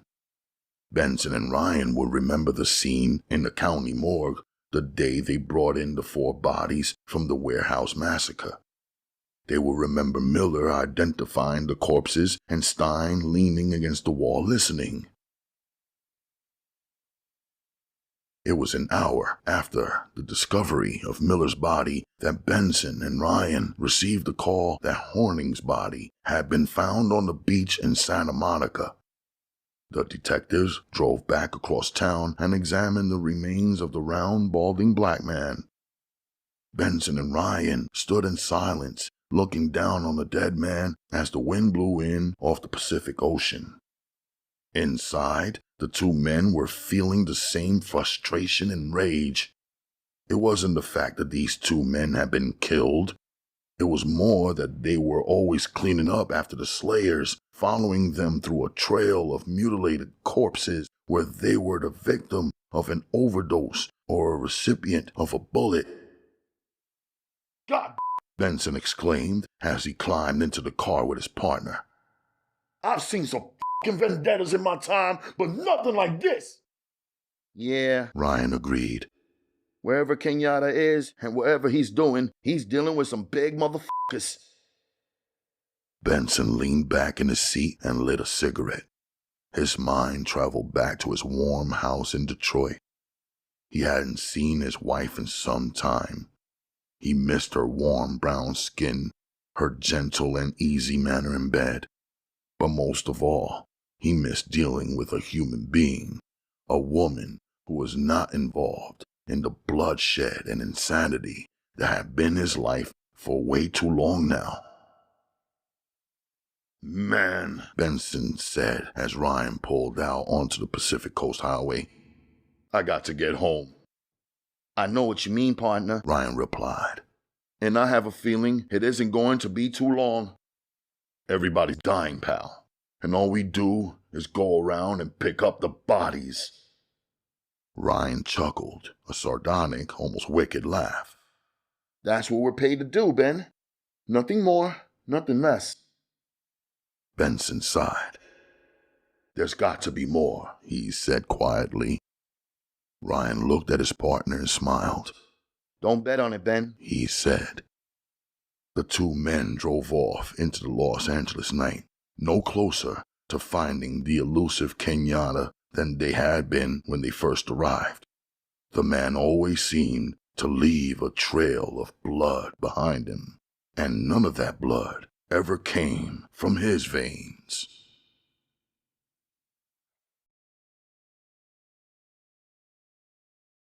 Chapter 12. As they drove down off the mountain into the valley, the garishly lit town of Las Vegas greeted them. The temperature in the desert that Friday night was 85. The daytime had seen the thermometer soar to 112. The lights of the town glittered in the clear desert sky. Kenyatta leaned forward and took in the sight. Memories of his desert plane crash flooded his mind. Visions of the ranch and the beautiful white woman who had made her intentions very clear drew a surge from his loins. Elliot Stone battled the strong desert winds, keeping the car far from the right-hand side of the two-lane highway. His heart was pounding now as he drove down the hill and into the city. Man, Stone said. that's some sight. Uh-huh, Kenyatta replied. And that fucker ain't never gonna be the same after we get through with it. The words sent a chill up Stone's spine. They were the invaders approaching their objective. Single-handedly, they would attempt to smash the power structure that supplied heroin to the men, women, and children of Watts, 285 miles to the southwest. In the midst of the pretty neon lights and happy people was a vicious operation, a death-dealing force that had taken the lives of more men and women, mostly black, than Stone or Kenyatta would ever know about. You know, Stone said, When I was a kid, I always wanted to make it to this town. I mean, I dug the whole scene. Lights, music, beautiful chicks. It seemed like some kind of dream place to me, you dig? Kenyatta nodded. He looked at the handsome black man driving the car and realized, for the first time in a long time, just how young Stone was. Yeah, I could dig it, Kenyatta replied. Stone chuckled. and now we're hitting the fucker. Only it ain't for fun and games. We're coming here to kill, Kenyatta. I mean, this is the first time I've ever made it to Vegas, man. Kenyatta laughed, turned, and glanced at Seamus curled up on the back seat, sound asleep. man. Kenyatta said, We're coming here to get rid of a killer, not to kill. Dudes like our fucker in the back and his men, they're the killers. We're trying to keep our people alive long enough so they can make it. Dead and sick and don't do nobody no good, you dig? You dig what the fuck I'm coming from? The signs along the highway leading into the city announced the appearance of Frank Sinatra in an opening night at Caesar's Palace the next evening. Kenyatta looked at each one of these, and the idea grew in his mind steadily. Man, He said to Stone. Sinatra's gonna be doing a gig here tomorrow night. Stone nodded and waited for Kenyatta to continue. You ever hear what comes down when old Blue Eyes plays? Well, I'll tell you, Elliot. The whole fucking town goes bananas. The big spenders come in from all over, the high rollers. The organization's boys all jam that theater to hear him. It's one of the real happenings, you dig where I'm coming from? Stone shook his head. He wasn't sure what Kenyatta was leading up to. Okay, man, Kenyatta said. the town empties, makes it over to where he's opening, right? I mean, the big boys from all over town. So while he's singing his songs, man, we strike. Uh-huh. Stone replied.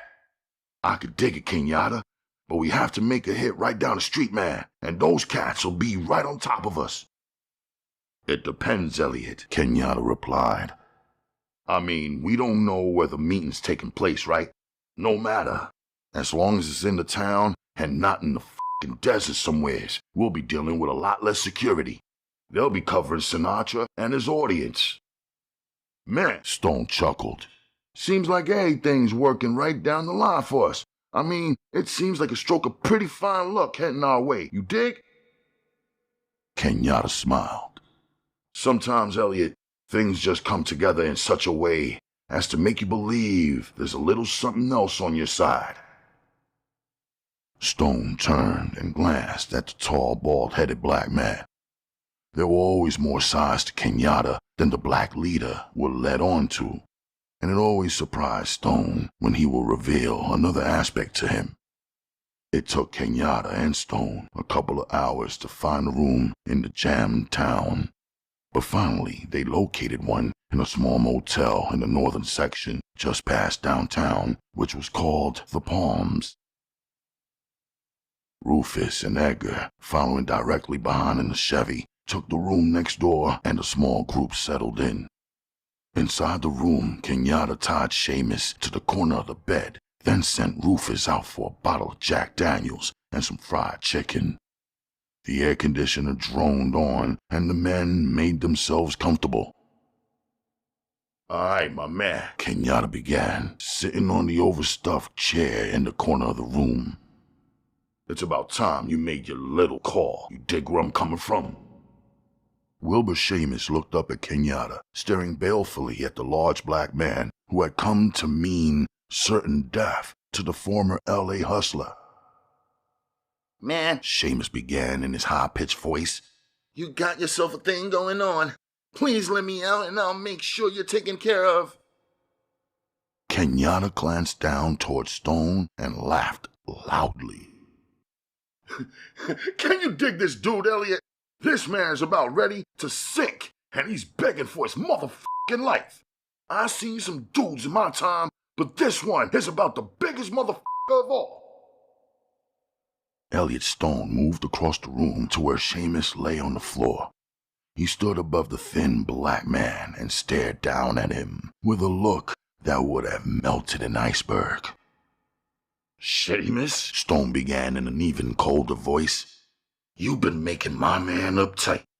Now, I suggest you do as he says, lest you want to die a death the likes of which you couldn't imagine." Kenyatta watched Seamus, then raised a glass of Jack Daniels to his lips and took a huge swig. He had seen men in the throes of terror before, and most men would react in much the same way. It was the common, unspoken admission of pure terror and horror. A man could only go on for so long before his control gave out. Seamus had just evaporated. "Now listen, man," Kenyatta began softly. "We ain't gonna hurt you. Just make that call. Set it up, you dig?" Seamus looked pleadingly at Kenyatta. Man, you don't know these people. You got the number. You call them. I got to get out, Kenyatta. They'll kill me. Kenyatta lifted himself off the chair and moved beside Stone. Both men stared down at the pathetic figure. "Elliot," Kenyatta began, "this dude is begging for his life. I just wonder how many poor fuckers he's responsible for killing just so he could wear these fine threads. And he's just pissed in like a schoolchild." "Ain't no way to tell, Ken," Stone replied. "Man's pushed a lot of dope into our community. A whole lot." Seamus looked from one to the other, realizing that there was no chance for him with men like these. All his life, the ghetto pusher had been dealing with men who could be bought, men to whom the dollar was the common denominator of all existence. Once a man left that realm, dudes like Seamus were incapable of understanding them, let alone dealing with them. "Well," Kenyatta said finally, "looks like our man has a choice. I mean, we either cut his off right here, or we give him the chance to make that call. Pretty good f***ing choice if you ask me. The thin black man cringed. Okay, man. I'll make the motherfucking call. Kenyatta turned and went back to his chair. Stone reached for the phone, tapped for an outside number, and gave the receiver to Seamus. As Seamus asked the operator to dial the number, Kenyatta listened, making sure it was the same one that Manning had given him out on the desert earlier that night. Seamus spoke with his man for a minute, then held the receiver away from his ear. He wants to meet at the sand dunes, 10 miles north of here. Kenyatta shook his head. No f***ing way. We meet at his place, where he lives, or we don't meet at all. Seamus relayed the message. Finally, he nodded his head and turned back to Kenyatta. 10, tomorrow night, he said. Ish. We make it at midnight, Kenyatta replied. After a few more minutes on the phone, Seamus reached an agreement. He hung up the phone and turned to Kenyatta. Midnight, tomorrow night, the Sands Hotel, the penthouse suite. Stone whistled. Penthouse suite, huh? That's too much, man. From the f***ing streets of Watts to a penthouse suite in Vegas. Man, I never thought I'd make it. Kenyatta laughed. Elliot, baby, you have made it. Only f***ers around here who aren't gonna make it are the god pushermen. Seamus sat on the floor. His hand rested on the telephone. His black knuckles were white. He was gripping the plastic machine as though it was the last thing on earth he would ever touch. He tried to think, attempted to come up with some way of getting himself out of what was coming down. But no matter how hard he tried, there was nothing. His mind had been paralyzed with fear. While Seamus sat alone, drifting into a state of complete fear, Rufus and Edgar returned with the fried chicken. The four men turned on the television set and watched a baseball game, and ate and drank as though they were in Las Vegas with the same intention of having fun that everyone else in town had. While Kenyatta and his men sat in their room at the Palms Motel, a virtual caravan of automobiles was heading up the 4-lane freeway out of Los Angeles and into Las Vegas. Kenyatta's men in the districts of L.A. had gathered after the leader's message had been received from Barstow earlier that evening. Preparations had already been made by Stonewall, and the various groups of men within the organization had been gathering since early that Friday. All told, the group consisted of 38 black men, all of them indoctrinated into Kenyatta's philosophy, most of them with families and all of them highly trained in the use of weapons. Outside Stonewall's home, the 8 automobiles were parked. In the trunks of each was a small arsenal, pistols, rifles, and shotguns. The men moved quietly and efficiently in the quiet neighborhood street in Compton. Black men with more than 2 cars at one time always drew attention, no matter how innocent their activity. On this night, their activities were something a little more than innocent, and they tried to be careful. By 11 o'clock, the caravan was ready. Each car left, carrying at least 4 men dressed in business suits towards Las Vegas. Half the cars took the desert route through Lancaster and Mojave. The other half rode the San Bernardino freeway, then cut over the Angeles Mountains and down into the desert town of Victorville. At about 4 in the morning, the 8 cars would enter the town of Las Vegas. Each of the passengers would be dropped at a different casino where they would have a little breakfast and play the slot machines. The men would wait there until the drivers came back and picked them up. When that pickup would occur would depend upon Kenyatta, who would meet with his 4 district leaders in a small coffee shop on the outskirts of the desert town. After making sure the cars and men were inconspicuously slotted in the many casinos throughout town, Stonewall drove up Las Vegas Boulevard past the luxurious strip hotels, and headed through the downtown area. Finally, he reached the Palms Motel and pulled into the parking lot next to Kenyatta's Cadillac. Kenyatta was inside the room watching a late-night Western on television and sipping his Jack Daniels.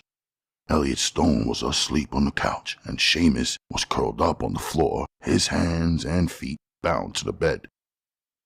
Kenyatta flinched at the first knock on the door, then bounded to his feet, pulling out his .38 and holding it at his side. Yeah? He asked. Stonewall identified himself, and Kenyatta opened the door. The two sat opposite each other in front of the television, speaking in whispers. "Everyone here?" Kenyatta asked. "Yeah, we took separate routes. They're spread out all around town, just waiting for the word." Kenyatta paused as he filled Stonewall's glass with some whiskey. The tall, slim black man raised his glass and saluted Kenyatta. Ken, Stonewall began after taking a long swig. you gotta level with me. Sure, man. I dig where you're coming from. Kenyatta replied. Who is it, man? I mean, we got ourselves a fucking army in this town, and ain't no one knows what it's about, you dig? Kenyatta set his glass down on the small table. Stonewall, we don't know who this is. All we know is that we're meeting at the Sands tomorrow night, midnight, the same time Sinatra opens at Caesar's. Aside from that, and possibly our little pusher friend down there, no one knows nothing.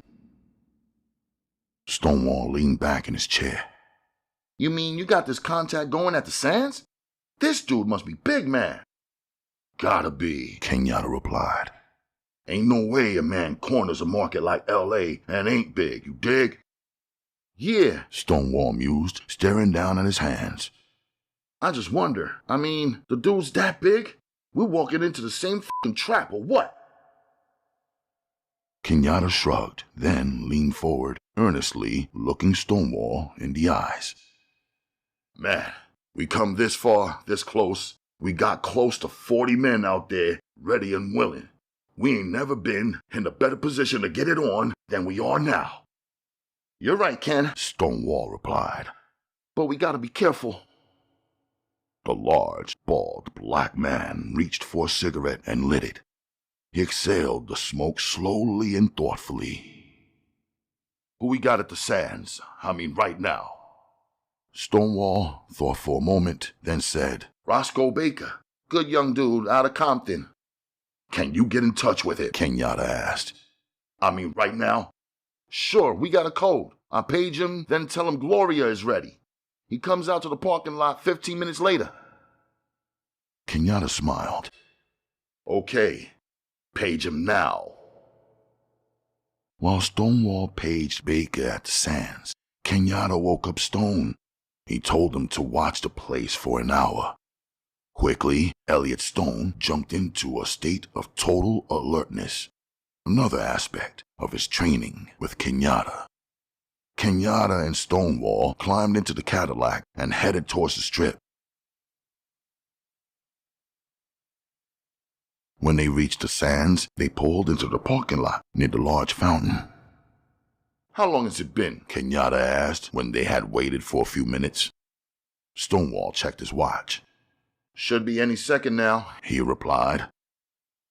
At that moment, a young hip-looking black dude with a stylish afro appeared at the doorway, scanning the parking lot. He spotted the large Cadillac and ambled across the pavement toward Kenyatta and Stonewall. Roscoe Baker peered into the car, recognized Stonewall, and climbed into the back seat. What's happening? Baker asked in a low, easy voice. This here, Stonewall began. is Kenyatta. The reaction was potent as Baker reached across the seat and grasped Kenyatta's hand in a thumb shake. Man, Baker said. it's a groove. Same here, Kenyatta replied. We need some work done, and quick. Stonewall began. Right, Kenyatta continued. We need you to go inside the Sands, check out everything you can about the place, the elevators, the access to the penthouse, where the security guards are, the back entrances, service entrances, everything. You dig where I'm coming from? Baker nodded, then looked towards Stonewall. Then what? The young black asked. Then, Stonewall replied, grab a taxi and have him take you to the Palms Motel on North Las Vegas Drive, room 16. We'll be there waiting. Baker nodded, then turned to Kenyatta. I'll be there in an hour, Kenyatta. Good man. Kenyatta smiled, then shook the young man's hand. In the flash, Baker was out of the car and gliding across the lot as though he were a young stud on the prowl. Kenyatta watched him for a moment, then turned to Stonewall. Looks like a righteous dude, he said. All our cats, Stonewall said, are righteous dudes. Kenyatta looked at his old friend and smiled. He drove through the parking lot and headed back to the small motel. Within an hour, Roscoe Baker appeared at the motel. Elliot Stone opened the door and escorted him inside. They turned on the lights and gathered around the small desk table in the center of the room. Seamus watched the men from the floor, powerless to do or say anything.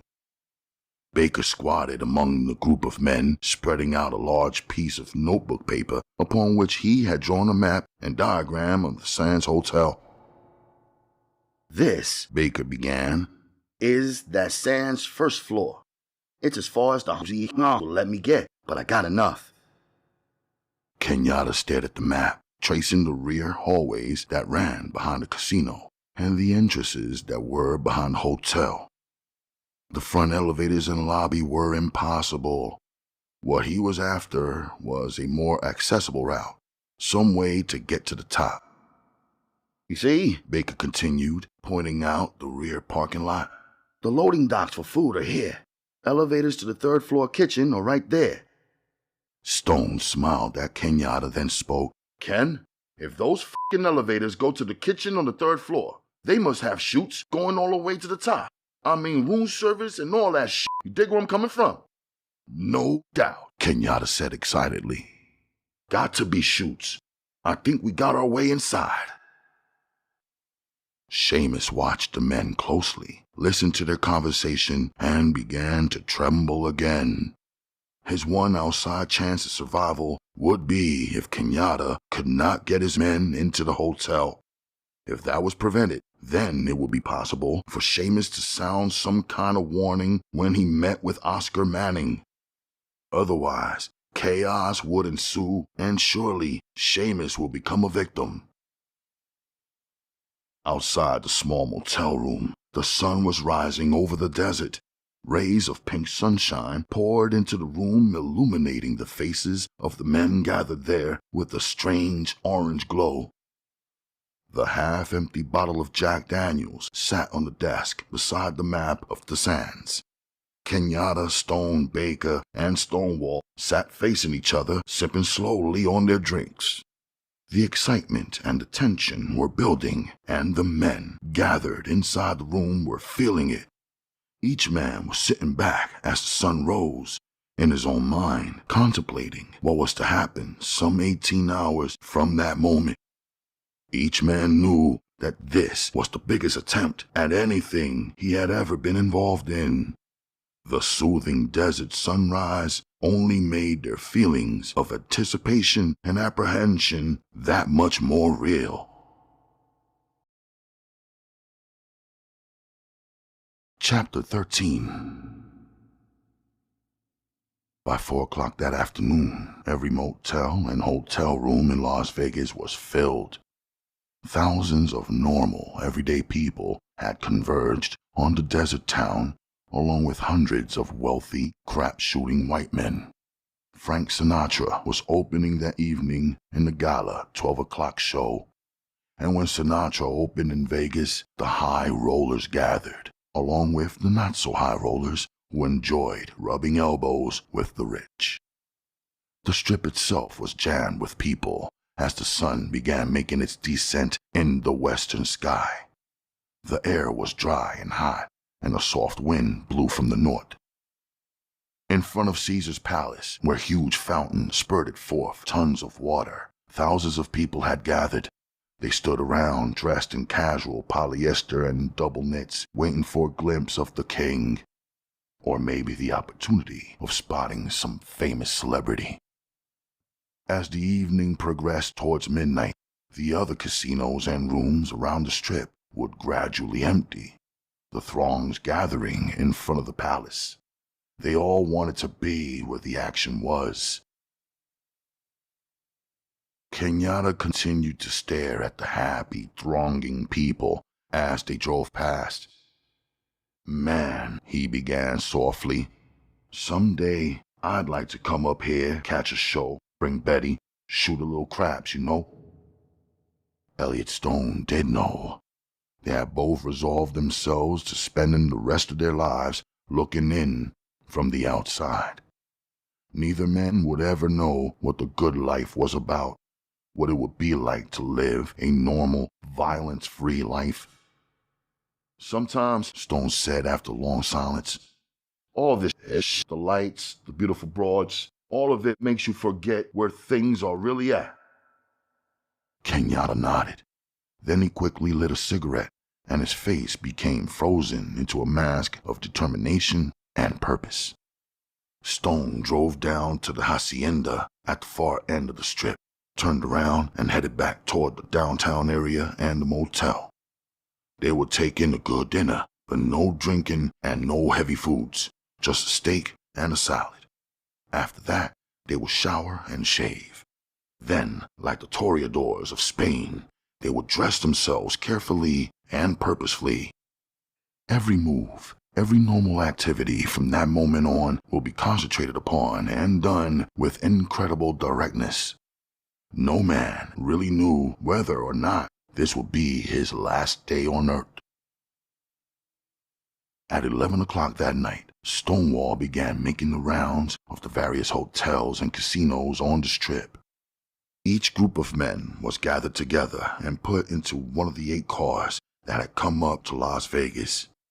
Within 20 minutes, Kenyatta's massive gang was assembled and ready to go. At the Palms Motel, Kenyatta united Wilbur Seamus and allowed the former pusher to change his clothes. The slim black man trembled as he donned a tight-fitting turtleneck and mohair slacks. Kenyatta and Stone, along with Rufus and Edgar, waited for the man until he finished. Finally, Seamus looked a little more like his old self, dapper, mean, and ready to deal. "Everyone check their arms?" Kenyatta asked. "We got it all, Kenyatta," Stone replied, flashing the huge .45 he carried. "Okay, gentlemen," Kenyatta said, leading the way out the door. "We got ourselves some work to do." Kenyatta, Stone, and Seamus climbed into the Cadillac. In the trunk was an empty suitcase supposedly filled with the heroin, but the white powder was still sealed tightly in the lining of the roof. Kenyatta was taking no chances. Even if he lost, he would make sure the smack would never reach the wrong hands. Elliot Stone turned on Las Vegas Boulevard and headed toward downtown. As they passed through the garishly lit center, Rufus and Edgar joined them in the rear, driving the Chevrolet. The strip was virtually empty. It was 15 minutes to 12, and far up the street in front of Caesar's Palace, Kenyatta and Stone could see the milling throng. "Man," Kenyatta exclaimed, "we sure picked a righteous hour." Stone laughed nervously.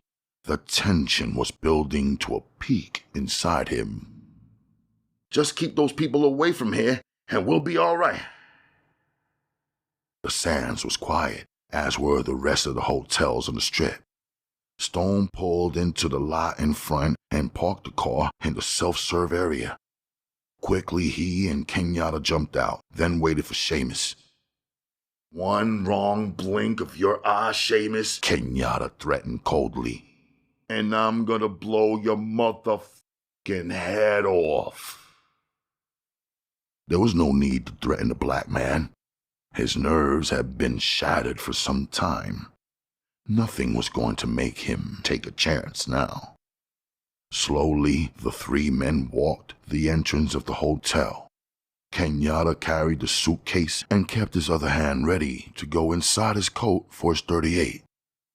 At that moment, in the rear of the hotel, 4 cars slowly cruised the parking lot. One stopped in a space near the service entrance, while another pulled in next to the loading dock. The other 2 pulled into customer slots. 4 men climbed out of each car. Some of them walked stiffly as though limping.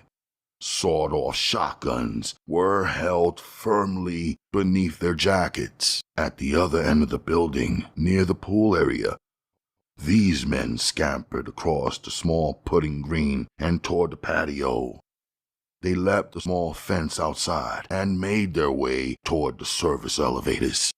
As each man had been picked up along the route, Stonewall had explained quickly the general layout of the hotel. The only routes up to the penthouse would be through the service elevators and the kitchen elevator. According to the diagram drawn up by Roscoe Baker, the men would have to enter the building through the side and the rear, somehow make their way to the elevator and get to the top. The rest would be up to them. Kenyatta, Stone, and Seamus walked quickly through the lobby toward the main elevator. Inside, Kenyatta pushed the button for the penthouse. Before the doors closed, a voice came over the intercom inside the cubicle asking who was calling. Seamus, Kenyatta replied, then added, and friends. Okay, the voice replied. Come on up.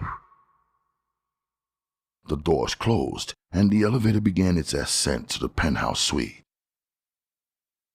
Clement Jenkins stood with his back to the door, staring out of the skyline of Las Vegas. Oscar Manning sat on the couch, nervously puffing on a cigarette. 2 other men, both white, stood at attention on either side of the large plush penthouse. The elevator arrived at the top floor, and Kenyatta and Stone were greeted by a tall, broad-shouldered white man in a neat business suit. He looked at both men, then down at Seamus. He'll see now, the white man said.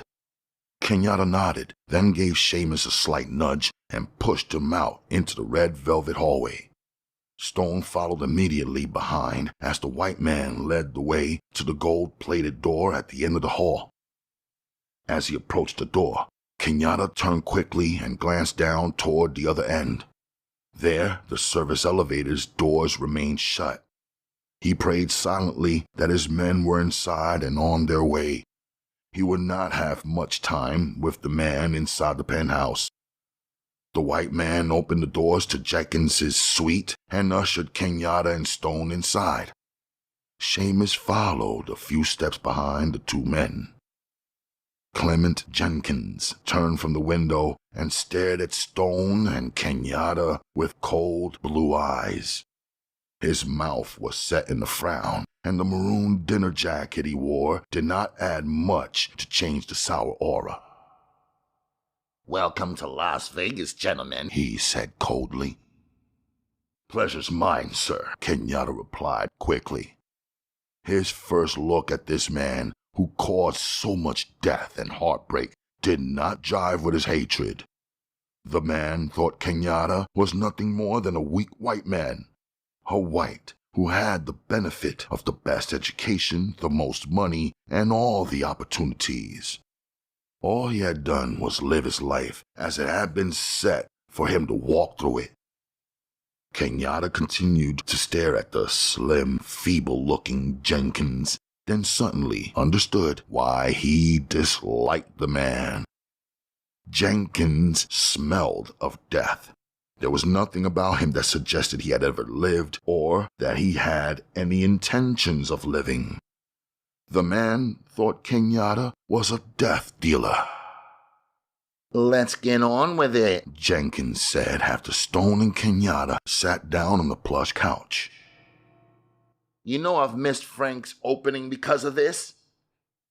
Kenyatta nodded. Yeah, well, we're really sorry about that. Stone sat on the edge of the couch waiting. He knew that Kenyatta would have to make the first move and that everyone was waiting for the first sound of gunfire.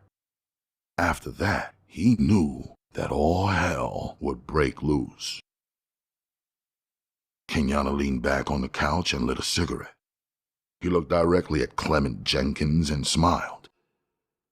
Your man out there in the desert, mister, offered 7.5. Well, the price gonna go up a little bit. All this traveling is shit. Jenkins strode across the room and took a seat behind his huge oak desk. Obviously, the mammoth thing gave him a sense of power. All right, what's the price? 1 flat, mister. $1 million in cold, hard cash. There was a silence in the room.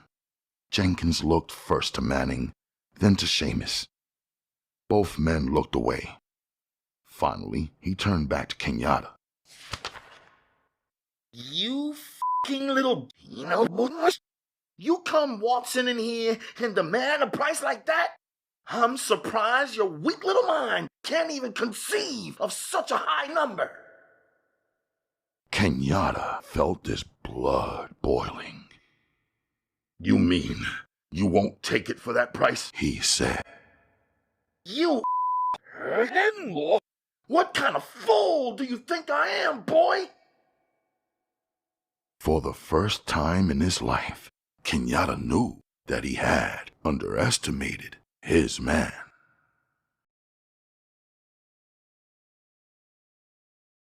Chapter 14. Stonewall stood with his back against the wall of the elevator. There were 16 black men jammed into the small cubicle, riding slowly toward the penthouse suite.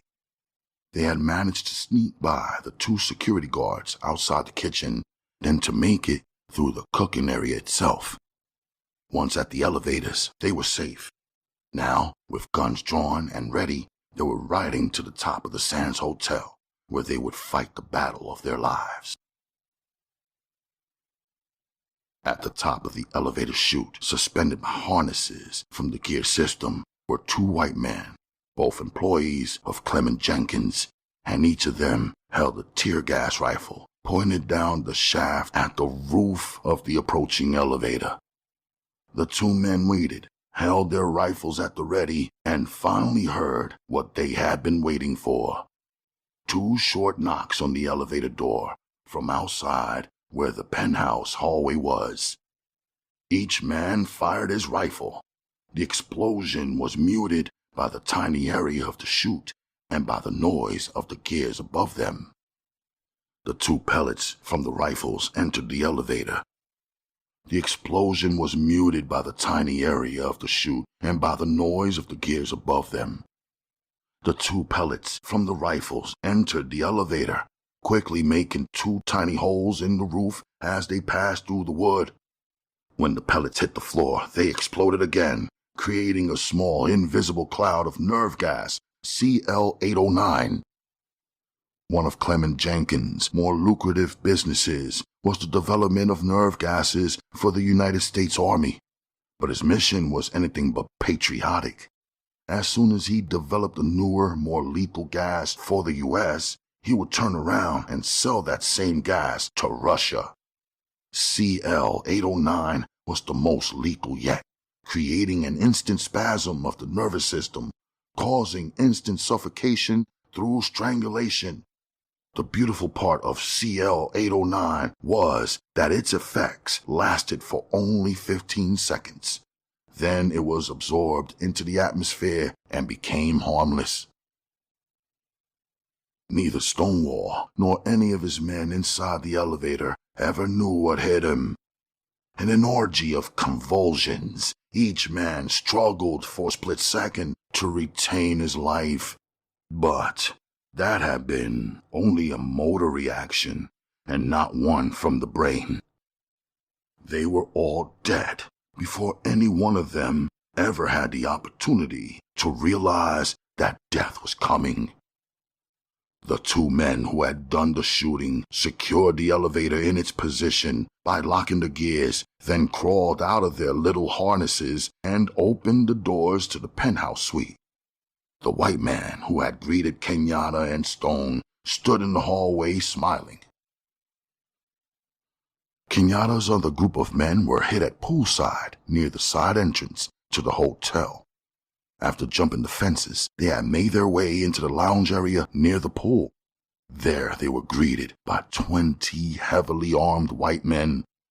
Each of the men carried a submachine gun pointed directly at one of the black men. The black men had not had a chance to shoot. They dropped their pistols and sawed-off shotguns onto the floor and allowed the white army to lead them into the sauna room. 19 of Kenyatta's best men were herded into the small cubicle used to sweat off the fat and blubber of wealthy white men. None of the black men needed to lose a pound from their young, strong frames. The last of the whites shoved the last black man into the sauna room. Before closing the door, he tossed in a small capsule, which exploded like a tiny firecracker upon hitting the ground. The black men inside the room watched the little thing explode. It was the last thing any of them would ever see. Once again, Clement Jenkins had created a marvel. No one in the room really saw either of the two black men pull out the pistols. The first that anyone knew about it was through the retort of the gunshots as both men began firing. Kenyatta took aim at Clement and fired, but the bullet struck the wood frame of the desk, bounced off, and struck Clement in the shoulder. Elliot Stone knew he must knock off the two guards. He lifted his .45 and fired at the one next to the door, attempting to get out his pistol. The bullet struck the man in the forehead. He flew backward, crashing against the wood and screaming out. Stone whirled off the couch and hit the floor, spinning his body around so that he could get a shot at the guard who was standing next to him. But the man was taking direct aim at the big black man. Kenyatta was holding his pistol out with two hands, pointing the gun at Clement's desk. But the white man had fallen to the floor when he was struck by the first bullet. Kenyatta was waiting for the man to crawl out from behind the desk. He wanted to see the white man crawl, the white millionaire who dealt in death. He wanted to see him crawling on his hands and knees, begging for some kind of mercy. Kenyatta would wait all night to see it, to see a man whom he had hated in the abstract for so many years beg him for his life. But Kenyatta was not to see this. The guard in the corner of the room pulled the trigger of his .45. The bullet struck Kenyatta in the back of the head, sending pieces of his shattered skull flying against Clement's oak desk. With half of his head shot away, Kenyatta tumbled forward and fell onto the superb shag rug. Elliot Stone knew where the bullet had gone. He had been aiming at the guard's stomach, but now raised his sights to the man's eyes. He leveled his barrel, then pulled the trigger. The guard froze for a moment as the right side of his face exploded into a mass of blood and eye tissue. His entire right side was oozing with brain matter. He stood there for a moment, his other eye wandering wildly in his skull, then fell back against the wall. There was no time to think anymore for Elliot Stone. Manning and Seamus were huddled in the corner of the room, both men, black and white, clutching at each other as though there was safety in their position. Stone raised his gun, looked into the terrified faces of both men, and fired twice. Each man was struck in the neck. The cords and bone tissue erupted from their bodies as their heads were snapped back with a sickening sound. As their heads rolled ungainly on their shoulders, they still clutched at each other, now locked tightly by the fear of death. Suddenly, the penthouse was silent.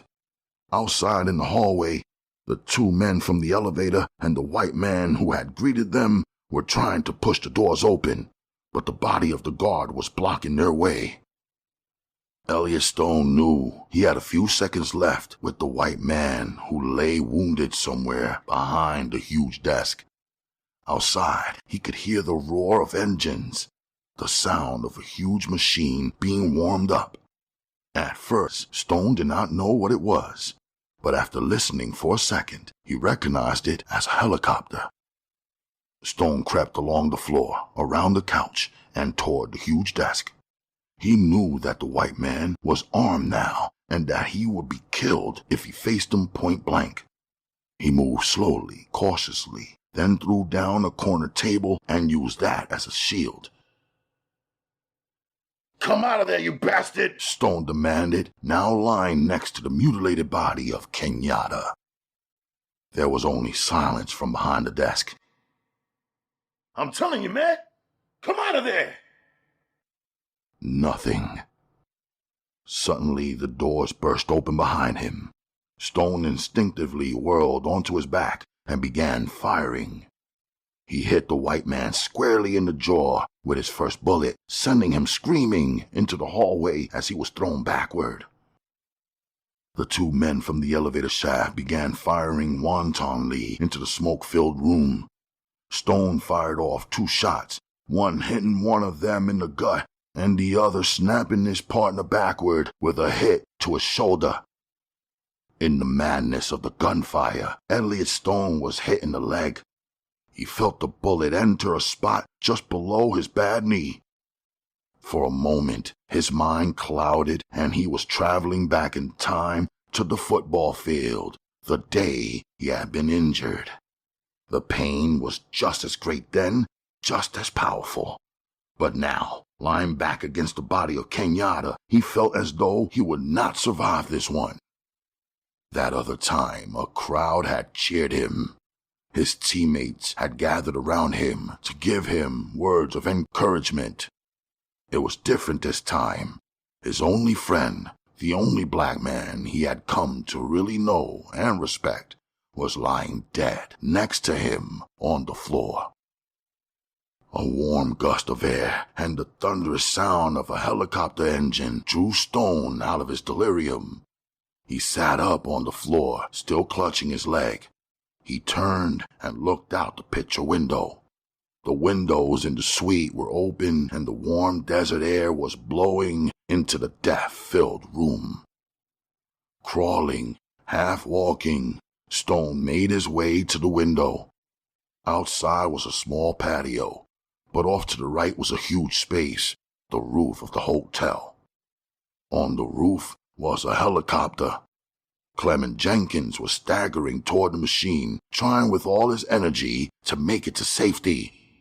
You bastard! Stone cried as he ran out onto the patio and toward the waiting chopper. The young black held his gun, pointed toward Jenkins, waiting, just waiting to get within range. Finally, Stone was within shooting distance. Jenkins was at the side of the helicopter, struggling to get up into the open doorway. Stone fired.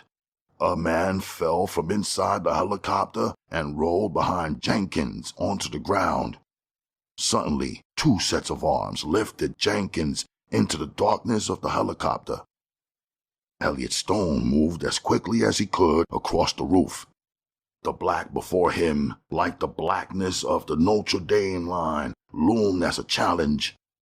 The former running back moved toward the jungle, toward the open field, but the darkness remained. The helicopter was now 15, then 20, then 30 feet above his head. Stone fired at the machine, using his last bullet, but the bullet shot into the night sky, traveling to infinity. The last glimpse Elliot Stone had of the chopper was one he would never forget. The half-smiling, half-frightened face of the small, thin white man. It was a ghostly image that peered from within the darkness of the chopper down at Stone.